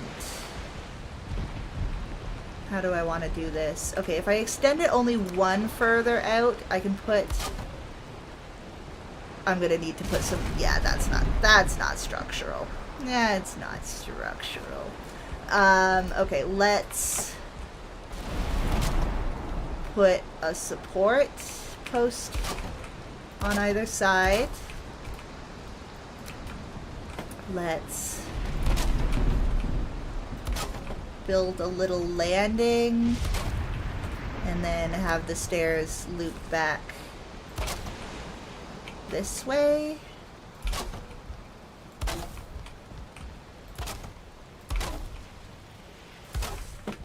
Oh, our fire's come back. The rain has finally stopped.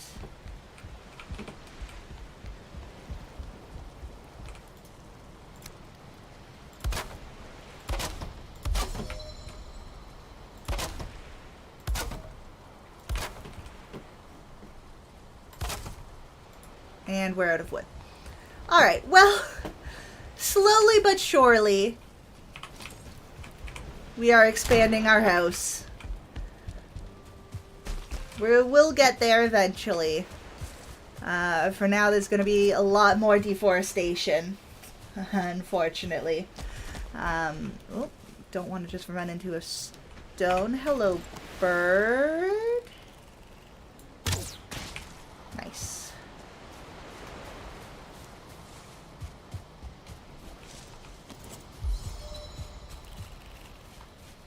Alright, we can't cut down the birch trees yet. I don't really know why, because birch is a famously very soft wood, but in this game they have it as like, it's too hard for you to cut with your starting axe. It doesn't really make sense to me because they have birch trees and oak trees at like the same tier in terms of you need a metal axe to cut these, and I'm like, birch trees and oak, like birchwood and oakwood is not the same hardness. Birch trees are a very soft wood and oak trees are a hard wood, but alas, that's just me being nitpicky. Oh. Our food was running low, so we should munch on those. I should do some more cooking as well when we get a minute.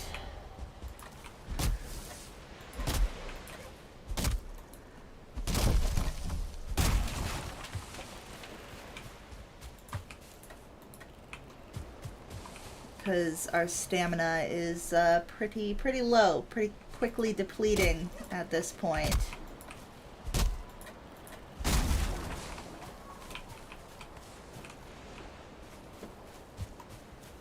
Alrighty. Sorry, my head keeps whipping to the side. Every time my cat makes a noise, I'm looking at him, making sure that he's still feeling healthy and good. It's not quite time for his next medication dose, so he should be all right. All right, we got more trees to cut down. That'll give us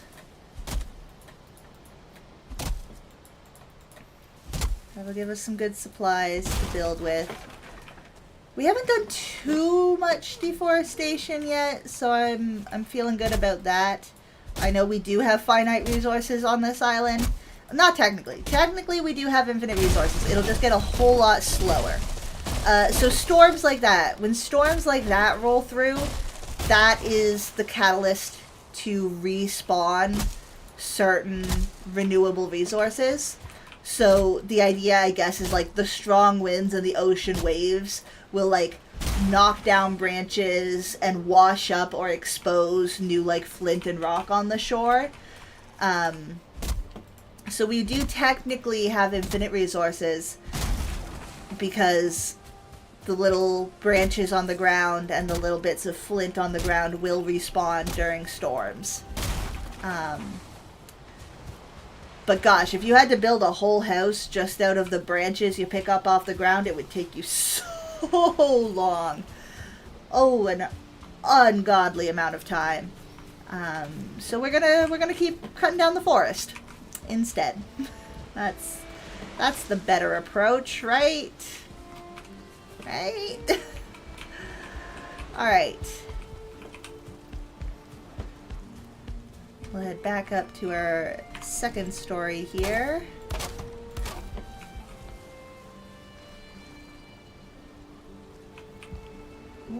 I wanted to zoom in on my character. The scroll wheel rotates but also zooms, so if I've got the thing there, then it'll... and we don't want to... I mean, our supports are doing pretty well. That one's orange.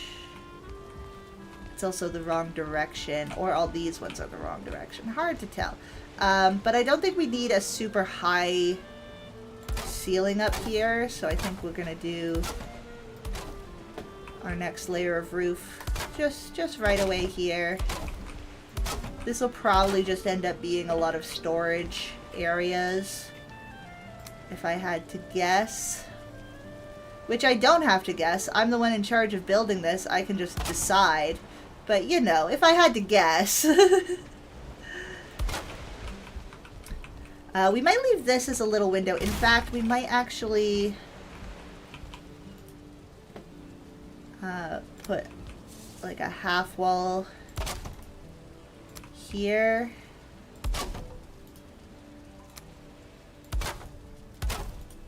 And do a little window. Do we want to cross into that? Really does block out the view. Do we want the view or not? That's the question. Hard to tell. Hard to tell. Okay. Alright. We're getting somewhere. We gotta extend out at least one more to accommodate our landing. And then you can see that like all this floor that didn't have a roof over it before, so it got rained on, is now all like weathered wood as opposed to the fresh new wood. So we will have to repair that, but I'd like to just get a roof on everything first so that we're not in a cycle of constantly repairing it every time it rains.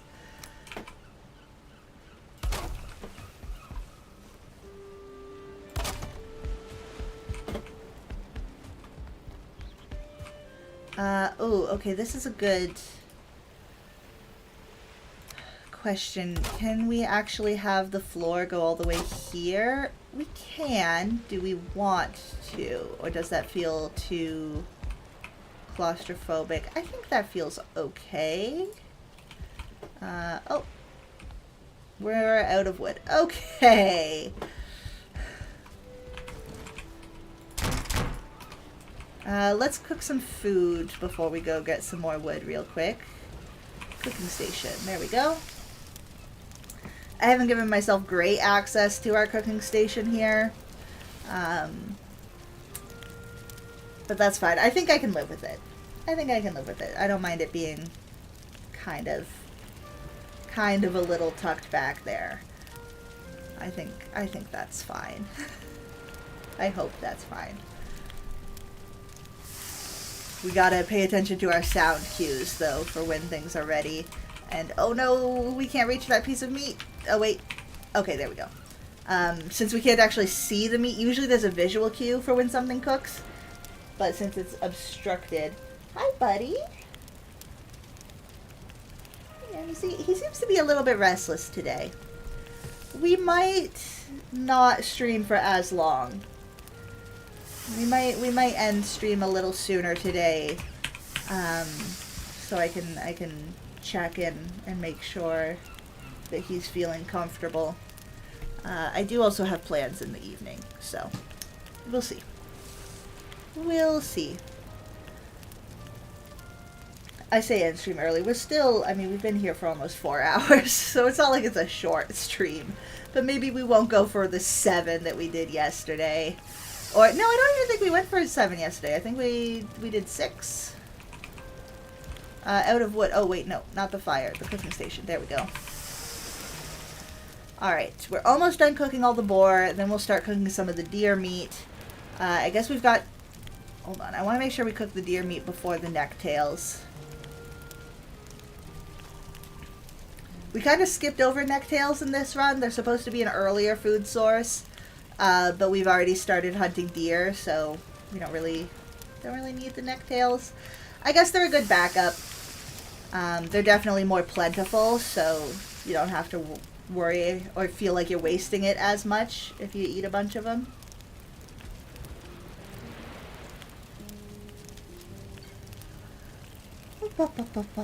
Sorry that I keep yawning. I'm a little tuckered today. I don't know why. Must not be sleeping well still.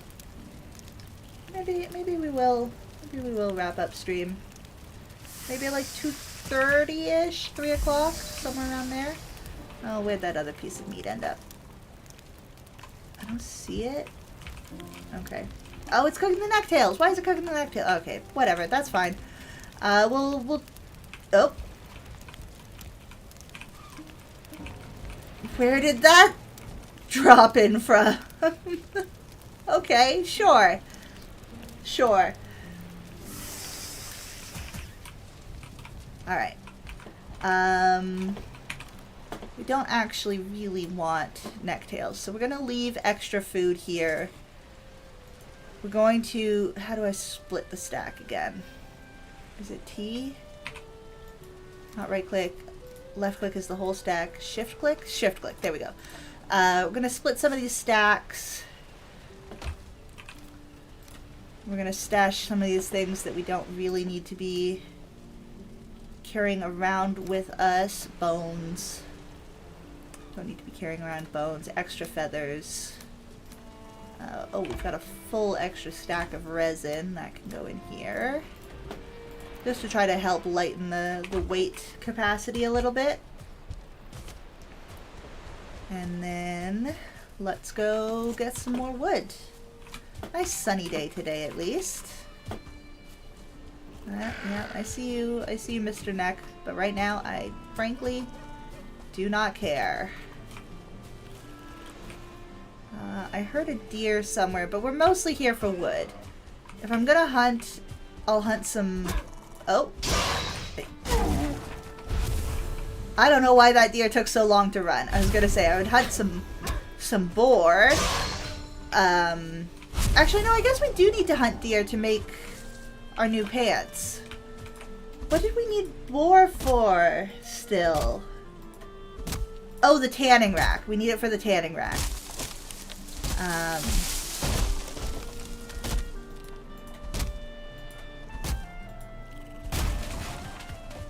Go.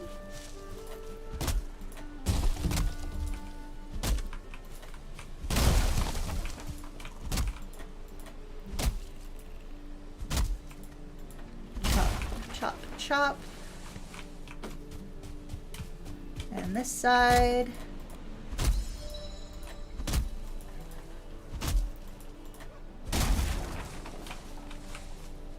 Okay. There's a boar. We do want that tanning rack, so we're gonna keep killing boar. I should probably use the knife, not the axe, for that, but it's only a 2-hit, so I don't mind. Okay, I don't want to cut down. I mean, that's just a normal bush. I could cut it down for like 1 wood, but I don't care that much. I want to make sure I don't accidentally cut down the raspberry bushes because they will respawn raspberries eventually. Let's actually see. Like this one. You can tell they're a slightly different green. That one's a normal bush. This one's a raspberry bush. This one is too, but there's no raspberries on it right now. So we have not yet hit raspberry respawn. So I guess we just gotta keep waiting on that timer. I don't think we can ever plant and farm berries, although I don't know why. Eventually we can farm like carrots, turnips, onions, but for some reason we can't farm the berry bushes, which is a little bit silly to me, but oh well. Alright, how much wood have we got? Over a stack. That's a decent little haul. Oh, there's a log right beside the house here that I haven't bothered to chop yet. That's a bit silly. Why haven't I chopped this one? Oh, didn't get that bird. There is a chance, if you time it just right, when a bird flies towards you like that, you can melee the birds, but it's really difficult to time it. So we're gonna stick to, oh, that one flew away. Oh, I don't want to use my bow on you. I want to use my knife. Hacha, hacha, hacha. Pow, pow, pow, pow. Oh, I like the last one's like a stab. Okay.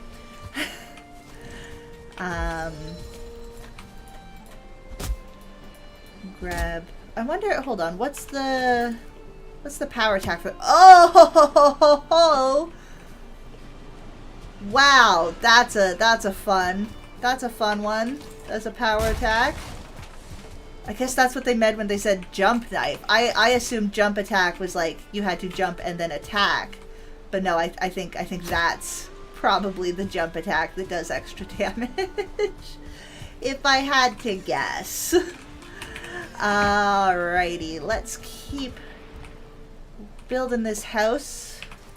We're close to having the, like, general structure done. Again, I will want to add windows and, like, various decorative things, but in terms of just, you know, 4 walls and a roof, we're almost there.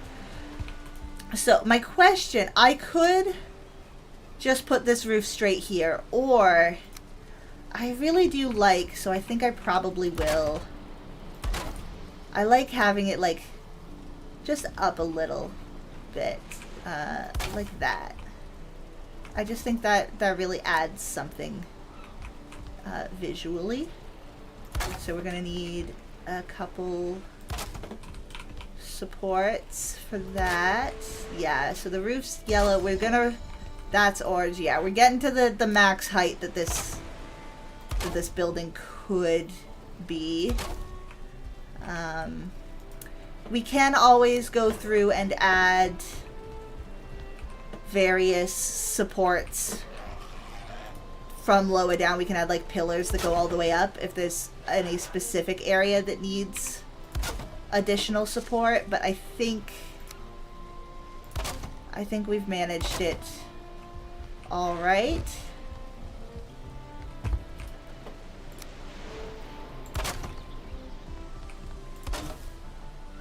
I guess we're just gonna have a little door here because I built it on an odd number. Sometimes I try to build it on an even number so I can do a double door, but not this time.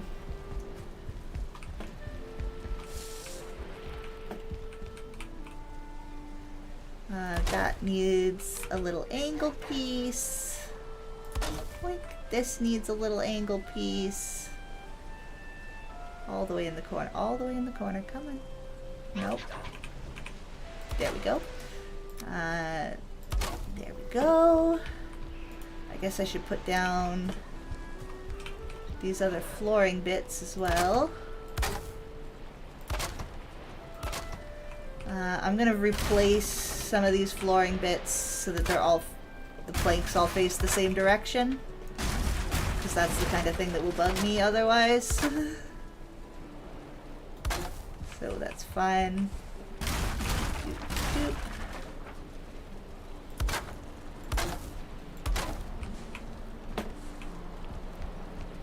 Here we go. There's our second story. I will add a little railing because I like doing that. It does make these little catwalks narrower. Oh, and we're out of wood again. But I think aesthetically it's a choice that I like.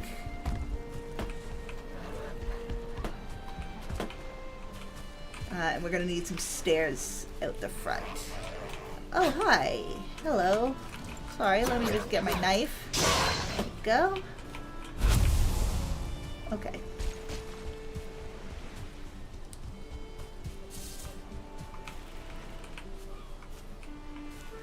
Let's sneak up on these boar and try that jump attack.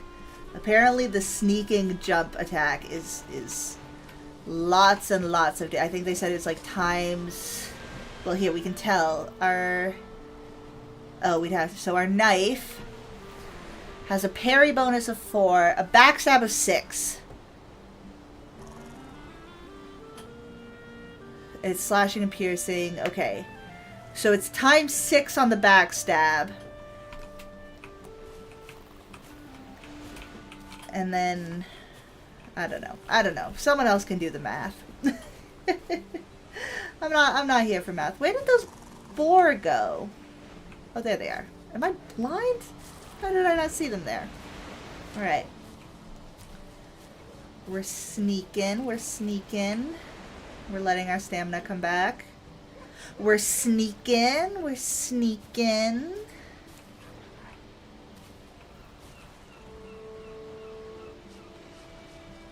Did he see me?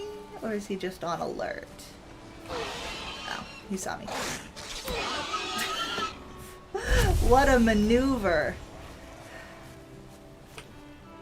Okay, it's harder to aim it at like these little guys who run around a whole lot. But the boar... Oh, you get some good distance too. You really launch forward with that. Okay, that's kind of fun. All right, we're here for wood though. We're here for wood though.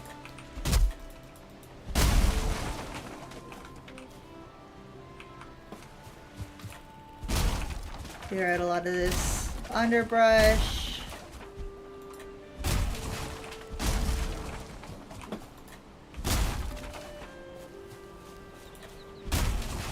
Grab any random branches off the ground.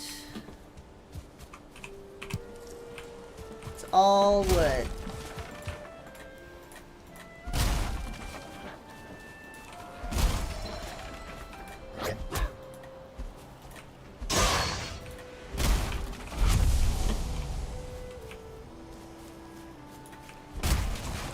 Okay. Oh, that wasn't a branch on the ground. That was just a little despawn.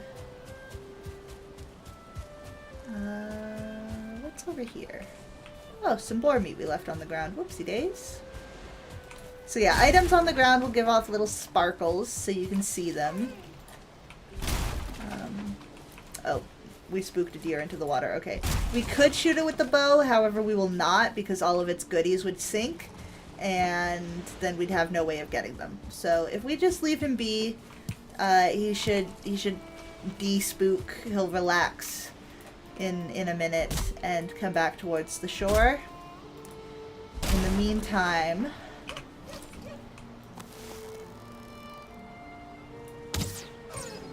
we can hunt that one. And we can... Oh, the jump stab didn't one-shot you? Interesting. Interesting. There's some deer. Grab some more wood.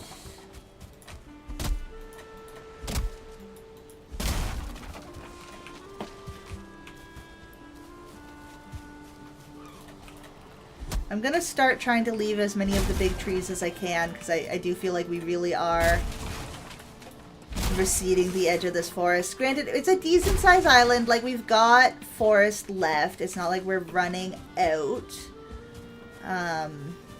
But definitely the side of the island towards our house, like, this is becoming noticeably deforested. So I should probably take it easy on cutting down the big trees. Try to get this to last us as long as possible, so that we can start getting resources from the mainland. We'll try our little sister island too, but we're gonna focus on cutting down, like going for stumps, fallen logs, ground branches, that kind of thing, as much as possible. I wonder if I can jump stab a bird. We should try that later too. Okay, yeah, getting in here is gonna be difficult. We need some stamina to actually jump in until we build some stairs. There we go.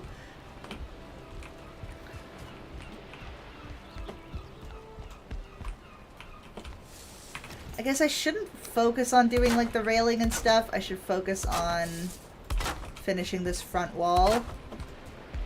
But we're almost done here. And I think we'll call it, we'll probably end stream with the house being...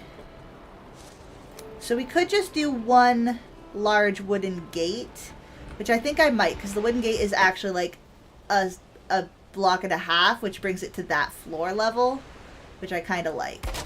So we'll do the one large wooden gate, and then we'll do the wall above it, like so.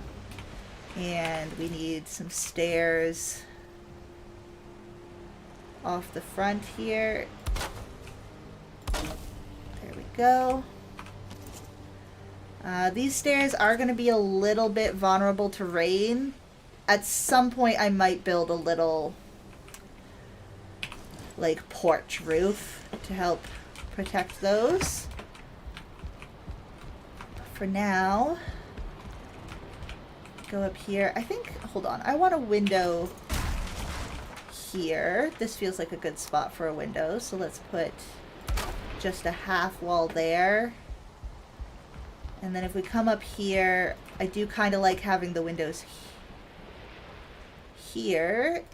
So we'll just do a little window on each side here. And then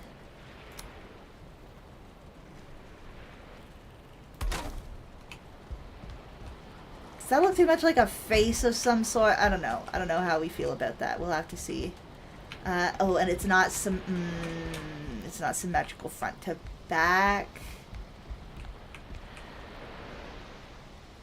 Okay, all right. What do we want? Maybe we just put a little window here. No, because I really like it being more open, looking out over the ocean. Okay, maybe we don't put little windows on the sides. And instead, we do like a big window that goes all the way up. Does that feel too exposed? Does that make it feel too unfinished? Let's see. We're going to add some posts as like the window trim.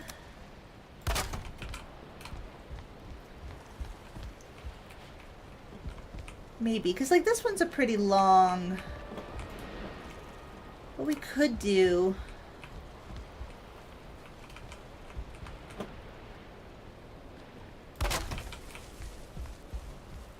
to break it up a little visually.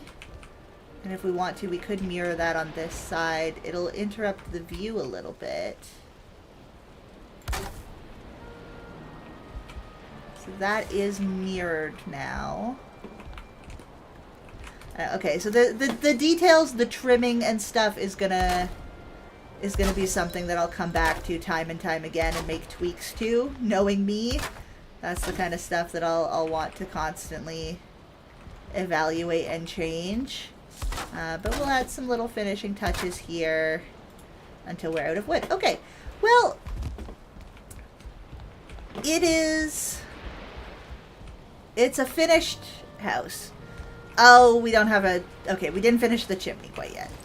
I guess we've got a little bit more to do. What's glowing in there? Oh, there's... The food got stuck on top of the cooking rack. I see. Okay, we do need to finish the chimney. So what I'm gonna do, because I don't want to go cut down more trees again, I'm gonna take some of this finishing trim back and use it for the chimney instead, because that feels slightly more important. I'm probably gonna have to go collect more wood anyways, but oh well, for now. Okay, let's sleep through the night so I can build with some light during the daytime. Sleep is a river and dreams are live fish. You wake in the morning with your net empty. Oh, no dreams, I guess.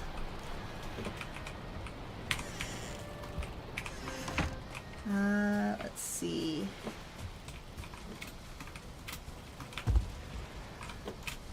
We might, yeah, okay, hold on.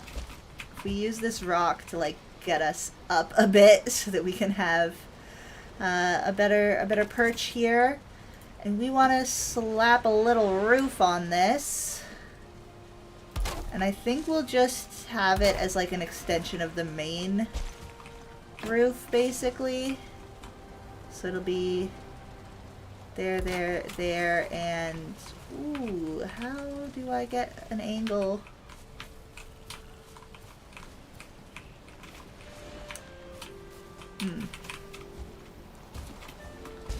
We might need to do some more climbing. Okay. Onto the rock. Onto... Ow.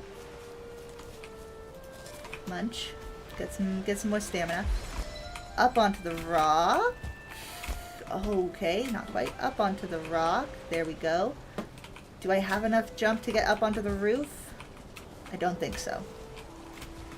So what we'll do is the little... we'll use this one, actually. There we go. Some cheeky little scaffolding to get us up here. To put that down.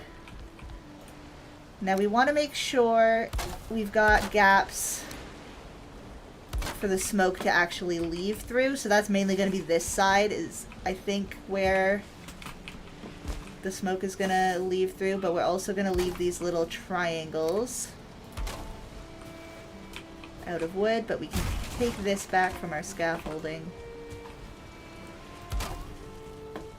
So yeah, hopefully... the smoke can escape on either side, but it's because it goes to the highest point. It's going to escape out the front there, but that's fine. So the smoke has a way out, which means our whole house will not fill with smoke. Although with the fire being fairly external like this, we didn't have to worry too much about the house filling with smoke anyways. But yeah, the smoke can escape, and the roof will make sure the fire doesn't go out during the storm. Hello! Welcome back, Monster Girl! You're just in time. We're pretty much finished with the basics, the very, like, base construction of the house. And we're probably going to wrap up stream once we finish the house. I've got some plans this evening that, I mean, I've still got time that I gotta get ready for, but I want to make sure Mim's doing all right, and I've got to give him his medication and, you know, all that fun stuff. So we're going to get a little bit more wood so we can do some fun little trims and details on the house. But we're not going to be around here for too much longer.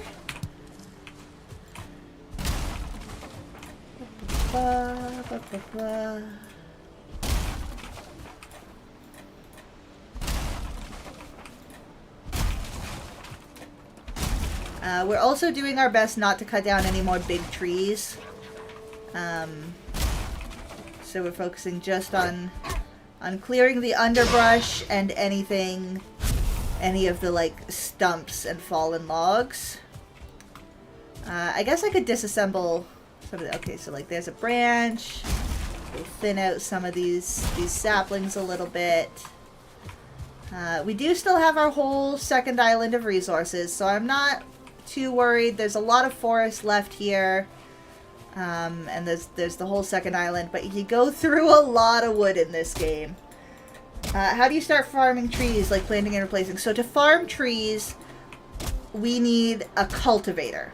There's a tool called a cultivator that will let us plant various seeds and trees. And a cultivator is made out of bronze. So we need metal. And the bronze, it's made of copper and tin, obviously, like bronze is. And copper and tin are both found in the dark forest. So, we usually, you only get it once you've killed, actually, you definitely only get it. Time to hit the mines. Well, we can't quite yet. We've got to kill Ichthyr. We don't, you might notice, have a pickaxe. And in this game, you can't just make a pickaxe out of stone in order to dig up stone. It goes, it doesn't work like that. So in order to dig stone and metal, we need a pickaxe. But you can't make a, so you might wonder, you're like, well, if I can't make a pickaxe out of stone, and I need a pickaxe to dig stone and metal, what can I make my pickaxe out of? Ichthyr antlers. The mystical beast Ichthyr has mystical antlers that are very strong. So we need to kill Ichthyr and take his antlers to make a pickaxe out of.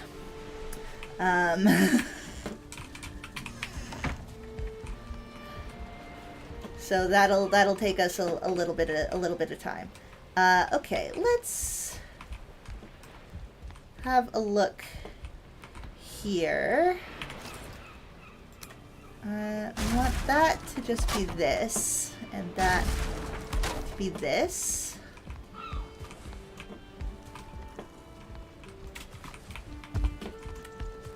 And we want to start running some trim along the edges here. And here.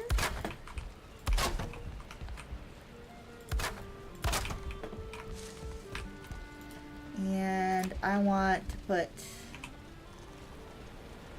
a little cross there and there. Oh, and we need to repair all this floor that got rained on before we had a ceiling. Almost forgot about that.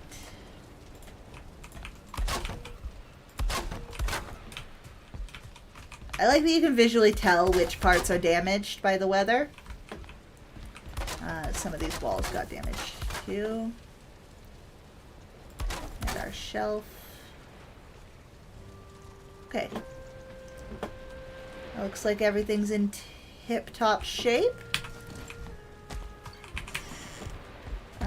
So yeah. The front of our house is a little plain. I want to add a bit of a porch off the front, and then eventually, of course, it'll extend all the way into a dock for our boats. And I don't like the way these quarters look like they're floating, so we're gonna go ahead and put down some posts to make it look like it's just on stilts or something, because sometimes houses are on stilts. But yeah, these are like the details that don't really matter structurally, it's all stable. I just like the way it looks with the little trim and stuff. In fact, on these corners, I might even do like a little...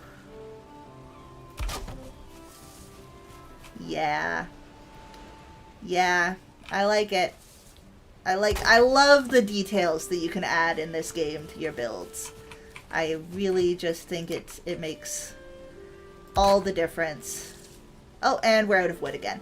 Okay, well, do we keep... yeah, we can keep going a little bit more. It's not quite 2:30. We can keep going a bit more. Nice grand staircase. Thank you. It was kind of just... Because if I just made it a normal staircase straight down, our house would have become very, very long. So I put in the little landing and had it loop around. But I love a double staircase. I'll say it. Favorite architectural features. Favorite architectural features. Double staircases. Balconies. Doesn't even have to be a fancy balcony. I just think the idea of having a balcony is super cool. I've never had a balcony anywhere I've lived before. And I think they're really neat. And just big windows. Lots of big windows. I love big natural light windows.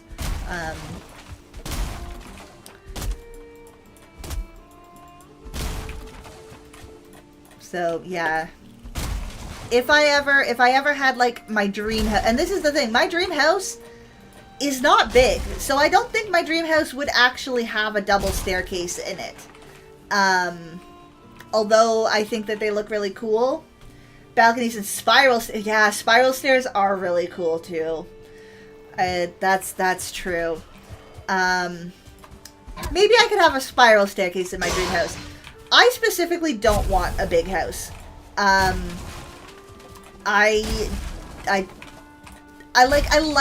This is the thing, I like big houses. My mom lives in a big house, and it is gorgeous. It's fabulous. I love going and spending time at my mom's house. One, I love visiting my mom. Two, she lives by the East Coast, and so I get to like hang out by the ocean, which is great. But three, her house is stunning. Oh my god, I feel like so her house doesn't have a double staircase. I would describe the staircase it has as being very grand. It is like, it's extra wide, the whole thing, all the ceilings are super tall. I love staying at her house and just like walking in a house robe down the stairs in the middle of the night and feeling like a Victorian ghost or something. Double spiral stairs. Oh, we're going mad. We're going mad with power. So like her house is phenomenal and huge and phenomenal. I am constantly... Actually, Monster Girl, I might talk to you outside of stream about it. I'm always trying to get my friends to go with me on like a big East Coast trip, because I keep telling them, I'm like, it's perfect. We don't have to get a hotel. My mom's house has like 5 bedrooms. We can just stay there and it's great. So we could do like a big group trip and not need a hotel. And one day I will, the stars will align and everyone's schedules will line up. And I'll get a bunch of my friends together on like an East trip coast. And it'll be wonderful. But anyways, as lovely as my mother's house is, and I did live there for about 6 months, and I loved it. But cleaning a house that big is a lot. If the stars align, I would love to. Yeah, that's exactly it. The schedule and getting everything to line up is so much. But oh wait, I don't need to go in because I'm doing the trim outside here. Oh, that got built. Where did that get built? Here. That's not where you go. So yeah, that's the thing, is there are snap points to help make building easier. However, you do not have to build on a snap point. There's a snap point here, there's a snap point there. I can just put this wherever I want. I can sort of like clip them into each other if that's what I want to go for, to like create something that doesn't exist with any of the given parts in the game. There's a lot of flexibility and customization in the building in this game, which I like. But yes, my dream house. Since I cannot just live in my mother's house forever, I've got to rule that one out. My dream house cannot be my mom's house. Is gonna be like not tiny. My partner is pretty down with like a really tiny house. I'd like a little bit more space because I like having pets. I want to have room for pets. I want to have room for like an art studio, these kinds of things. But my dream house would not quite a bungalow, but I don't want a full second story. I want most of the house to be on the main floor. I do want a small second story, basically that's just a loft with a balcony off of it. I love lofts. I think lofts are fun. I like having something that like overlooks the rest of the house. So I want basically a bungalow, but with a little bit of extra height so it can have a loft over part of it. A balcony off the loft.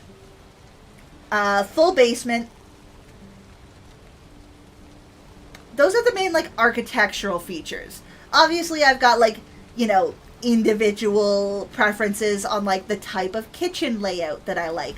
I like having ovens, the wall ovens, instead of the ovens that sit on the ground, because I am a tall lady, and I like to bake, but always bending over and crouching down to ovens on the ground, can actually get to be a bit much sometimes. Not all the time, but sometimes. So I'd love to have a wall oven that's at a height that doesn't feel like it's super low for me. I can't remember. I think you're fairly tall as well, Monster Girl, aren't you? Oops. Goodness, I must be getting tired. Maybe it is time to call it here somewhere. If I'm gonna start doing that. Let's see. There we go. Okay, that's a better snap for that. This is looking pretty good. Let's get a little trim there. Do I want to put a cross post in there?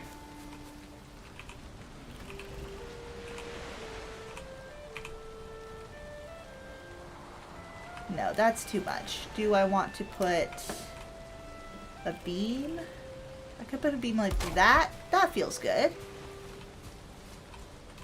That feels alright. This pillar just felt too disconnected. Like, I know that it supports that, but it didn't feel like it was really... Didn't feel right. But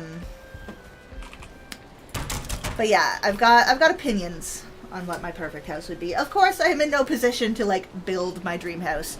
So, short of that, I think what we're actually looking for as a potential next house at some point is a condo. Technically, we live in a condo now. We live in a condo community.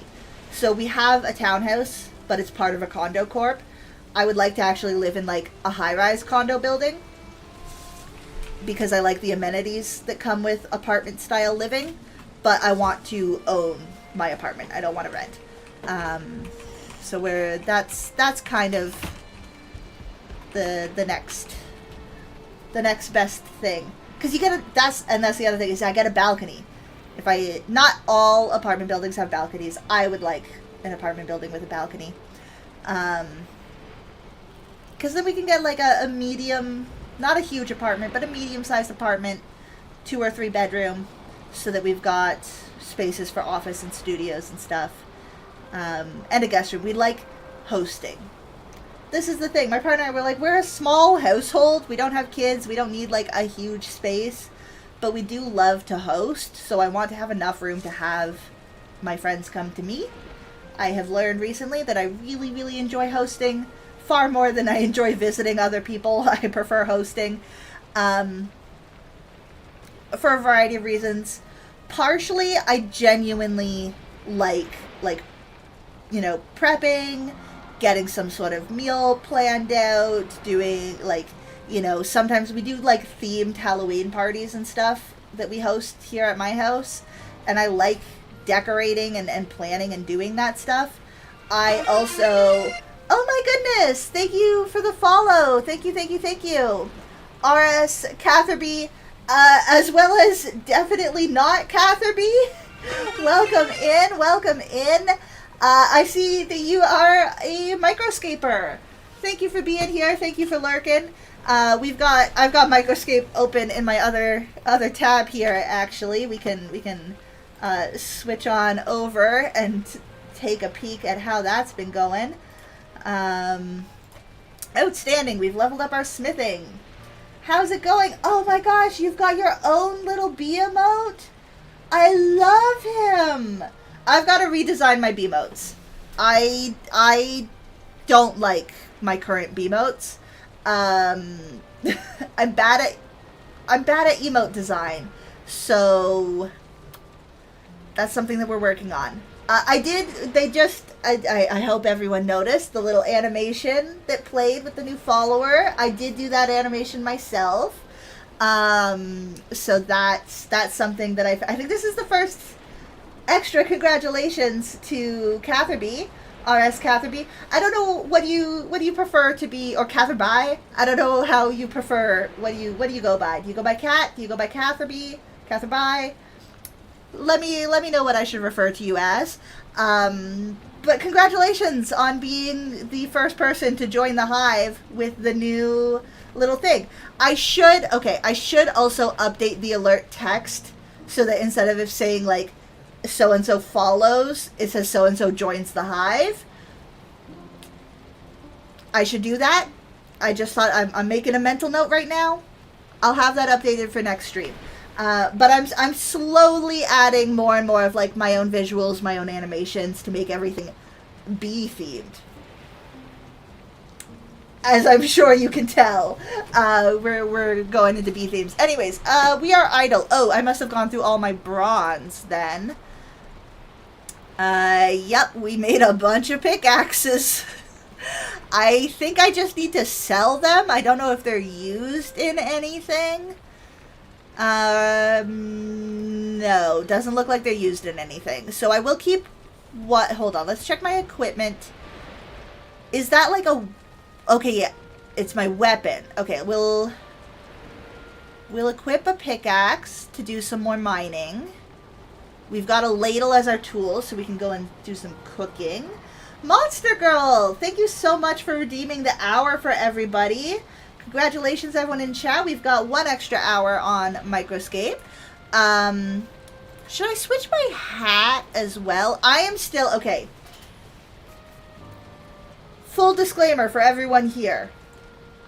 I am very much learning this game. I don't know what I'm doing. I guess I'm level 11 overall now. There's a bunch of things that I have not leveled up at all. I haven't touched a lot of things, although I think I want to get into Herblaw. Seems like it's sort of potion making, and I think I want to get into that. Right now I'm trying a little bit of everything, and figuring stuff out. But I was killing some mice, as one does, to get my attack and strength and defense like started off, because they say you got to start off on the mice. So I did that, and I got some lucky paws. So I've got the hat. I've got the fox hat, which gives me 2 defense and scares poultry, apparently. However, I do now have... Wait, can I equip... Do I not have the helmet? I thought I just made a helmet. Inventory. Didn't I make the bronze? Yeah. Bronze helm. 1 defense. It's just worse? Why did I make this? Why did I make this, chat? It's just worse than my fox hat. Okay, we'll sell our helmets, because it doesn't look like they're required for anything else. We'll sell our helmets and most of our pickaxes. Luckily, I think I can sell to this guy right here. Bronze helmets.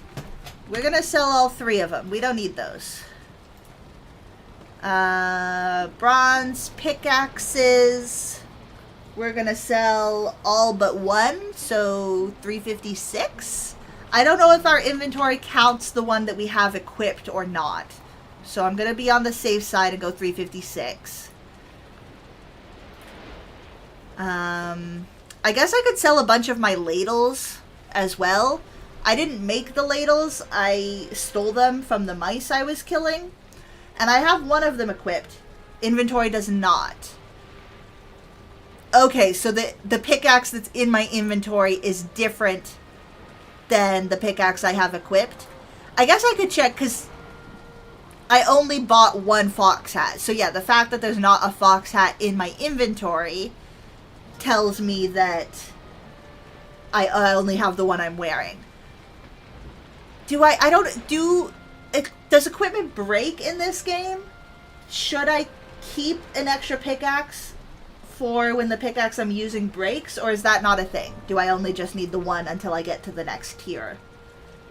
Please let me know. Questions that I have, things I don't understand about this game. Anyways, for now, I don't want to worry about that. This is mostly an idle game, so we are actually just going to pop back down into the swamp here. This is where I was doing some of my mining. It never breaks. Bazaar can be a good place to sell things. Yeah, I haven't really, because this is like the player market, right? I don't really know how to price stuff for the player market. I don't know if people want, I don't know. Player markets always confuse me a little bit.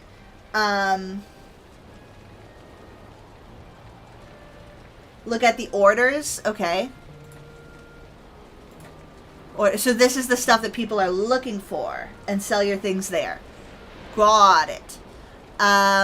But yeah, a lot of the stuff that they're looking for is not the stuff that I have. Like, I want to get into making potions so that I can sell them. But I don't know if anyone's going to buy... Oh, someone does want a bunch of bronze ladles. Okay. Hold on.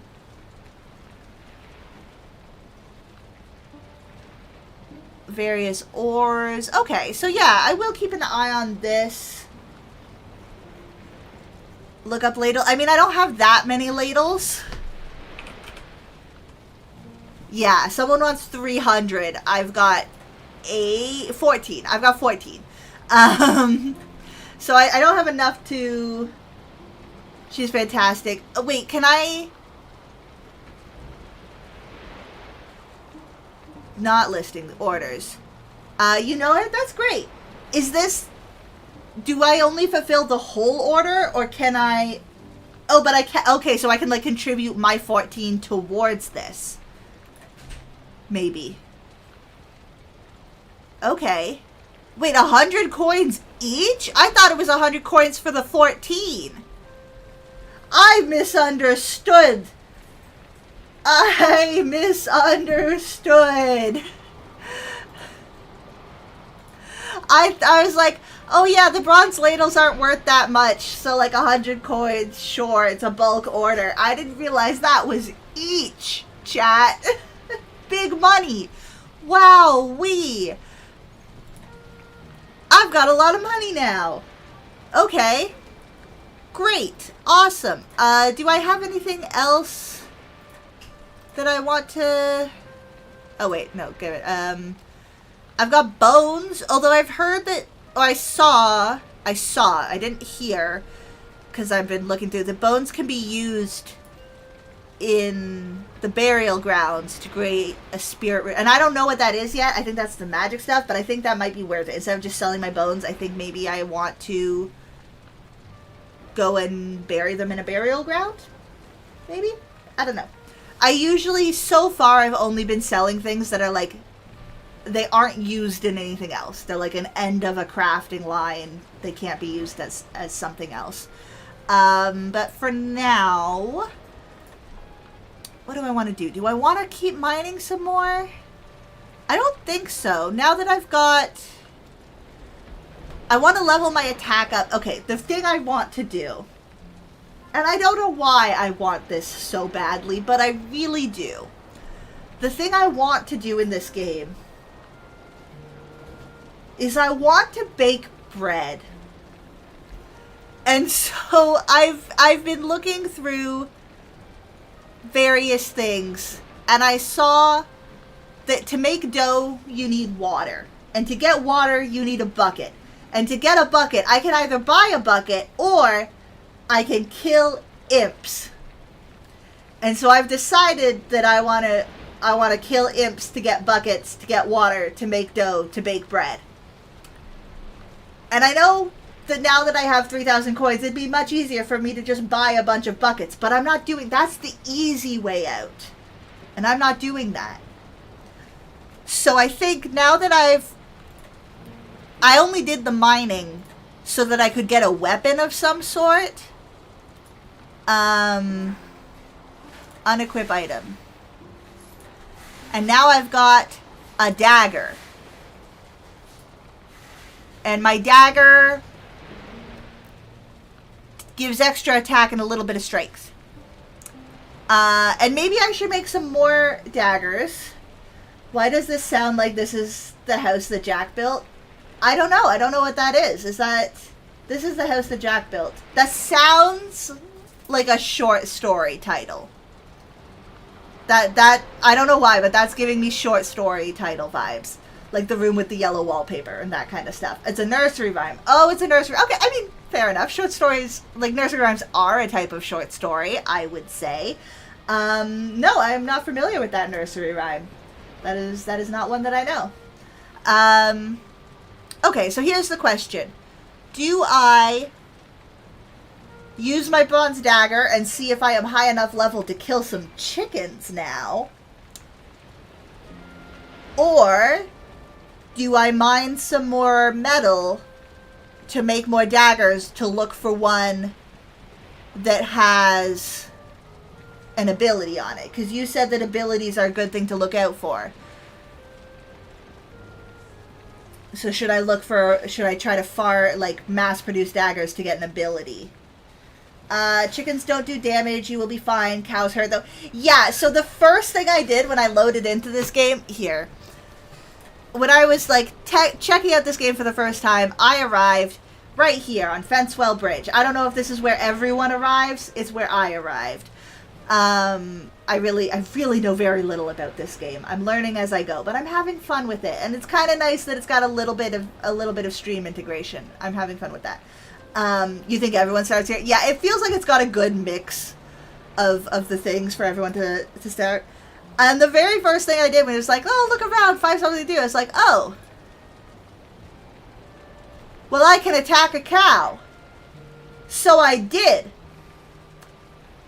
It was a mistake. It's why chickens fill fast. Yeah, the chickens... It looks like there's room in the chicken coop right now. So let's go ahead and level up. And this will be good because it'll get me some raw chicken that I can use. Phew! Ah! Sorry about that. My apologies. I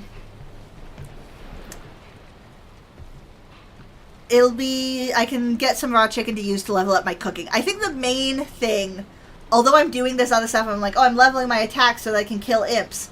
But it's because I want to bake bread. I think my main things are probably going to end up being cooking and maybe like potion making. The herblaw. Maybe crafting. I don't know. I'm not, I'll have attack to get materials basically, but I think my main focus is far more going to be making things. Because I just like that in games. I like fulfilling that role. So maybe some crafting. I don't know if I'll go too hard into smithing myself. I'm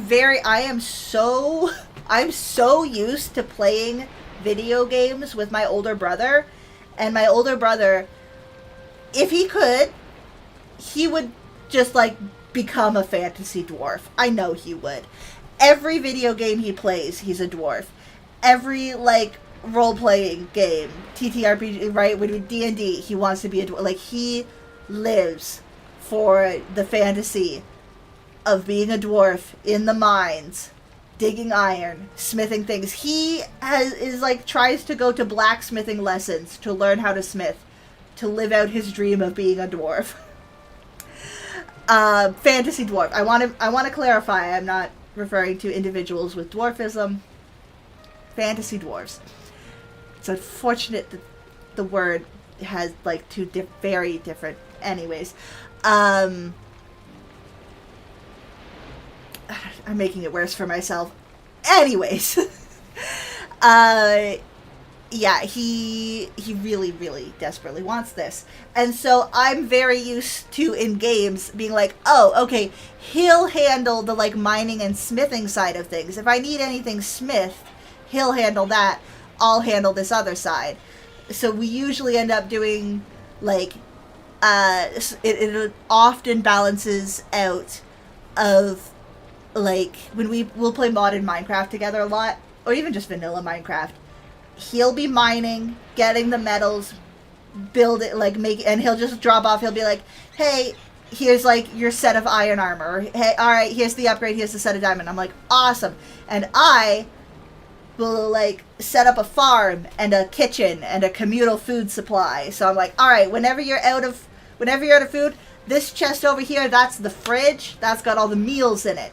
Don't touch the chest beside it. That's the pantry. That's got the raw ingredients. Those are do not just steal my carrots and eat them raw. Don't do that. I'm using those. And so I'll have, like, yeah, I'll have my little, like, bakery kitchen set up and do the food. And then my younger brother kind of does a mix. Sometimes it ends up balancing. If it's all three of us, the balance ends up a little bit different. My older brother will pivot into farming. I'll still cook, but he'll handle the farming for me, and my younger brother will take over the mining. So we'll have younger brother mining, me giving him food for energy, older brother growing the crops so I can make the food. We got a good teamwork system going. All of that to say, I'm inclined towards cooking in video games. Not in real life. God, I suck at cooking in real life. I like to bake in real life. I like to bake cakes. I like to bake cookies.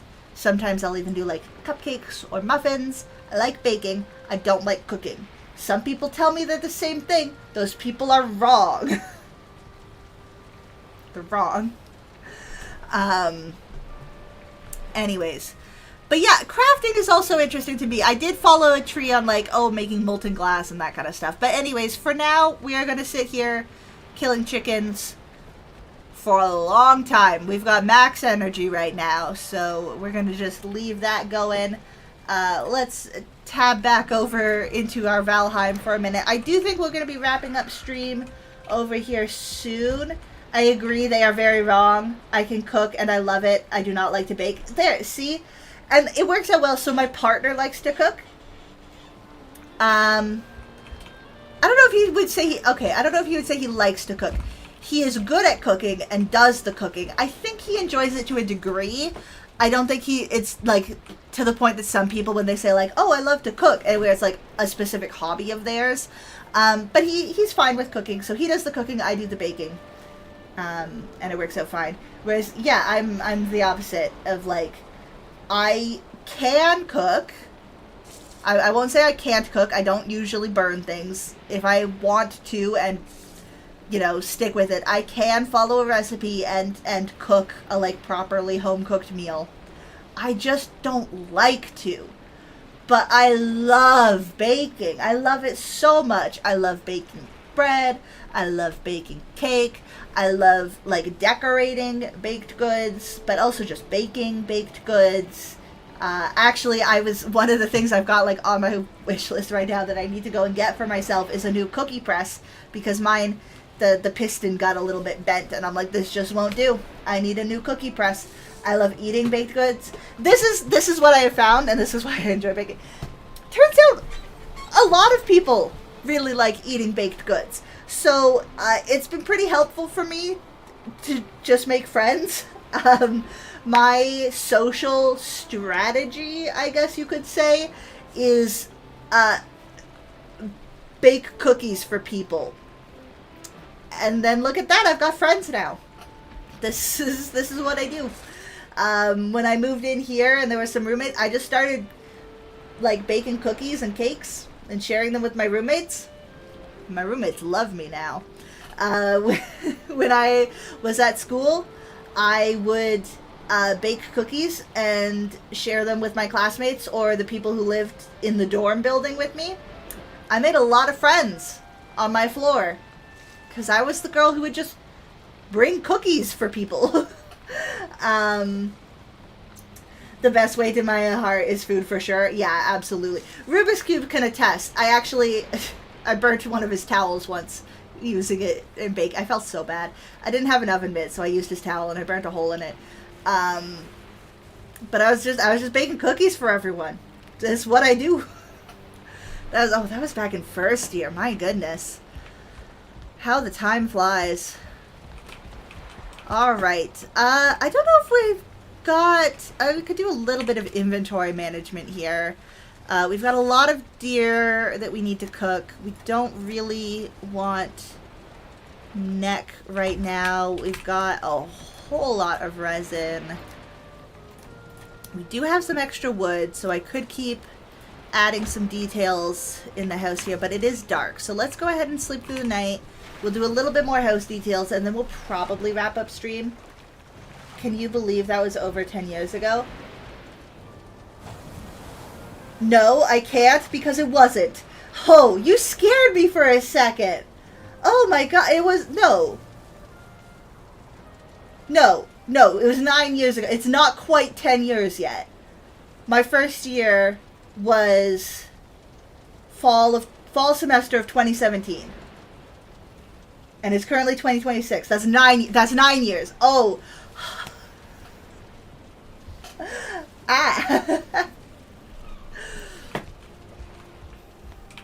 That scared me. It's like, I do not want it to be 10 years ago. Okay, fair. My first... Yes, your first year was 10 years. Because you were a year ahead of the two of us. You're a little older. Yeah. You're a year ahead of myself and Rubik's Cube. We were first year fall 2017. I guess you were fall 2016.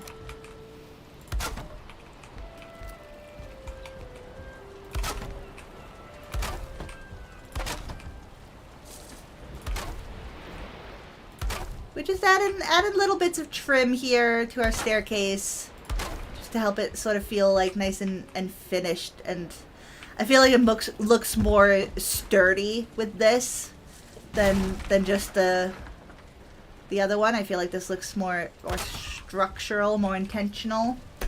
All right, there we go. I'm out of wood, so I didn't quite finish it, but that's alright. We've got the sun rising out over the ocean there. What a beautiful game. So yeah, we've got our raft, although this was a dangerous land. Maybe if we go to this side, it'll be less dangerous, or maybe we should try for the other landmass that looked like it was in the distance over here. But the house is coming along. We still have to build a dock. We've got our little raft. We are technically no longer trapped on our tiny island, although we didn't actually find anywhere safe to make shore here, so I still feel pretty trapped on our island. But hey, that's the point of this challenge, right? Tiny island start is tiny island. So, alas. Alright, I think we are going to give that save and quit for now, and we'll toggle over to chatting here. And why did it just disappear completely? I don't know. But we're going to wrap up here. I know this is a little earlier than I tend to wrap up. I say that it's still been almost 5 hours, so I think I get a break on that one. And yeah, have a great rest of the day. Thank you so much, Monster Girl. I hope you have a great rest of your day as well. Thank you, Monster Girl, for being here. I really do appreciate it. Extra shout out to Catherby, and definitely not Catherby, for following. Again, I am really sorry if I am mispronouncing your Twitch name. I try to do my best. If you've got a preference for how you like to be referred to, please do let me know. And, oh, there we go. An extra cheeky hour for everyone before we finish. Shout out to Monster Girl for your 5-stream streak. Sorry, I scrolled back through my activity notifications at the end of stream to see if there's any shout outs that I need to give. I think that's it. Thank you so much. Thank you to anyone else who is here. I appreciate you hanging out, chatting, lurking, all of these things. I will see you all again tomorrow. Hopefully I won't be late this time, and I'll actually be here at 10 a.m. Eastern Time. I think I was only like 5-10 minutes late today, which is not that bad. I say. I make excuses for myself. But yeah, I will see you guys then. If you want to get notified about when that stream goes up or any future streams, you can always join the Discord, which is linked down below. I post there every single time. Sorry, I feel... There it is. Sorry. I post there every single time I go live, so you can get notified whenever I start stream. We hang out there, we chat, there's pictures of people's pets. They're all adorable little babies, and I love them dearly. I take suggestions and feedback on Discord all the time. If you've got a game that you'd love to see me play, you can leave me a recommendation, any and all of the above, down at the Discord.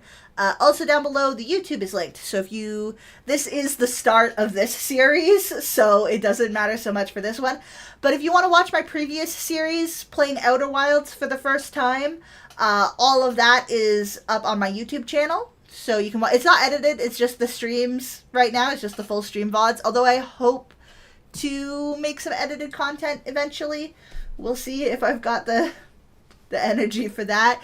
But yeah, if you want to catch up on anything, check out the YouTube. If you want to leave suggestions and be notified for future stuff, check out the Discord. I think that's about it. There are 2 other things down there, but I don't think they're relevant, really. There's the Pokemon game and there's the music, but I haven't actually played the music in this stream because Valheim has its own music. So that's about it. What have we got? A Cormorant has appeared. Monster Girl's trying to catch that one. Let me see. Maybe I should... Can I poke catch in my own? Oh, I don't know why my caps lock's on. I don't want to yell at you all. There we go. Oh, I'm out of Pokeballs. Oops. Okay, that's fine. So I always ramble at the end here. I'm really bad at like a concise outro, so I should work on that. I should also check, do we want to raid anybody? Maybe we should. How many folks have we got here? We've got 5 lovely friends. We could send some 5 friends at someone. Let's see. Bye, friend. Yeah, I know. I should just say bye, but I never do. Let's see who else is playing Valheim right now. Maybe we'll do a little Valheim raid. Okay, we want English. We want... Okay, well, their name is Bumblebee. So we're gonna... I don't know anything about this streamer. This is not necessarily an endorsement of them, because again, I know nothing. But their name is Bumblebee and they're playing Valheim, so that feels thematically appropriate. Here we go. Let's...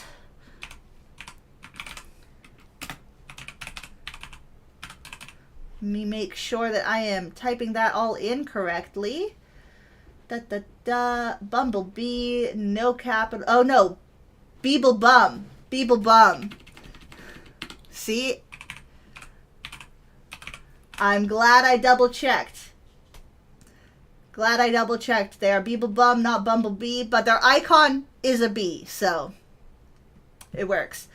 All right. Emma T. Potato. Hello, hello. Oh, wait, no, that's in the other... Sorry. I just called out someone who's on that because I haven't actually done the raid yet. I thought I did. There we go. All right. Awesome. Sorry about that, folks. I hope y'all have fun over there. Looks like they are playing some Valheim as well, so we'll carry on that crazy train. And I hope to see you tomorrow, 10 a.m. Bye-bye!